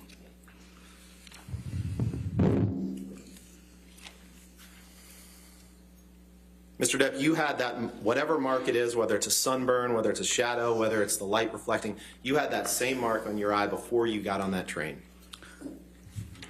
Well, it's pretty difficult to get a sunburn on a train. And in let's the go to- photographs with the child, I don't look particularly sunburned. Can we see those again? Let's pull up exhibit one. Actually, no, let's talk about Australia for a little bit. Oh, good. You testified that you've never done ecstasy more than a handful of times in your life, correct?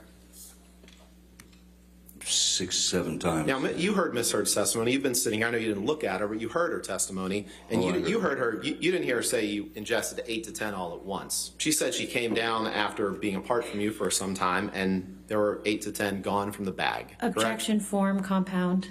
Overruled. I also heard Ms. Heard say I reached into a bag and poured a bunch of Yep. MDMA down my mouth. Correct. That's right. She didn't say you poured handfuls. 10 at one time, did she? No, she said a handful. Okay. Which is more than 10, I believe. Okay, the fact is, Mr. Depp, you were asking for ecstasy. You who have only done it 6 times in your life, you were asking for ecstasy and cocaine within minutes of being admitted to the hospital after suffering your finger injury, weren't you? Objection, compound. I don't recall that I was Overruled. Let's begging pull up. for any drugs. Yeah, let's pull up plaintiff's or exhibit 393, please. You just said you don't recall you were begging for any drugs? No, I don't, but I do okay. recall being in great pain and great distress, so Okay. I could have asked for a teddy bear as well. Okay. So this has been admitted, Your Honor. This is an evidence, okay, and publish.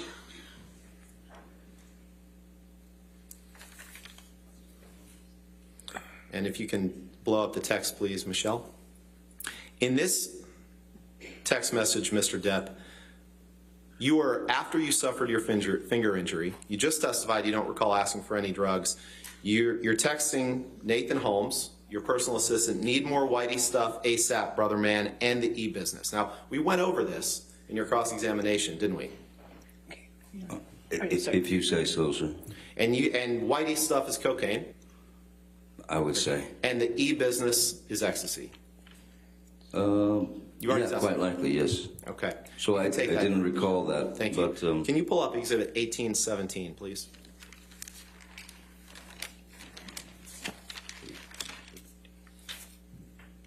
This is a picture that you were shown this morning, Mr. Depp, yes, sir. and you kind of made some illustrations on the picture and gave your account of what you see here. Mr. Depp, you testified previously that the vodka bottle that you allege cut off your finger was a handle of vodka, correct? Yes. You've already testified the to that, second correct? bottle, there was a handle on that bottle, Right. yes. This bottle, whatever it is, to the extent it's glass at all, that's in the corner of this room, that's not a handle of vodka. Objection calls for speculation. I think you'll find that I said 2 bottles. Well, actually, what you testified to this morning, Mr. Depp, was that the bottle in the corner was the handle, and there is no other bottle in the picture, is there? No, that's not what I testified. I testified that, may I touch the screen? Yes. This is glass. This is glass. Yep. And that's not a handle. Neither of those are handles of vodka. It's that big. It's broken. The handle's up the top on those vodka bottles, sir. Yeah. I mean, And none, if you combine all that glass on the floor, that doesn't make up the amount of glass in a handle of vodka, does it? Objection calls for speculation. I'm not a, When there's objection, hold on. I'll sustain the objection. Next question. There is no picture of a handle of vodka broken on that floor, is there, Mr. Depp? no, I don't see it. I see glass under this chair here. Okay. Well, you testified this morning that you did see it, so it's good to get that clarification. Let's move No, I on. didn't say I saw a handle. You also testified this morning that yeah, and I want to get this. I want to make sure that we're on the same page here. You I don't think we testified will. earlier this morning that there was no phone in the bar area downstairs. Is that what you testified to? I don't recall a phone in the bar area. Okay. I don't recall a Bakelite phone in the bar area where I. Okay. No. Let's pull up Michelle, please. The UK day 3, page 421. Mr. Depp, we've done this drill before. This is your testimony from the UK, correct?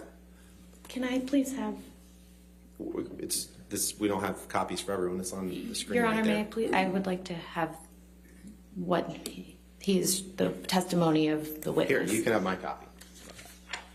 Thank you. Mr. Depp, you remember giving testimony in the UK trial for several days, correct?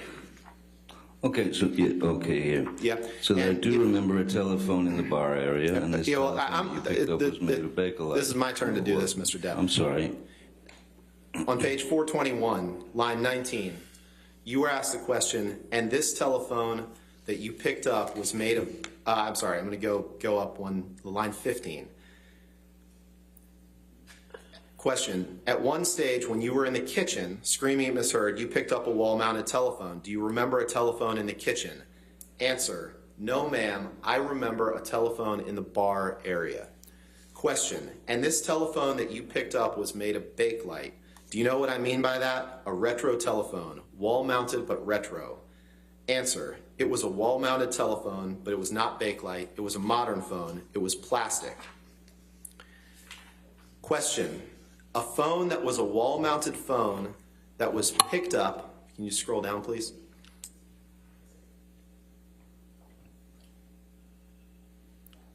Question, a phone that was a wall-mounted phone that was picked up by you, held in your right hand, and you were repeatedly smashing it against the wall in your right hand.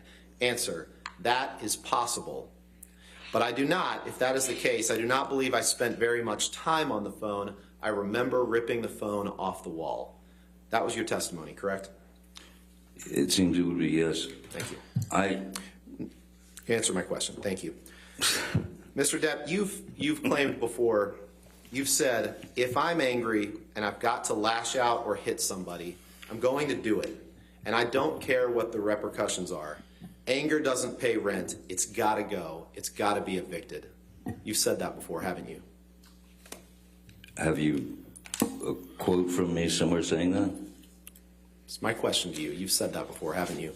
Well, actually, let's refresh your recollection. Can you pull up the Ghost in the Machine article, please? Possibly about paparazzis.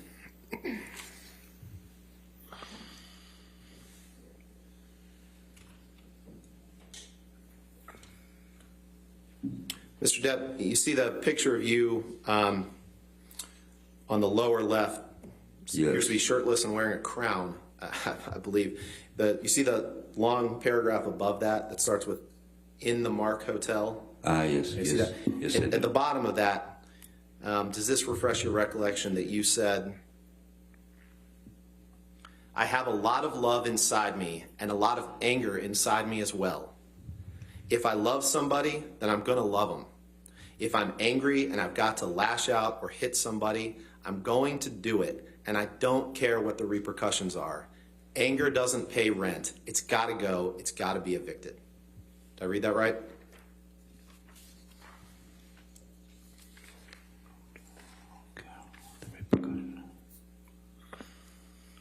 You did read that right, yes. Thank you. You can take that down, Michelle, please.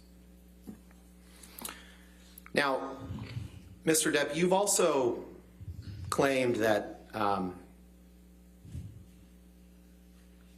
you've said before that if you want to be with a woman sexually, that she is rightfully yours, haven't you? Could you repeat that? And you've also said that with Could you respect- repeat that, please? Yeah, that if you want to be with a woman sexually, that she is rightfully yours. That's ludicrous. You've also said that with respect to women that you want to be with, you've remarked, I need, I want, I take, haven't you? Equally as ludicrous, no. Can you pull up DX883, please? You can pull it what you like. I've never said those words. There's not enough hubris in me to say anything like that. 883? 883, Your Honor. It's not, is it It is not admitted yet. Okay, 883.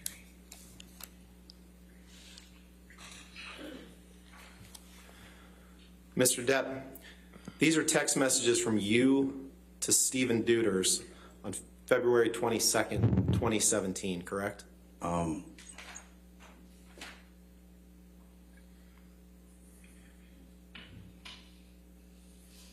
This looks nothing like me. You might have mistaken. Mr. Depp, we can show the full unredacted. You've looked at a number of text messages in this case, and the words him as the identifier, that's you, correct? In every text message we've seen in this case. Yeah, sure. It still doesn't mean it hasn't been screwed with. That's not anything that I've ever said or written. You want to see the whole thing unredacted? We can look at that too. No, because you could have typed it up last night. No. Yeah. I can assure you I didn't type it up last night, Mr. Depp. Your Honor, I'd move for the admission of Exhibit 883. All right, any objection? Objection on relevance grounds, Your Honor. All right, well, do you want to approach for a moment? Let's take a look.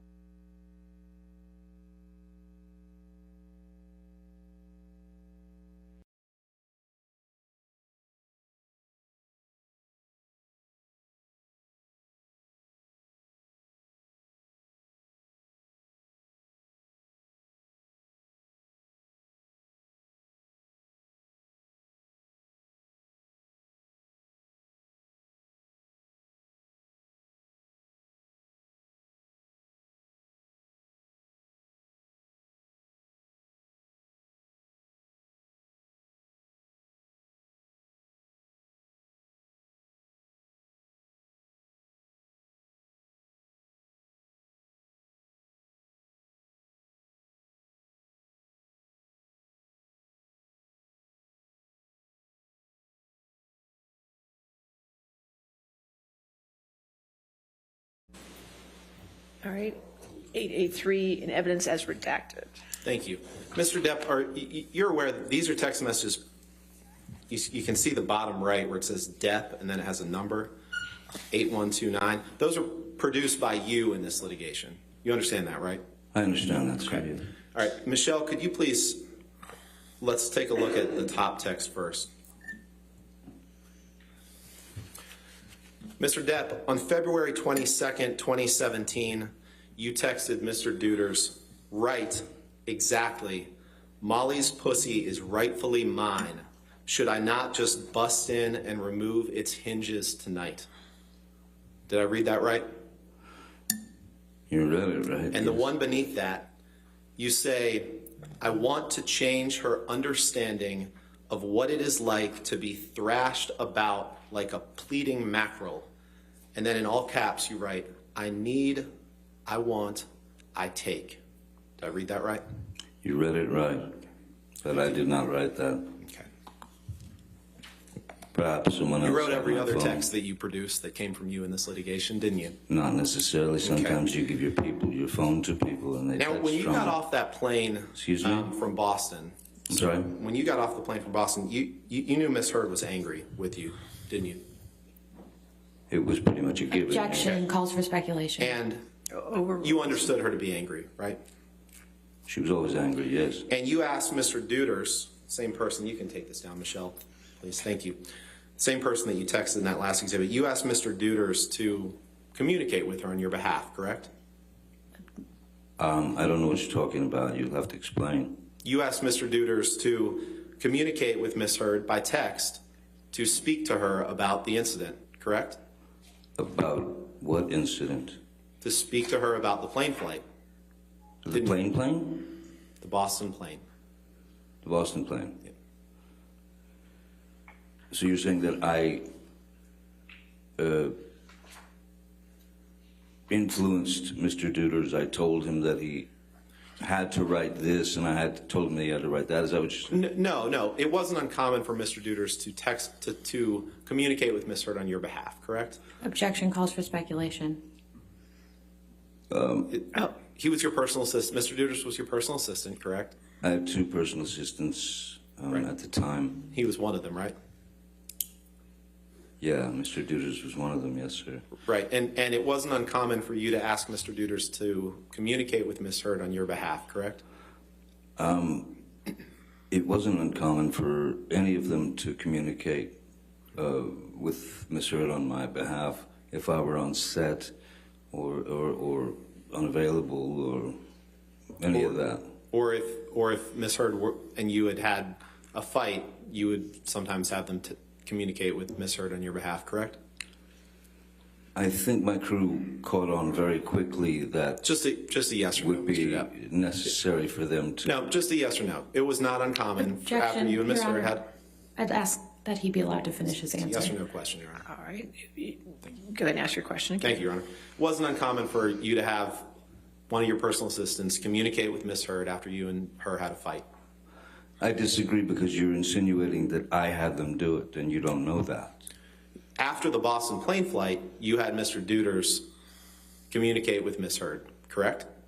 When I'm asked what to do, I said placate her, just placate her like we always do. And you told him, send her whatever message you need to send to I'm placate, sorry, correct? he's sorry, he feels bad, yes, because any other answer,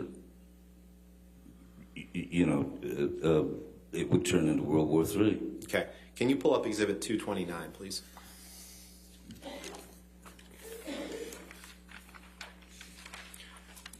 Your Honor, I think you know where I'm going here, and based on Mr. Depp's testimony, I'd move for the admission of Exhibit 229. Your Honor, can we please approach? Sure.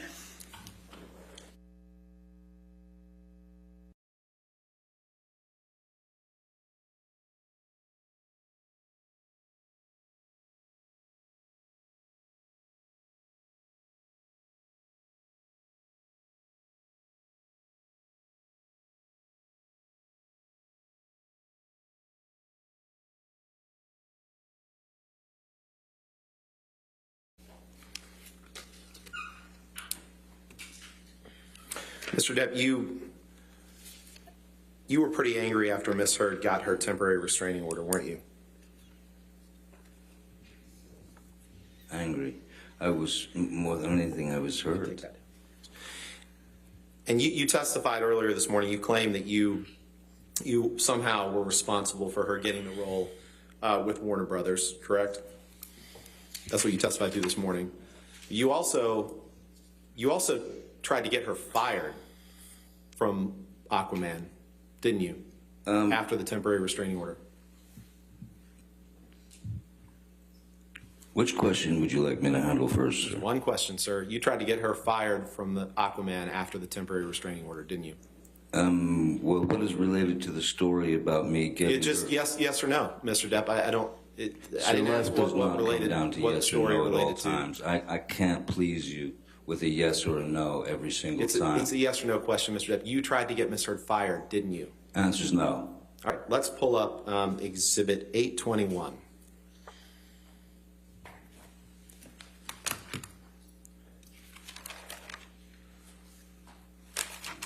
Is that Mr. me Depp, trying to get her fired? This is a text message that you had with your sister, Christy Dombrowski. She was the first witness in this case, right? She doesn't work at Warner Brothers. She You can't fire Amber. Yeah. This is a text message you had with her on June 4th, 2016, isn't it? June 12th, yes. Your Honor, move for the admission of Exhibit 821 as redacted. Any objection? We would object on relevance grounds, Your Honor. I'll overrule that objection. 821 in evidence.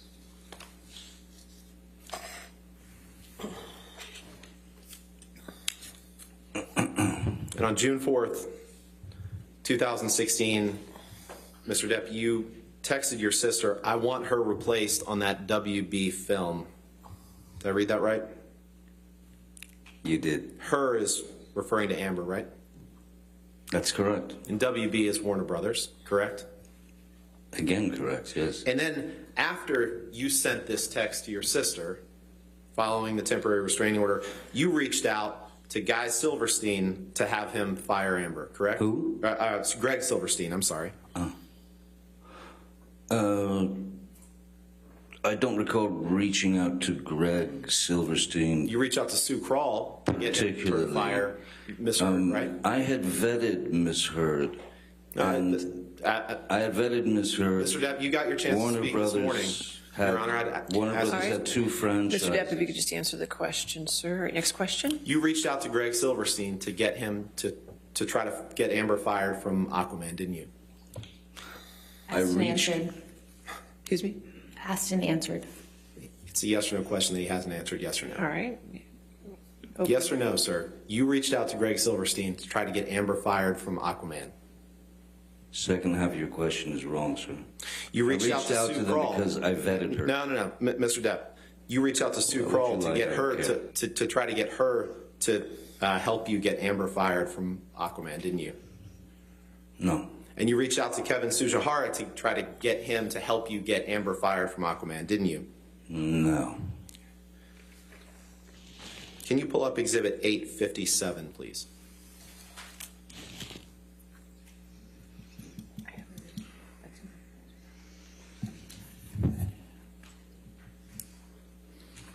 Mr. Depp, this is a text message that you sent to Christian Carino on August 15th, 2016, correct?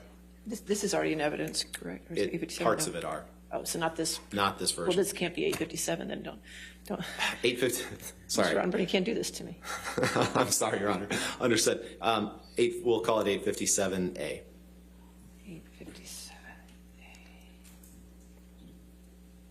Okay. All right. Yes, sir. Thank you. My apologies, Your Honor. Mr. Depp, you sent this text to Christian Carino on August 15th? I most certainly did. Okay. And in this text that you sent to Christian, Christian Carino is the person who used to be Amber's agent and then was your agent for a time, correct? That is correct. And in this text, Your Honor, permission to publish, please. Do you want to put in evidence first? Move for admission of Any 857A. objection? No objection. All right. 857A, as redacted, will be in evidence. Thank you, Your Honor. And in this text, Mr. Depp, you said, she's begging for total global humiliation. She's going to get it. I'm going to need your texts about San Francisco, brother. I'm even sorry to ask, but she sucked Mollusk's crooked dick and he gave her some shitty lawyers. I have no mercy, no fear, and not an ounce of emotion, or what I once thought was love for this gold-digging, low-level, dime-a-dozen, mushy, pointless, dangling, overused, flappy fish market. I'm so fucking happy she wants to go to fight this out. She will hit the wall hard, and I cannot wait to have this waste of a cum guzzler out of my life. I met a fucking sublime little Russian here, which made me realize the time I blew on that 50-cent stripper. I wouldn't touch her with a goddamn glove. I can only hope that karma kicks in and takes the gift of breath from her. Sorry, man, but now I will stop at nothing. Let's see if Mollusk has a pair. Come see me face to face. I'll show him things he's never seen before, like the other side of his dick when I slice it off. Did I read that right? You did. Now, not long after this, you can take that down, Michelle, thank you. Not long after this, you met Mr. Waldman in the late summer or fall of 2016, correct? I believe, yeah, September, October, somewhere in there, whatever. And he's been your attorney since then, correct? Yes, sir. And you met with him with the Daily Mail in London in February 2020, didn't you? I'm sorry, again? You and Mr. Waldman together met with the Daily Mail in London in February 2020, didn't you? Are you asking me a question about my attorney and I? Yeah, that you two met with people from the Daily Mail in London in February 2020. Was that during the London trial? No. No? No, in February. I don't recall it, though. Okay. I don't. To the extent Mr. Waldman testified that you did, you don't dispute that, correct? I just don't. I don't recall it. Okay. You don't disagree with Mr. Waldman's testimony that you and he met with people from the Daily Mail in London in February 2020, correct? If that's Mr. Waldman's testimony, then. Okay. But I just didn't necessarily know who these people were. Right. I guess. The same month that the Daily Mail released alleged tapes between you and Amber. Objection Correct. calls for speculation, lack of personal knowledge. Alleged. I'll sustain the objection. Next question.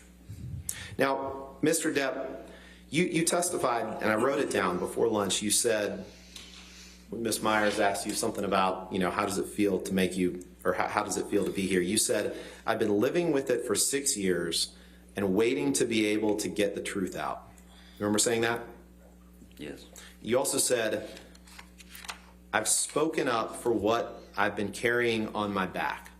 Something to that effect. You remember saying that? Yes. And you've claimed several times in this proceeding, Mr. Depp, that this trial is your first chance to tell your story, haven't you? Yes, sir. But that's just not true, is it, Mr. Depp? That's not true. No, for me it is true. Okay. Well, here's the thing. The fact is, Mr. Depp, when Dan Wooten wrote an article that was published in The Sun calling you a wife beater, you brought a lawsuit against The Sun in June of 2018, correct? Yes, I brought And that was 6 months before Ms. Heard ever wrote her op-ed, correct? I don't know. And in the summer of 2020, there was a several-week trial in London against The Sun, correct? Ms. Heard was not a party to that trial. Was she? Not my question, Mr. Depp. In the article that The Sun wrote that you sued over, you sued for Mr. Wooten calling you a wife beater, correct? Objection asked and answered. Sustained. Next question. And in the trial that you subsequently brought, you called a lot of witnesses, right? I don't know what a lot is. I don't know. Many people testified on both sides of the trial, correct? Yes, many people. And many exhibits were introduced, correct? Like a trial, yes. And you, just like in this trial, you were on the stand for several days in that trial, correct? Yes, sir, I was. And that trial involved the same factual issues that you are litigating here, which is whether Objection, you committed calls domestic for abuse illegal. against Amber Heard. Sustain the objection. Next question. You brought that case against the Sun because you were angry at the Sun for calling you a wife beater, correct? Yeah, that's And you probably a pretty good reason. And you went through that trial in London, correct? I did indeed, yes. Mr. Depp, you've already had a chance to tell your story, haven't you? No, there Objection were has to answer. great limitations in the UK trial. Overruled. Okay. No further questions. All right. Redirect. Thank you.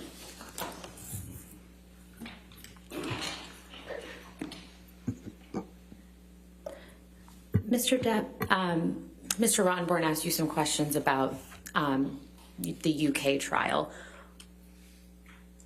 Why do you feel that this is the first time that you've actually had an opportunity to tell your story and, as you said, get the load off your back? As the UK trial was me suing Dan Wooten and the Sun for defamation for calling me a wife beater. The UK have there are different laws, there are different ways they handle things. There are also limitations in evidence. Some things can be brought up, some things cannot be Your Honor, brought up. as I said, it calls Mr. for a legal Rottenborn. conclusion. He's talking about limitations in evidence in English. Your Honor, he's talking about his experience testifying. Overruled. You'll be okay. Yes, there is a very everything is quite boxed in with regard to what can be said, what can be spoken about. So, Ms. Heard provided information to the Sun as their star witness, but the case was not brought against Ms. Heard. It was brought against the Sun newspaper, journal, whatever it is. Mr. Rottenborn referenced that you were on the stand for multiple days. 4.5, I believe, yes. Yeah. What was the nature of that examination? Or, excuse me, who was conducting that examination of you?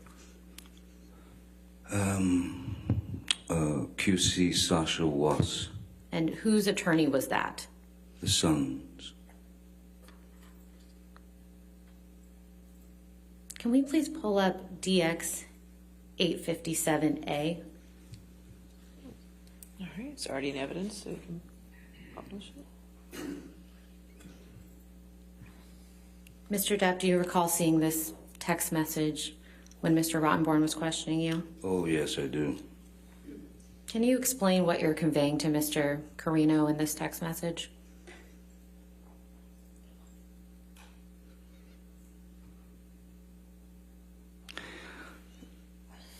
I'm in total shock that this is happening to me, that my entire life on the planet has been brought to the head of a pin with all this completely, utterly false information. So I am, when you're accused of horrific acts and things that you have not done, when it's actually some very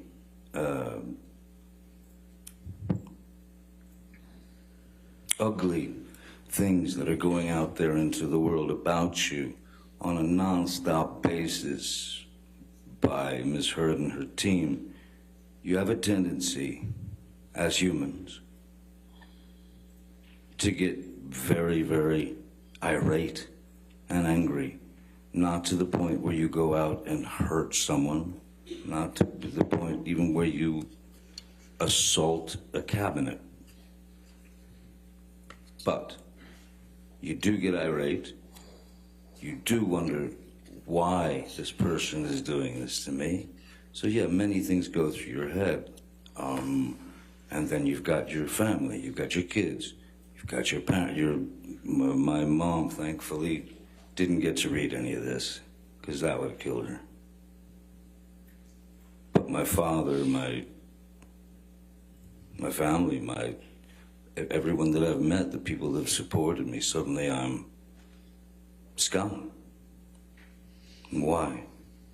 Never had to happen. One little lie. So yes, very angry. Could we please pull up Defendant's Exhibit 821?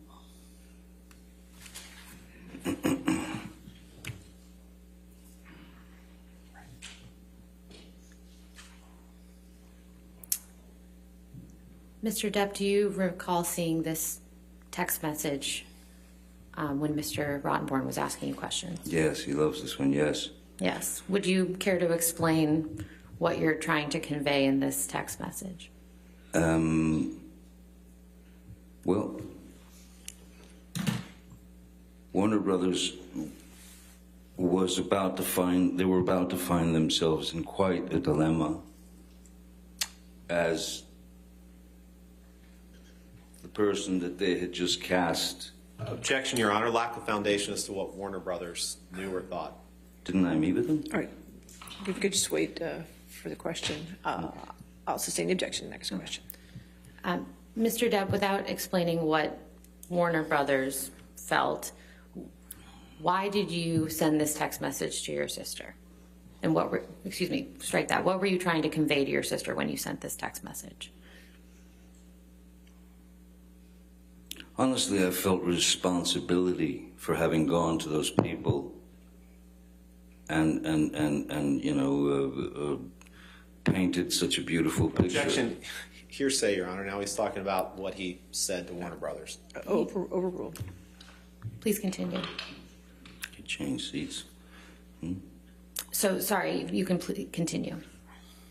I felt it was my responsibility to get the truth to Warner Brothers about what they were going to end up facing down the line, which is 2 franchises that would be causing problems for one another, especially as any news, any press, any media that came out about me at that time had been turned into, you know, I was Charles Manson, you know, I was the worst thing on earth, and they just kept coming. It was like a nonstop fire. So my responsibility, after having painted a beautiful picture of her for them, was to tell them, I think you better. Objection, Your Honor. He's getting into what he claims he told Warner Brothers or wanted to. He's saying what he wanted to tell them. He's not saying what he actually told them. I'll sustain the objection. Next question. Mr. Depp, you mentioned 2 franchise films with Warner Brothers. What 2 franchise films are you referring to? There was Aquaman and Fantastic Beasts, the one that I was in. And why did you feel a responsibility with respect to those 2 franchise films? Warner Brothers was starting to get quite upset about some of the things that were being said about me in the press that were constant hit pieces. You know, on one level, yes, it's just acting, it's just movies, but it's business and it's your word. And I had given my word to them, and I felt responsible that I had to tell them exactly what was going on, and that it was going to end up ugly. And which of those 2 film franchises were you a part of? I'm sorry? Which of those two film franchises were you a part of? I was in Fantastic Beasts and Where to Find Them, and I was in the Fantastic Beasts: The Crimes of Grindelwald.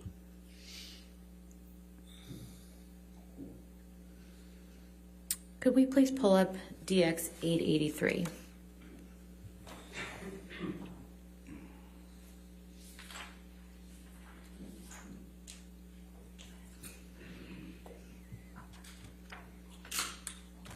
Now, Mr. Depp, do you recall seeing these text messages during Mr. Rottenborn's examination?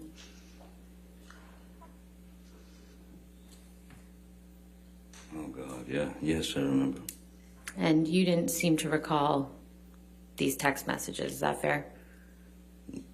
It truly is fair. It's not, I'm not. Do you have any? Knows, I don't know who Molly is. I don't know nothing about this. Do you have any understanding of what you're referring to in this text message? Or these two text messages? No. I honestly, if somebody else had borrowed my phone or something and made this text to Stephen, possibly. But I don't understand the. I don't have that kind of. I don't have that kind of hubris or expectation. That's quite grotesque text. Can we take that down, please?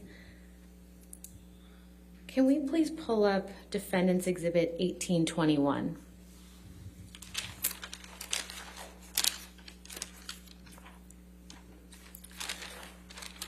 Mr. Depp, do you recognize this document? That is behind the bar, yes. Okay. And do you see Mr. Rottenborn asked you some questions about whether there was a telephone Yes, in now Australia. I see a telephone there now. Yes. And did you recall that telephone being there? I don't recall the telephone being there, but I can see it now. Can we please pull up Defendant's Exhibit 1820?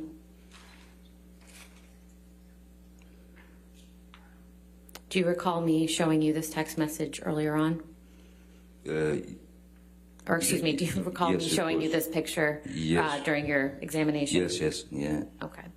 And I think I asked you whether you recall a phone being mounted on the wall in the left of this picture. Do you remember that? Yes. And what was your answer to that? No.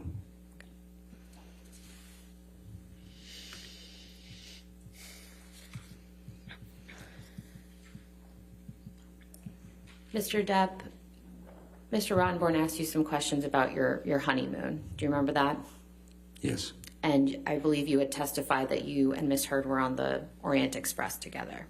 That's correct, yes. Where had you been prior to being on the Orient Express? We had been in Australia, and then made it over to Thailand to catch the Orient Express. If we could bring up the Plaintiff's Exhibit 162 again.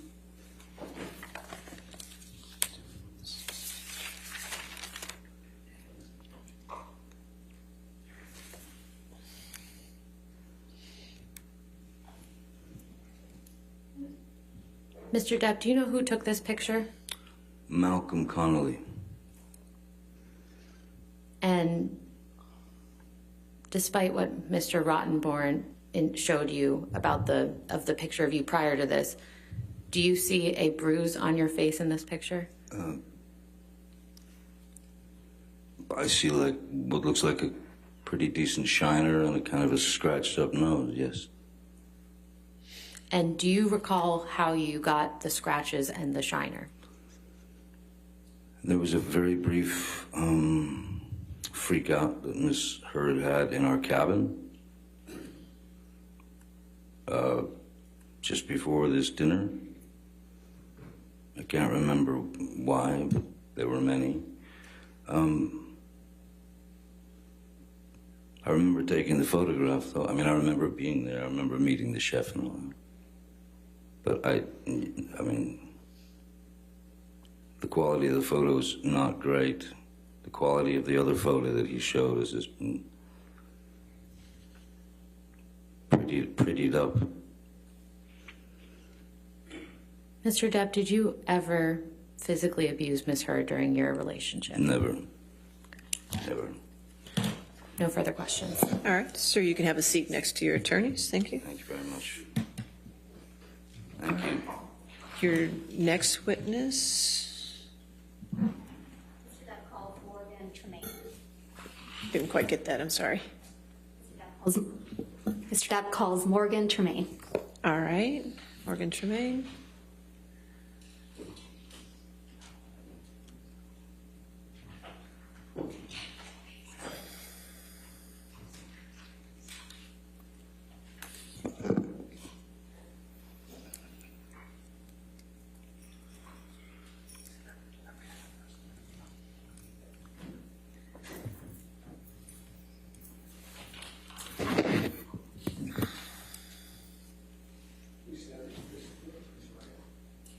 Do you solemnly swear or affirm to testify truthfully in this case and the penalty of the law?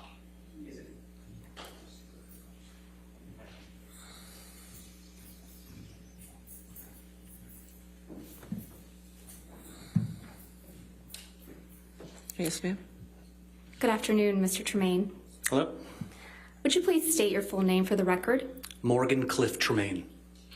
And what do you do for a living? I produce esports events and design video games. And in 2016, what did you do for a living? I worked as the field assignment manager at TMZ. What is TMZ? TMZ is an entertainment news website and television show. And what were your responsibilities as a field assignment manager for TMZ? I was the go-between the news desk in the office and the reporters in the field, which you might know as paparazzi. Approximately how many paparazzis were you in charge of?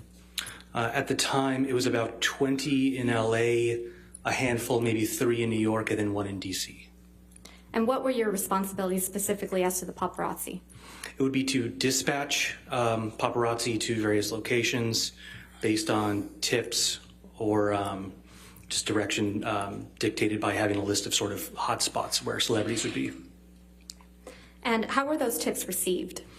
They were received either through tips that we received through our tip line or directly through news producers in the office. And were tips frequently received directly from sources? Very often the case, yeah. And who were the type of sources that TMZ received tips from? They would receive tips from, oftentimes it would be publicists, managers, agents, or B-list celebrities. Lawyers? And lawyers, definitely. How are tips verified? Tips are verified by an extensive process. If they come in through our tip line, we have to verify who sent it, that the source is truthful, and so they have to add their contact information, which is a field in that on that website for like name, phone number, things like that. And how long did that process typically take? If we receive a tip through the tip line, it could take a while because that would need to be, if it was a tip, we would need to verify it. If it was media, such as photos or videos, that would need to be extensively verified to ensure that the person sending it is the copyright holder and that we would have the legal ability to air it and distribute it. And while working for TMZ, were you involved in any assignments related to Ms. Heard? I was. What was the first time you recall working on an assignment related to Ms. Heard? I believe it was May 27th, 2016. And what was your role in that assignment? For that, Ms. Heard was filing a restraining order at a courthouse in downtown Los Angeles. So I dispatched camera people to that location. Under what circumstances would you normally send paparazzi to a courthouse? Only if we had been informed prior. It's not by any means a celebrity hotspot. We would only ever send people there if we had been tipped off that something was occurring and there was somebody present there.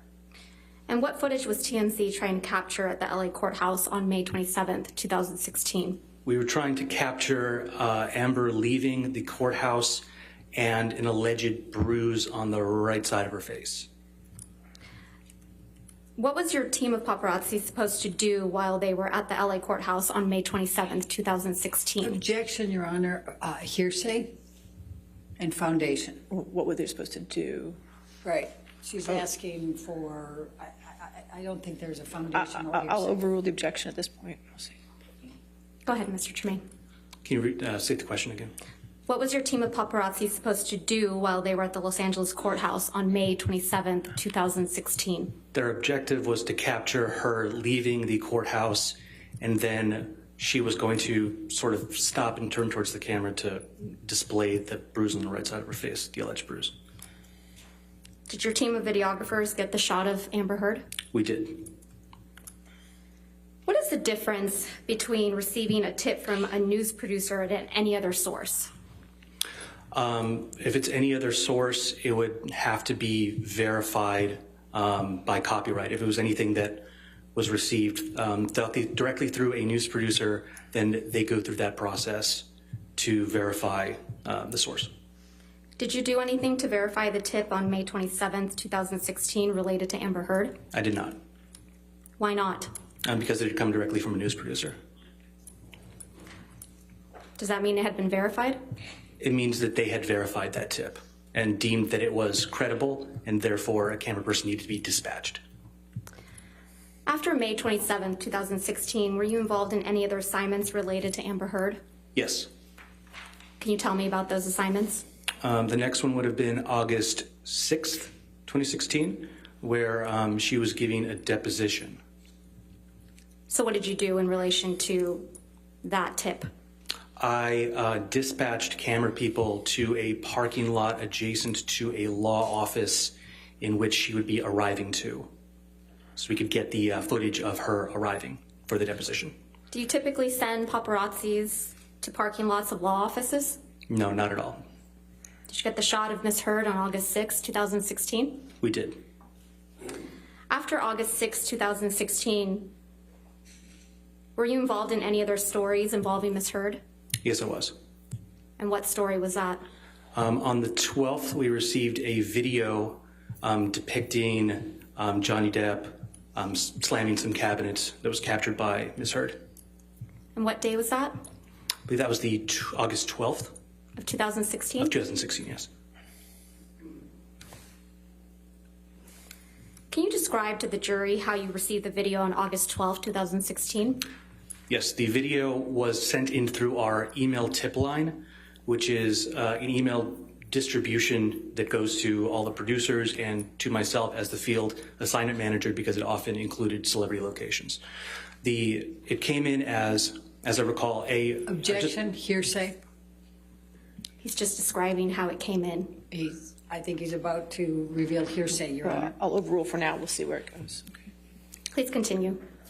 So I received that email, and it included a link from some unknown Dropbox type public website in which it contained that Objection, video. Your Honor, hearsay. He's about to describe what comes from the Dropbox website, and that's... So far, he just said was a link from a Dropbox. We'll see the next question. Go ahead, next question. So you received a link. What was in that link? In that link was the video of Johnny Depp smashing the cabinets. And you received this video in your inbox, correct? I did. What did you do once you received that video? We downloaded it. We alerted the web editor who was sitting next to me at the time. We downloaded it, and then were instructed by the news producer to do what we call slap bumpers and a bug on it, which is putting the dun dun dun at the beginning end, and then putting a translucent watermark over it, which indicates copyright ownership. After you did that, was it posted? It was posted, yes. Where was it posted? It was posted to tmz.com. Did you do anything else related to Amber Heard on August 12, 2016? Yes, I received a tip that Amber Heard would be arriving at LAX, and so I dispatched camera people to film that exit, or her arrival to LAX, rather. And why did you do that? I was instructed to. How long does it take to post a story after media's been received by TMZ? After media's been received, it could take any length of time depending on who owns the copyright. How does TMZ obtain copyright over images and videos? The only way to obtain copyright over media would be if we shot it ourselves, if it was sent to the tip line, source verified that it was from the original copyright owner, and then either purchased from that person or given to us. And then the third option would be if it was directly given to us by the copyright holder, like a direct source. And how long does it take to copyright something TMZ has received through the tip line? It can take a while because you have to extensively verify that that person owns the copyright. And then possibly, it depends also if you can even get in contact with the person because they might not be super responsive immediately via phone or email that they provided. And then potentially you'd have to enter a negotiation with our clips and clearances department to figure out the cost of that media. How long does it take for TMZ to obtain a copyright over something received directly from a source? Something in the realm of 15 minutes just to do what I described before, which is putting bumpers and a bug on something and write the article and post it. It's pretty fast. How much time had passed from the time you received the kitchen cabinet video to the time it was posted on TMZ? About 15 minutes. Did any other tabloids other than TMZ post this video? Objection, No, leading and cause for hearsay. Did any other tabloids? Overrule. Mr. Tremaine, go ahead. No, they did not. And why not? Because it was a TMZ exclusive. And what does that mean? It means the TMZ owns the copyright to it. So it can't be distributed by any other media source without backlinking to TMZ, and they wouldn't be able to upload that media without getting a copyright strike. Have you seen the kitchen cabinet video that was played in this trial? I have, yes. How does that video that was played in this trial compare to the one you received on August 12, 2016? When I had clicked the direct link that we received and watched the video in its entirety, it was much shorter than the video we had received, than the video that's been played in this trial. There was a bit at the beginning that was played here in which Ms. Heard is seemingly sort of setting up the camera and getting into position. And then there's a bit at the end where she's seemingly sniggering and looks at the camera. That part was not present in what we received. Did TMZ edit the video? No, not even a little.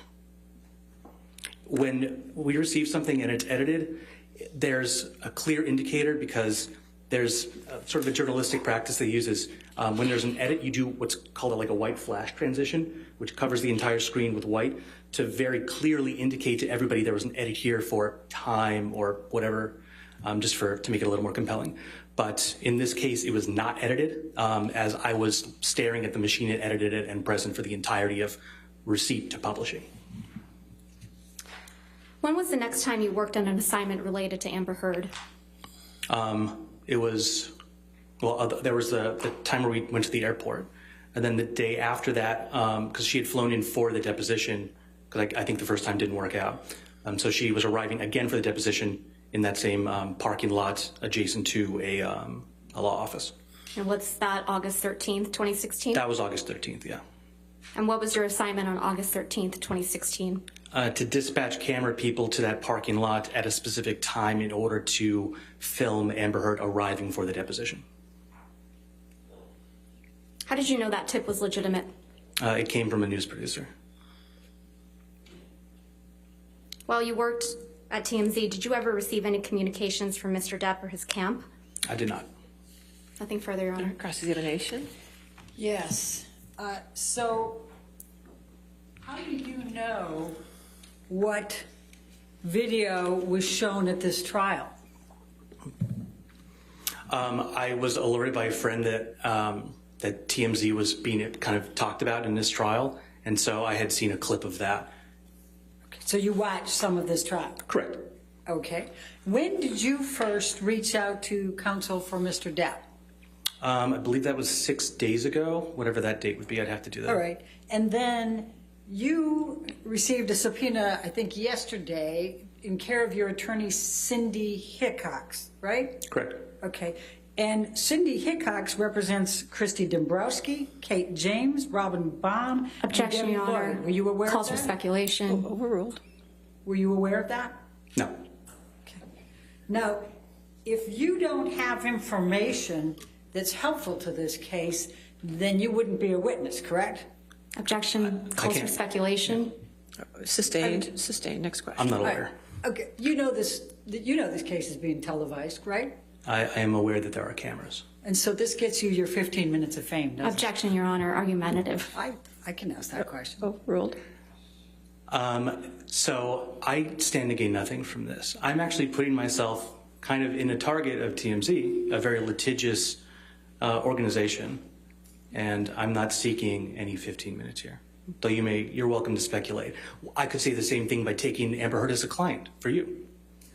A little argumentative, don't you think? Oh, hardly. I find that to be purely logical. Thank you. Now, are you aware that Mr. Depp's attorneys were well aware of the TRO that was going to be presented on May 27th? Objection. Calls for speculation. Were you aware of that? Lack of foundation. Overruled if you can answer it. Can you restate the question? Were you aware that Mr. Depp's divorce attorneys were aware that Amber Heard was going in to seek a TRO on May 27th? I don't think I understand the question. I don't think so, no. Okay. It's kind of a Do you complicated know whether Blair Burke, one of Mr. Depp's divorce attorneys, had a very close relationship with TMZ at that time? Objection. Calls for speculation. Overruled. If he knows. I was not aware of that. Okay. And when you said that you were dispatched twice, once to film Amber in a parking lot for the deposition, and then it didn't work out, and so you had to do it another time, how did you know it didn't work out? Because TMZ.com posted an article saying as much. Okay. And I was not dispatched. Do you know I worked in the why the deposition did not work out? I'd have to reference the article, I forget. So do you know? I didn't write that story. I wasn't involved in the actual journalism of that. Do you know which side would have known or not known whether that deposition was going to work out? In other words, the people representing Mr. Depp or the people representing Ms. Heard? I wouldn't know. Okay. And then the video clip. You don't know who provided that, correct? Correct. Okay. Not testifying to I have that. no further. All right. Redirect.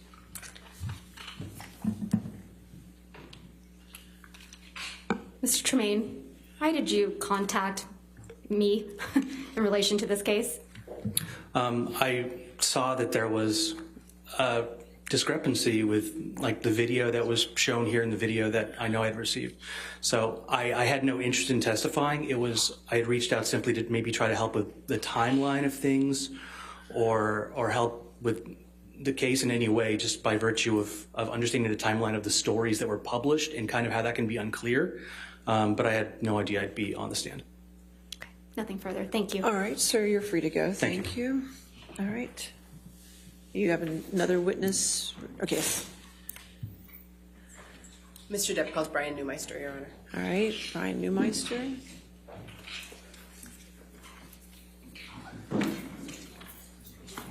He has not been sworn.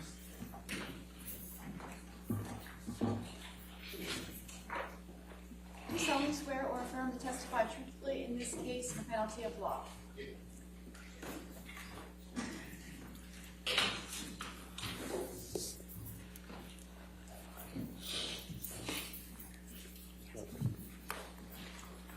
All right.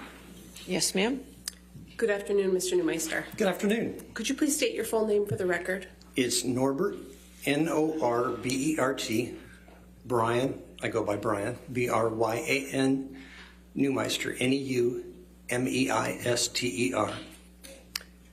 Could you start by describing your educational background, please?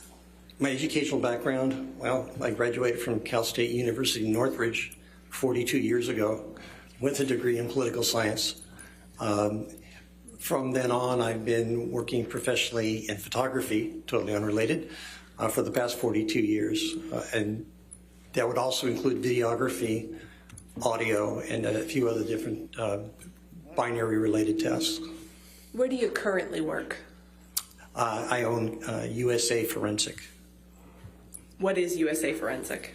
USA Forensic is a digital forensics company. We are boutique. We're very small. We work.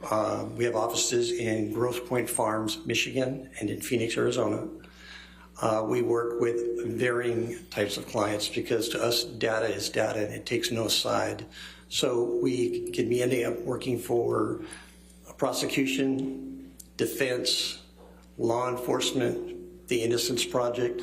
We have a contract with the Department of Defense. We do classified and unclassified work. We've done classified work with various agencies. We've worked with DOJ, and I've worked in 23 countries as a photographer. What's your title at USA Forensic? CEO. Did you also found USA Forensic? Originally, in around 1990, it was called Neumeister, and that is because of the amount of helicopter photography time I have. About 10 years ago, we changed it to USA Forensic while still doing a lot of the same tasks. And you described, I think, some of the entities that you work with. What kind of work do you do for those entities that you mentioned? We do audio forensics, which is clarifying audio, for example.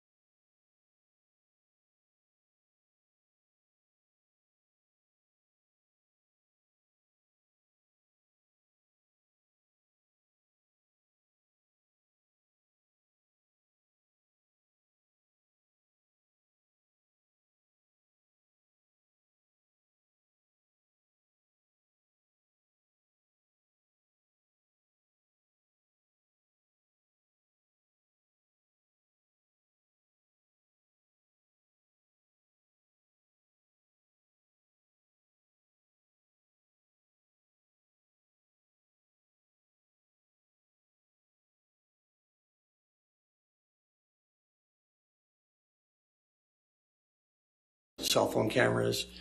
We also do cell phone forensics, computer forensics, and cell tower forensics, along with photographic forensics. What types of cases do you work on?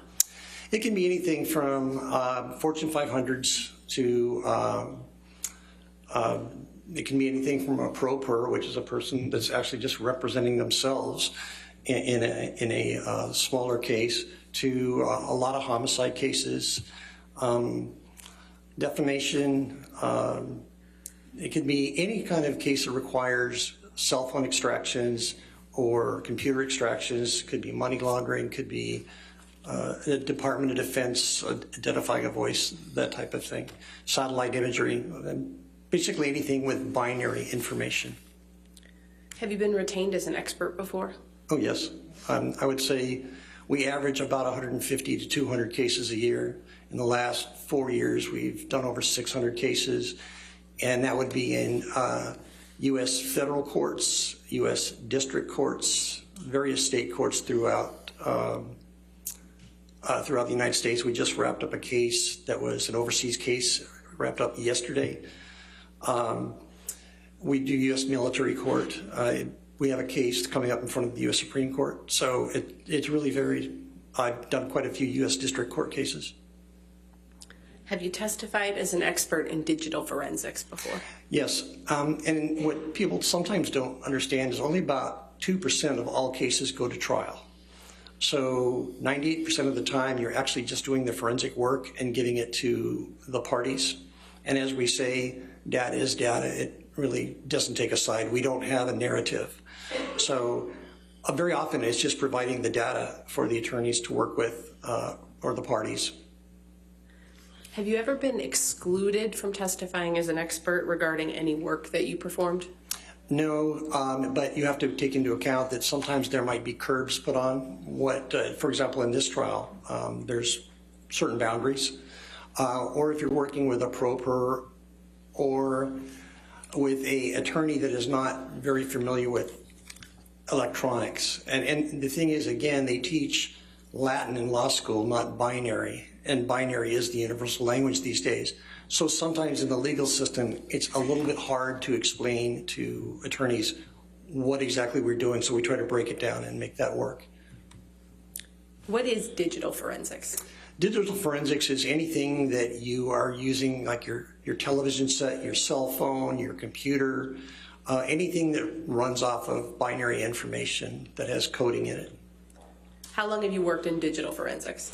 Well, I actually started off in analog, so it's been 40 some odd years. I started off as a cameraman. My first cameras were film cameras. When I was a kid, my dad was a director of sales and sales service administration for the NBC television network on the West Coast. So I grew up around television cameras. My first cameras were cameras people might not have heard of, Leica, Hasselblad, cameras like that. I trained with some of the best photographers around at the time, William Wallner, Niall Latham, really excellent photographers.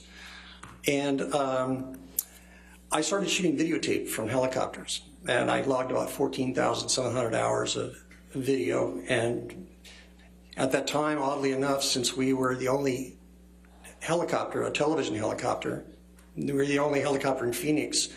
At the time, the sheriff's department did not have a helicopter. The police department did not have a helicopter, nor did Aerovac. So we ended up doubling up being a news crew as well as an air rescue crew.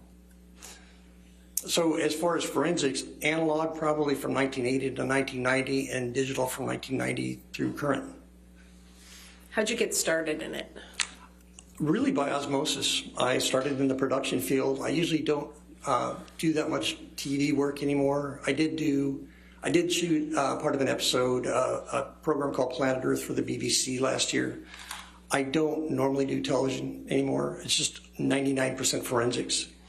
But I got started because very often as working in the helicopter, we'd be asked to work for a police department in a rescue or a chase or whatever the situation might be. And since I'd be videotaping it, they would ask me to break it down frame by frame and analyzing it using what's called a time-based corrector in the day. And so word got out that I could do unusual things because I'm pretty good with machines. And it just ended up, more and more people started calling, and it just became a full-time job. Have you received any professional certifications in forensics? Yes, but again, most hackers and people who do interesting work don't have any certifications, because the certification is usually like a week-long course. I've been doing this stuff 42 years.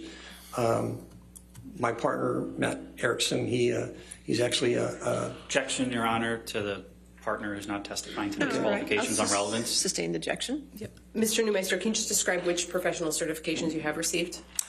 For cell phones, Oxygen, which is a program similar to Celebrite. But these are programs that are used by law enforcement and by private parties to extract data from cell phones that has been deleted, or which is critical in a lot of cases, deleted data, or just to what we call image a cell phone. In other words, get every bit of data that's possible on a cell phone. And again, every cell phone is different. The next would be in cell tower forensics. Are you a member of any professional associations in your field? Yes, the IEEE, which is the International Engineering Society, and the reason I belong to that is about 40% of the world's white papers on electronics are published through IEEE. So they have a huge database on anything from microwave technology to telephone transmission technology. Anything that I might work with, they might have a white paper on it. Also, with the Audio Engineering Society, AES, I'm a member of that. I lecture to AES. There's a few others, but again, they're just mainly to have a repository of information. Have you received any honors or awards?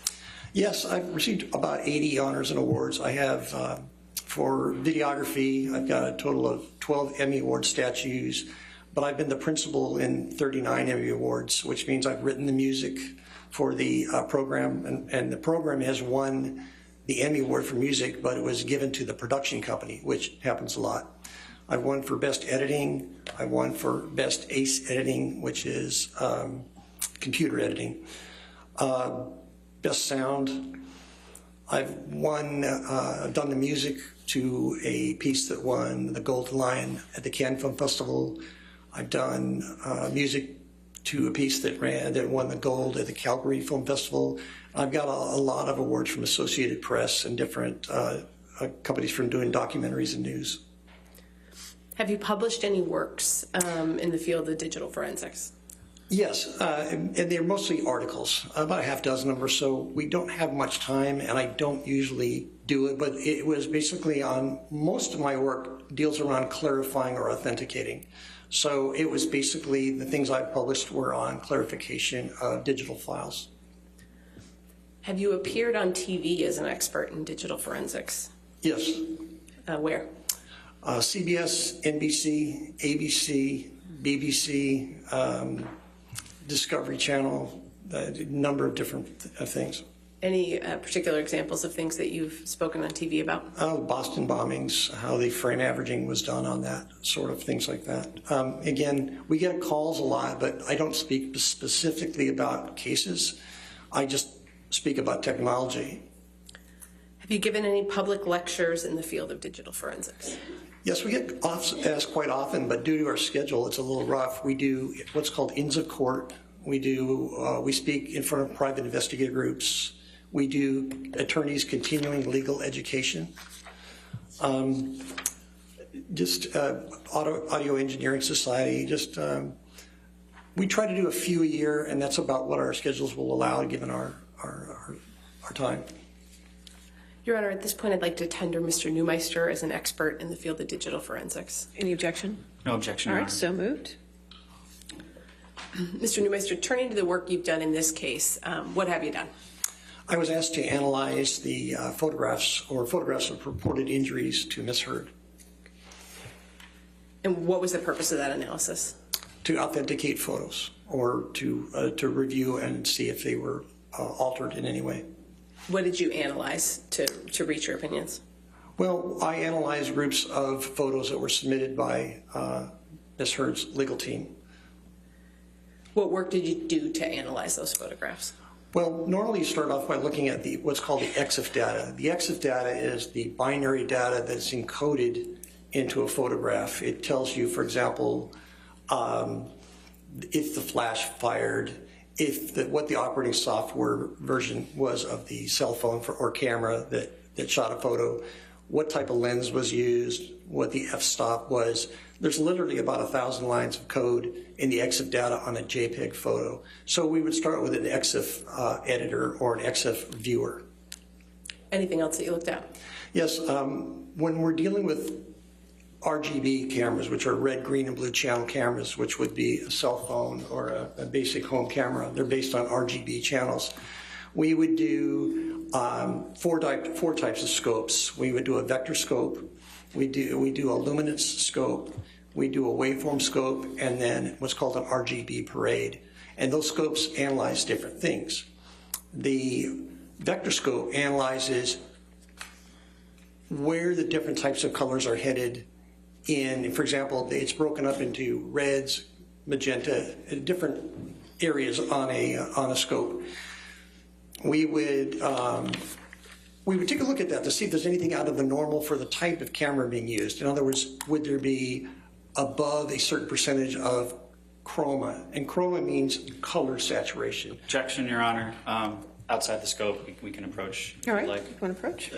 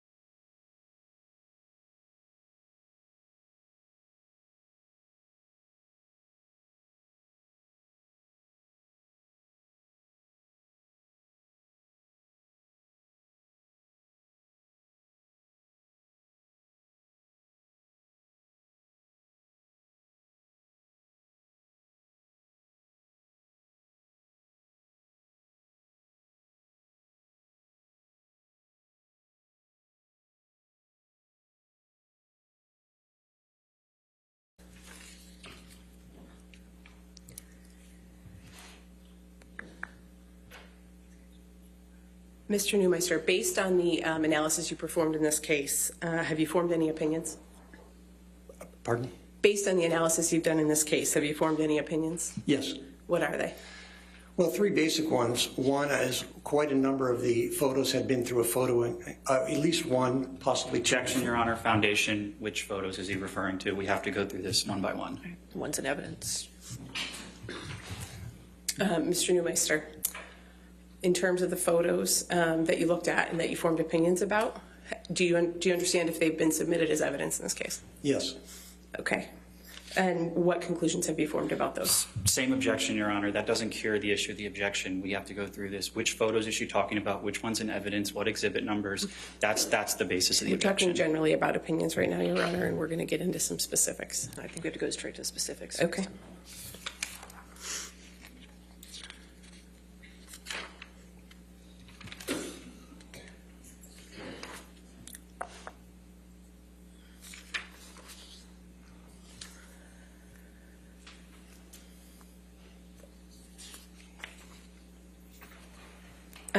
Mr. Neumeister, have you prepared a demonstrative that aids in your testimony with respect to any of the photos that you looked at in this case? Yes. I'd like to pull up Plaintiff's 1303, Your Honor, if I might approach. All right.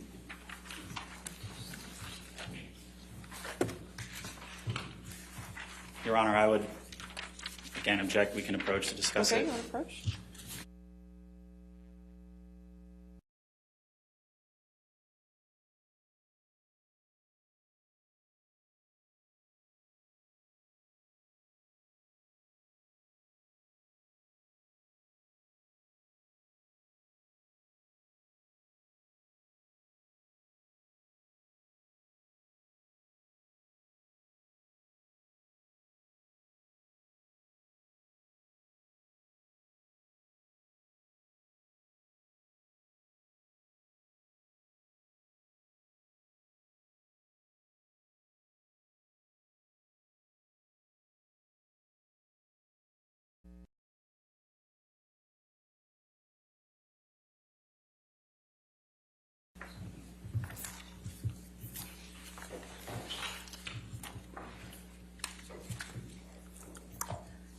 Tom, can we pull up Defendant's Exhibit 170A, which has been admitted into evidence?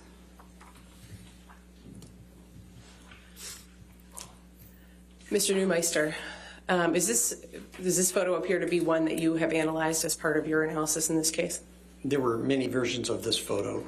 I would say there were dozens of different versions with different chromatic values, different file sizes, different physical sizes. Some had been through Photos 1 or Photos 3, which are photo editing software programs.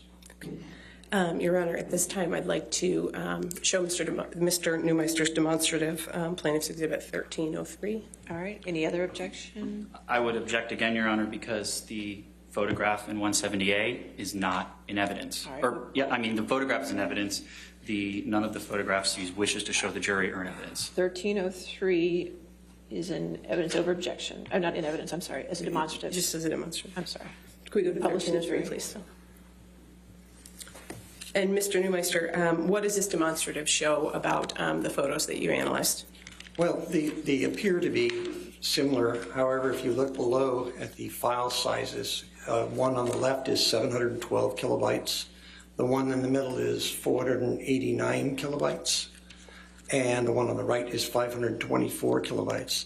Now, what's unusual about that is these photos will not digitally fingerprint with each other. They won't hash. In other words, forensically, they don't match. But the thing is, you could say, well, it was sent through email, maybe it's a different size.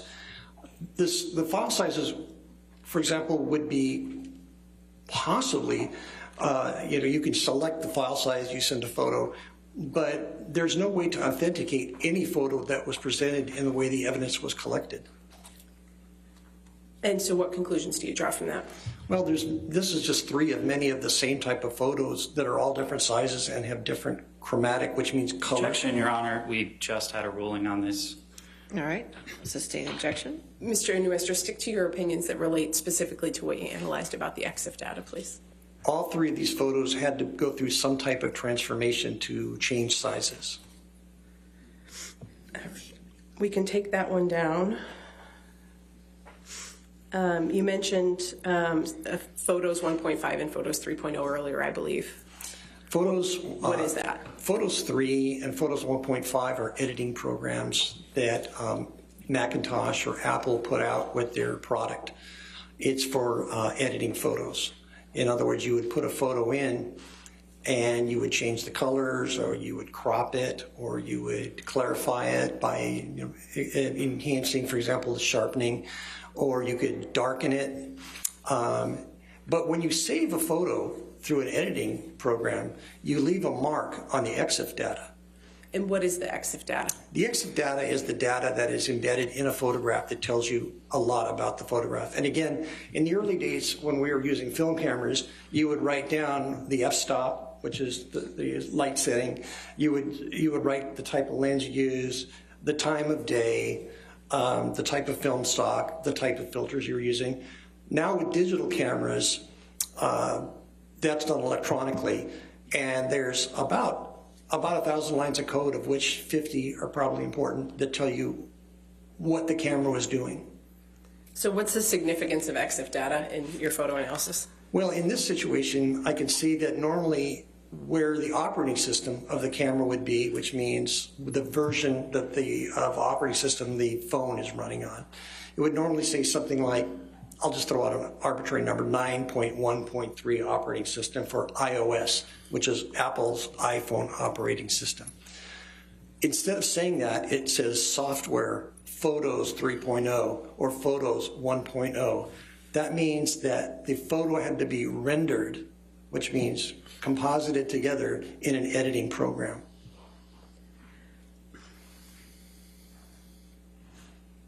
Did you prepare a demonstrative that shows some of your analysis of some of the EXIF data of the photos in this case? Yes, I did. Okay. Can we pull up 1304, please? Your Honor, may I approach? You okay?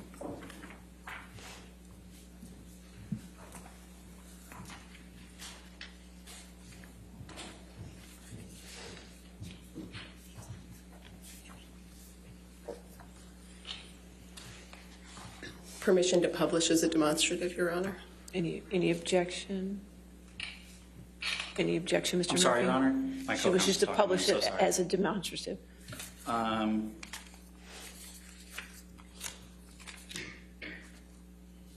No objection as demonstrative. All right, thank you. We'll publish it as 1304, just as a demonstrative. And Mr. Neumeister, are these images in this demonstrative excerpts from the report you prepared in this case? Yes, they are. And what do they show? On this particular photo, and on all of them, it shows the first few lines of EXIF data, the ones that would be most important for this photograph. So, for example, things you would see, the very top line would be the make of phone. It's an Apple iPhone 6. And then the resolution is 72 pixels per inch, 72 to 1. And instead, where it says software on a normal iPhone photo, it would, instead of saying Photos 3, it would say the software version, for example, 9.3.1. And then you've got the date and the time of the photo below that, which is really easy to change in an EXIF editor.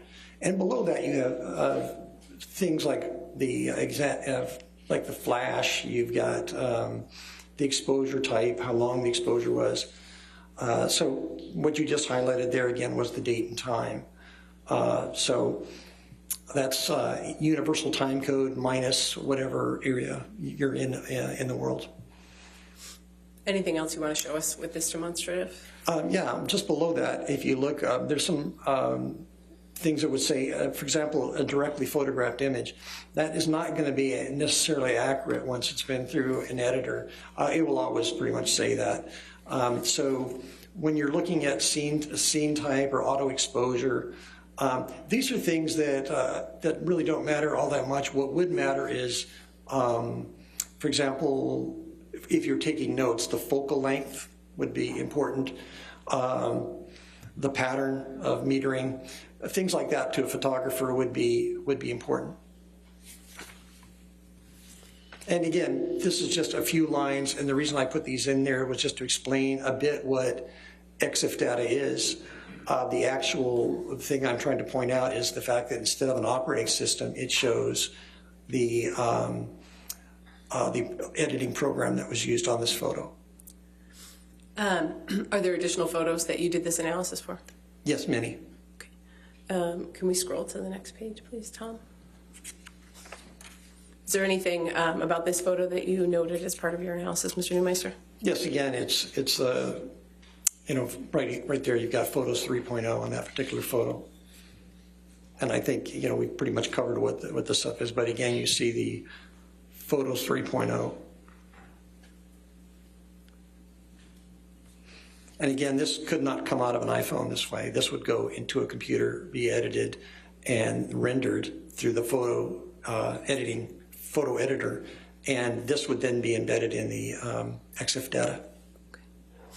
Do you have other photos in this demonstrative? Yes. All right, can we scroll to the next page? Same thing.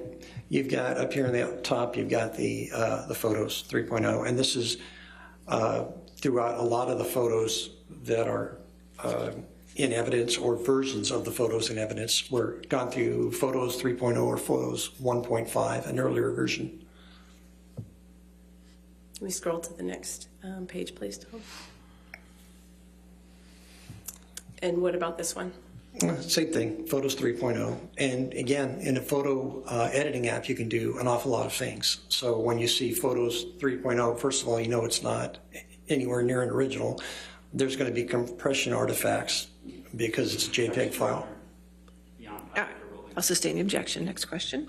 Can we move on to the next page of this demonstrative, please? And again, same thing. You've got the photos app. Okay. And I believe there's one final photo in this demonstrative. What about this one? Again, if you look up there, it says photos 3.0 on that particular photo. All right. We can take that one down. Your Honor, I have a little bit left. I don't know if you wanted to. All right, you want to take our afternoon? Let's go ahead and take our afternoon recess. Just do not discuss the case and don't do any outside research. Thank you.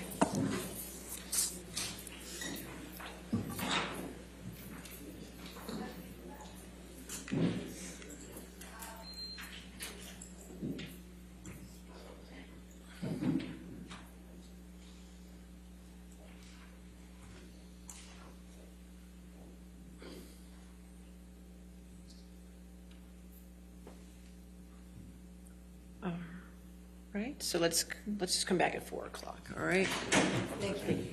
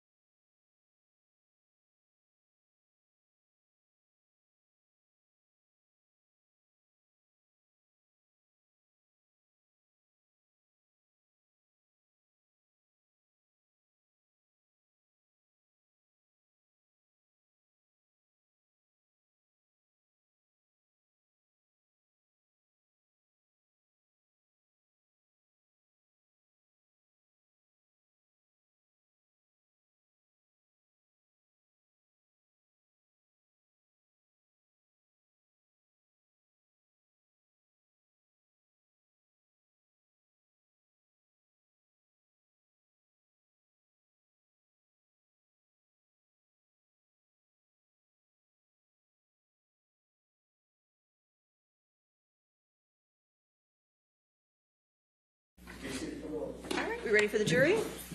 Yes, Your Honor. May we approach for just one moment? Okay.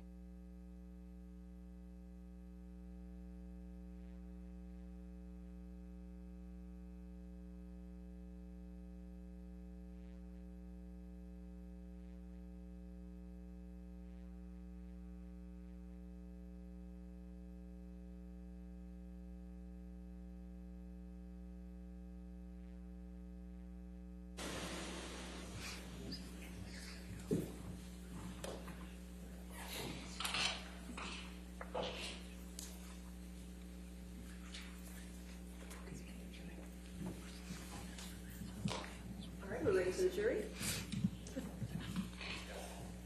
Yes, Your Honor. Sorry, I'm sorry. Thanks, Ben.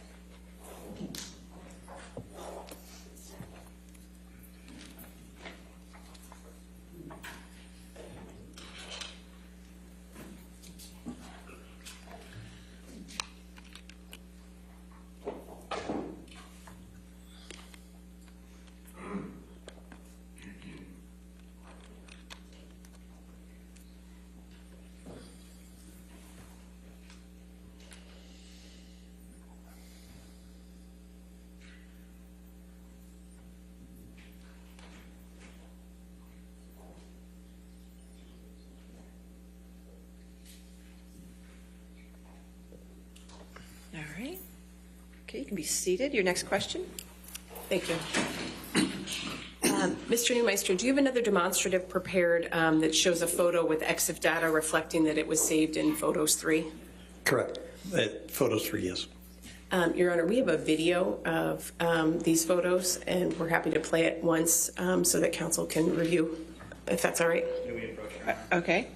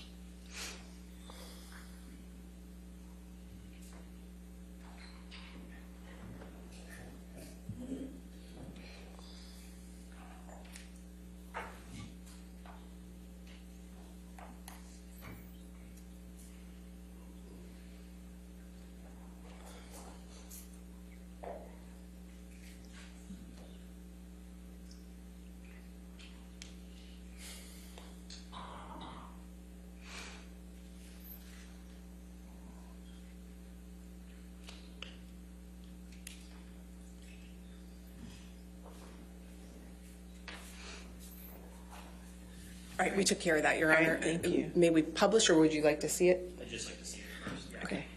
And what's demonstrative is this going to be then? This is plaintiff's 1305, Your Honor. All right, thank you.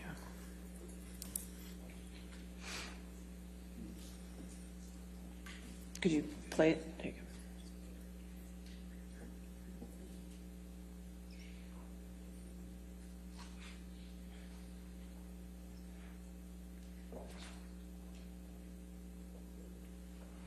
Subject to Your Honor's ruling, that's not. All right.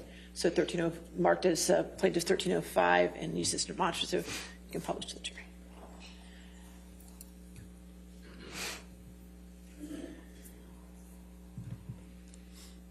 Mr. Neumeister, we're going to go ahead and play the demonstrative that you prepared, and then after the jury's had a chance to see it, if you want to explain to them what the demonstrative shows, that would be great. Yes, ma'am.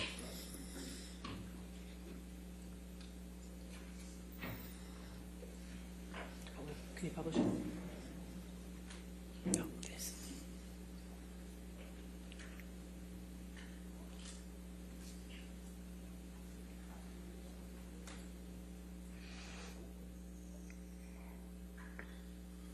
So, Mr. Neumeister, what was depicted in that video?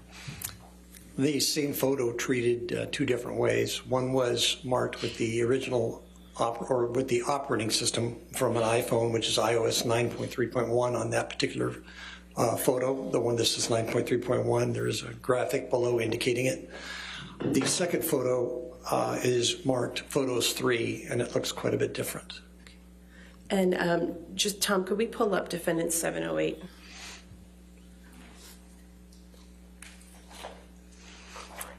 Mr. Neumeister, does the image in Defendant 708 appear to be similar, the same photo as what was depicted in your demonstrative? It's the Photos 3.0 edit version. Thank you. We can take that one down, Tom. Mr. Neumeister, have you also formed an opinion about Defendants Exhibits 712 and 713? Correct.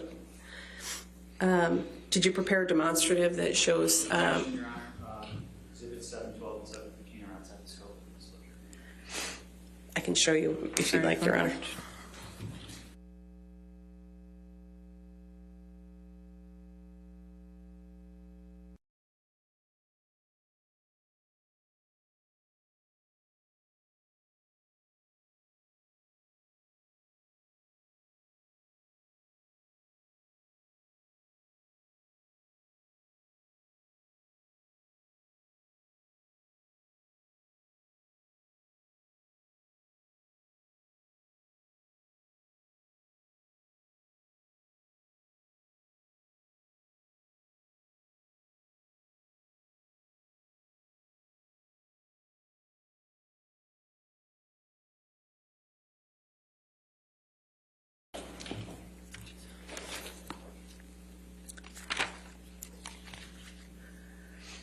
All right, could we pull up Plaintiff's Exhibit 1306, Tom?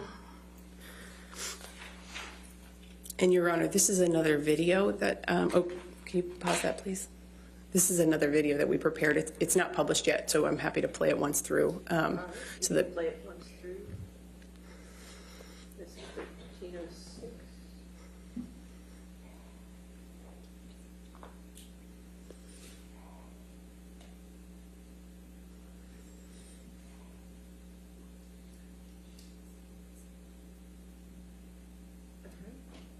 I would just request, what exhibits are they? I'm sorry, Your Honor. What exhibits are these that are in this video? It doesn't say. I don't know. Yeah, I tried to get my question out a moment ago. Defendants 712 and 713, Your Honor. 12 and 713. All right. Okay, 1306 then will be a demonstrative as identified and be published. And if we could go ahead and play that, please. Tom?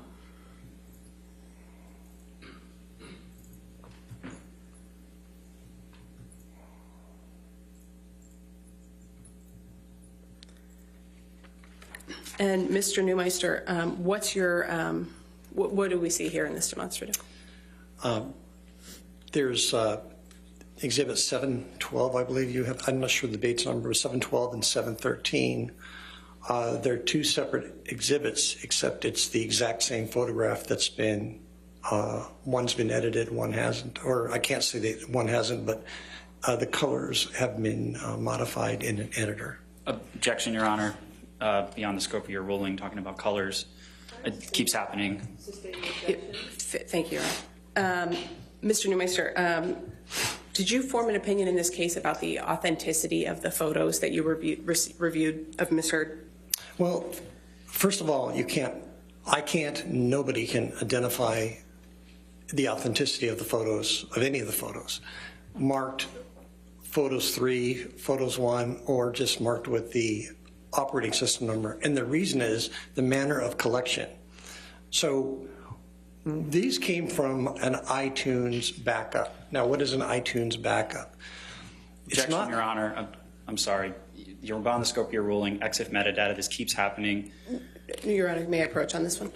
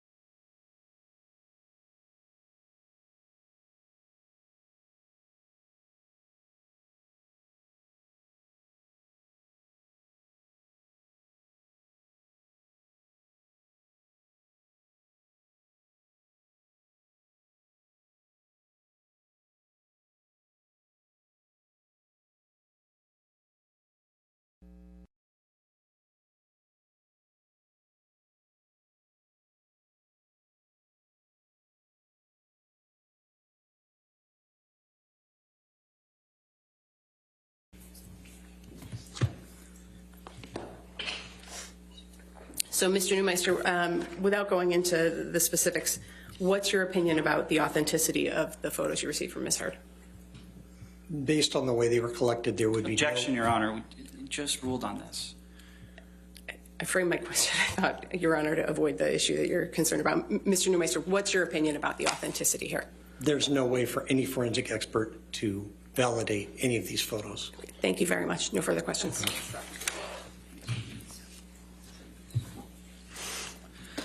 Good afternoon, Mr. Neumeister. Good afternoon. Your only degree is in political science, correct? 42 years ago, correct. And you have no degree whatsoever from any academic institution in computer science, correct? That's correct. And you have no certifications in computer forensics, correct? That's correct.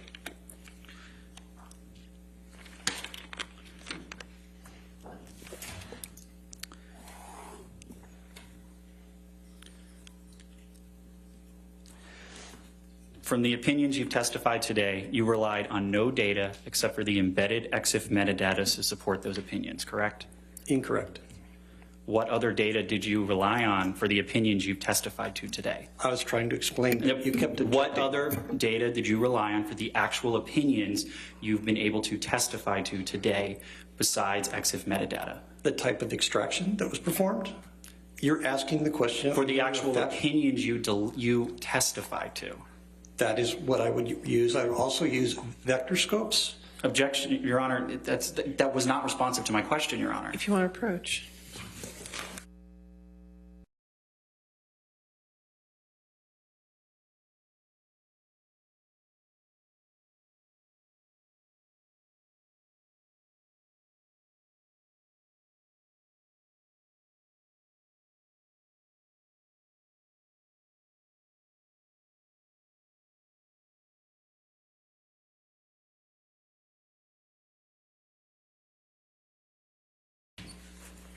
Sir, you can answer that question.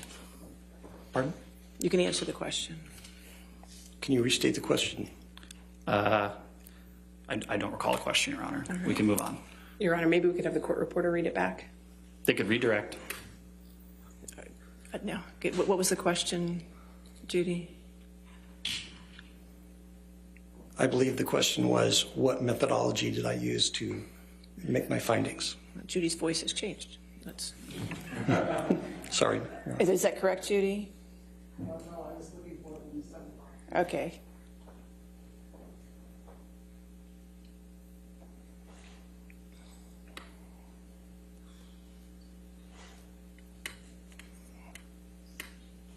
Asking for the actual opinions you testified to.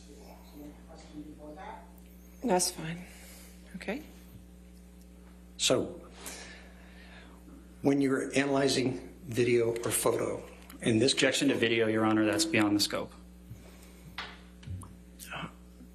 All right, if you could just answer the question, sir.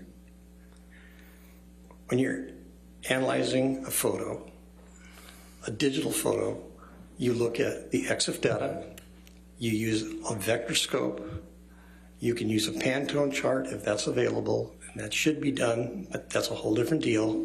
If I go into that, you'll object to it. So you'd also use a waveform scope, you would use an RGB parade, you can use a histogram, though in this case it's not really all that relevant. You are not offering any opinions that any photograph in this case was intentionally modified by Ms. Heard, correct? I'm just stating the fact that photographs were modified. But so you are not offering any opinion that any photograph in this case was intentionally modified by Ms. Heard, correct? That's correct. Can you please pull up Exhibit 170A? Is that Defendants 170? Defendants 170, yes, Your Honor. So you offered testimony regarding this photograph during the direct examination, right, Mr. Neumeister? That's a yes or no, sir. Of a photograph like that, I don't exactly remember the photograph. There's so many different versions of this photograph, but yes, I talked about that particular photograph. But do you recall being deposed in this matter? Yes. And you were under oath? Yes. And that was on April 6, 2022? I believe. Can I approach Your Honor? Yes, sir. Thank you.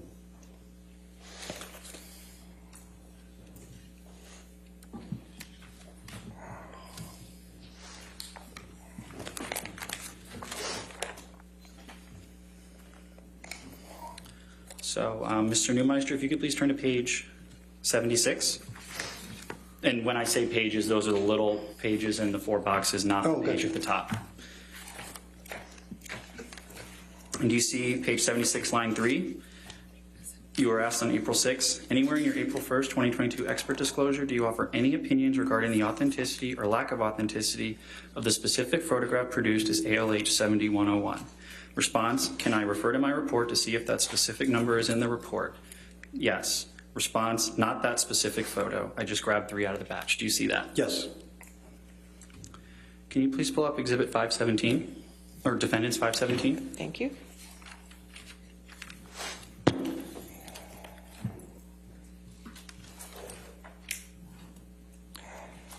You are not offering any opinions regarding this specific photograph, right, Mr. Neumeister?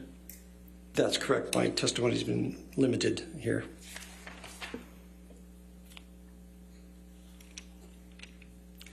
And you are not offering any opinion that any photograph was visually doctored by Amber, correct? Not by, I can't put the person who might have done it. Well, you're not offering an opinion that a photo was visually doctored by anybody, are you? I'd have to see each photo. There's no way to authenticate any of these photos based on what I received.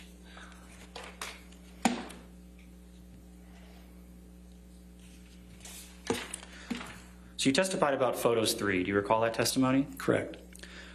Yeah, Photos 3 is a photo editing and photo sorting application, correct?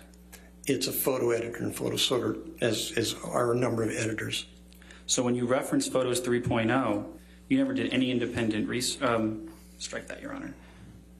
So when the software of a photograph in the EXIF metadata says Photos 3.0, that could be just saying that the photo was saved in Photos 3.0, correct? Unless you looked at a scope of the photos, that would tell you that the parameters of the photo do not meet that of the cell phone that it was taken on. But the notation Photos 3.0 in the software EXIF metadata, that does not in and of itself mean that the photo was edited in Photos 3.0, correct? It means that you've recompressed the photo and it will not hash or digitally fingerprint with the original photo. But it does not mean in and of itself that it was visually edited in any way in Photos 3.0, correct? Again, it's not the same photo because you're using lossy compression once you save it, so you have changed the photo.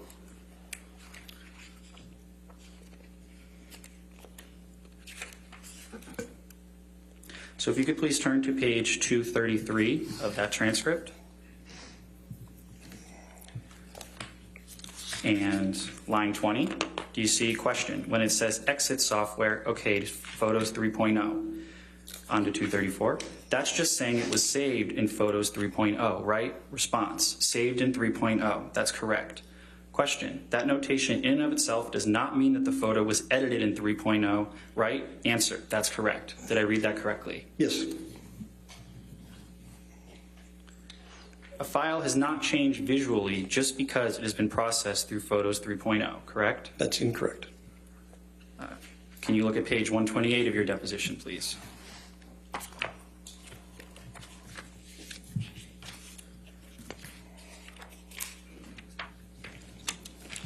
The bottom, line 20, question, you see, question, but the file changed visually just because it has been processed through Photos 3.0.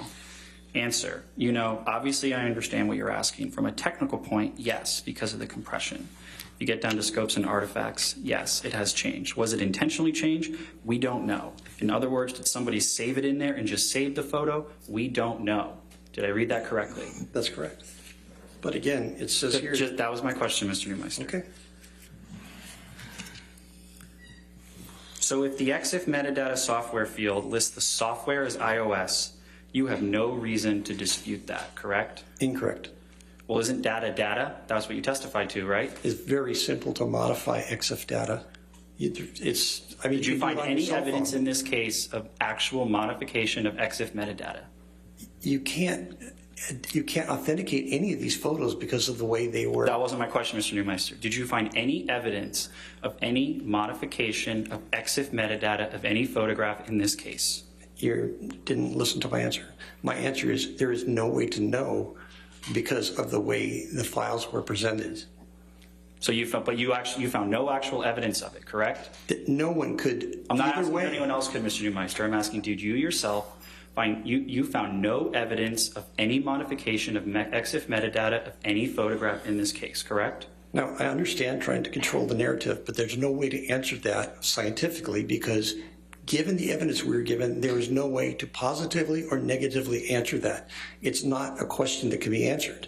It is a question, Mr. Neumeister. The question is, did you yourself, you found no affirmative evidence of any modification of software EXIF metadata of any photograph in this case, correct? You found no actual evidence of that, did you? No one could tell either way because... I'm not asking about anyone else, Mr. Neumeister. I'm asking about you. Did you found no evidence of that, did you? Objection, Your Honor, asked and answered. He's not answered what he found, Your Honor. Overruled. There's not a way to answer that the way you're asking the question. You have to restate it. You're trying to control Your Honor, he's not responding to the question. Could you just answer yes or no, sir, to the question? It's not a yes or no question. Did you, yes or no, you found no evidence of EXIF metadata modification of any photograph in this case, correct? That's incorrect. Okay.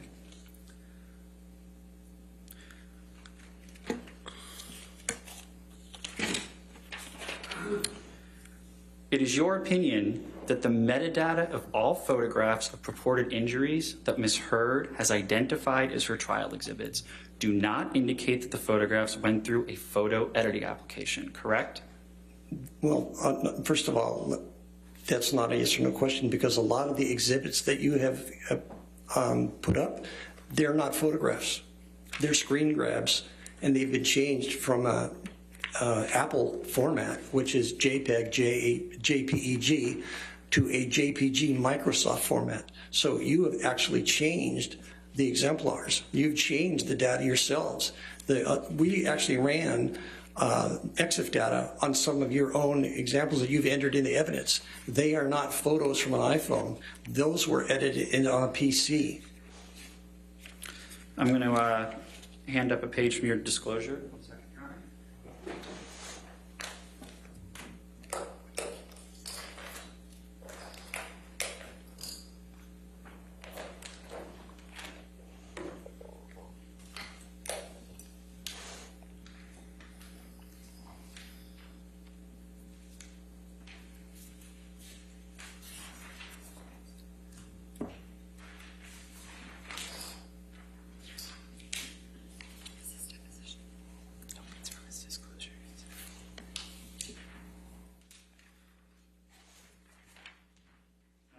Yes, sir. Thank you. Thank you.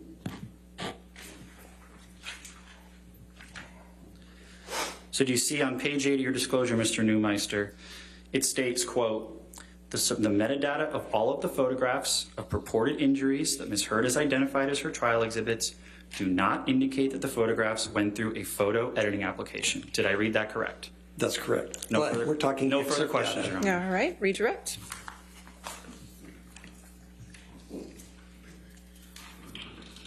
Mr. Neumeister, Yes. a moment ago, Mr. Murphy was asking you some questions about your opinion about the trial exhibits that Ms. Heard has offered in this matter. And he asked you about your opinion that they don't indicate that they've gone through a photo editing application. What can you tell us about that? Well, first of all, on this last exhibit, it says metadata, not EXIF data. So that's two different things altogether. We're talking EXIF data, and on the report, I put metadata because I was requested to cover meta and EXIF data. So it's taken out of context. The EXIF data is the data based that's embedded in the photo. Metadata can be the file data about the file itself, two different things. So the way the data was collected, it was an iTunes backup is a backup. Objection, Your Honor. Backups outside the scope of Your Honor's ruling beyond EXIF metadata. I think you opened the door on the overruled the objection. Thank you, Your Honor. Go ahead, Brian. An iTunes backup is only a backup of things that are on an iPhone that have not been deleted. It does not have the critical operating system. It doesn't have any of the files that would validate the path of a photograph in that phone.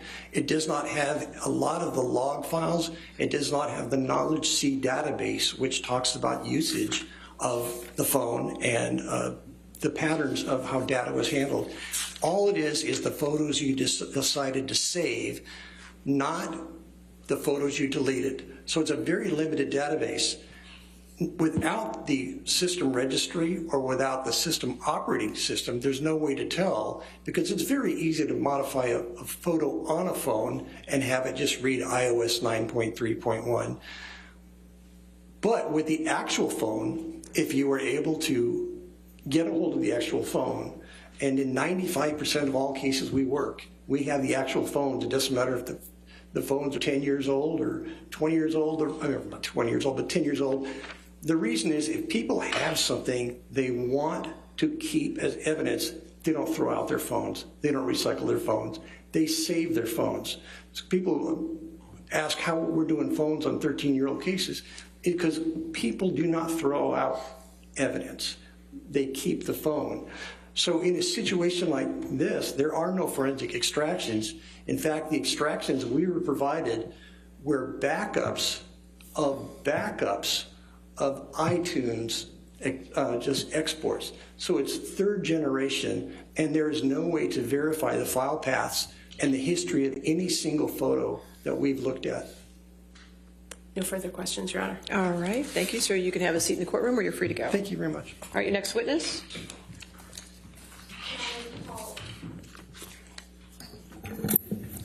We call Beverly Leonard by video link. I need the TV. All right, just give us a moment to get the TV up.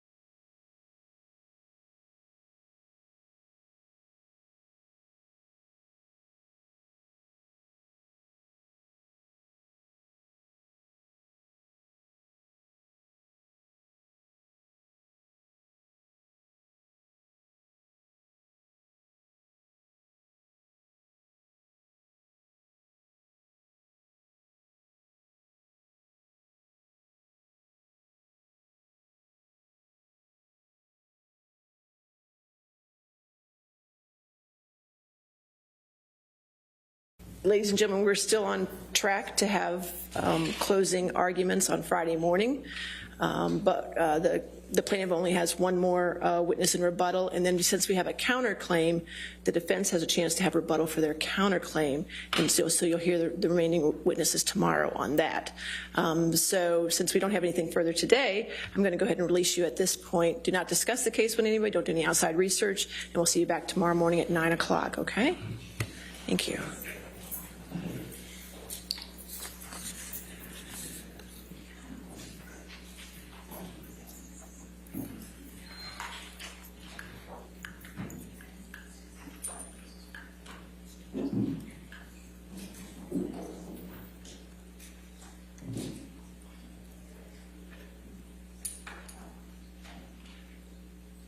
Okay.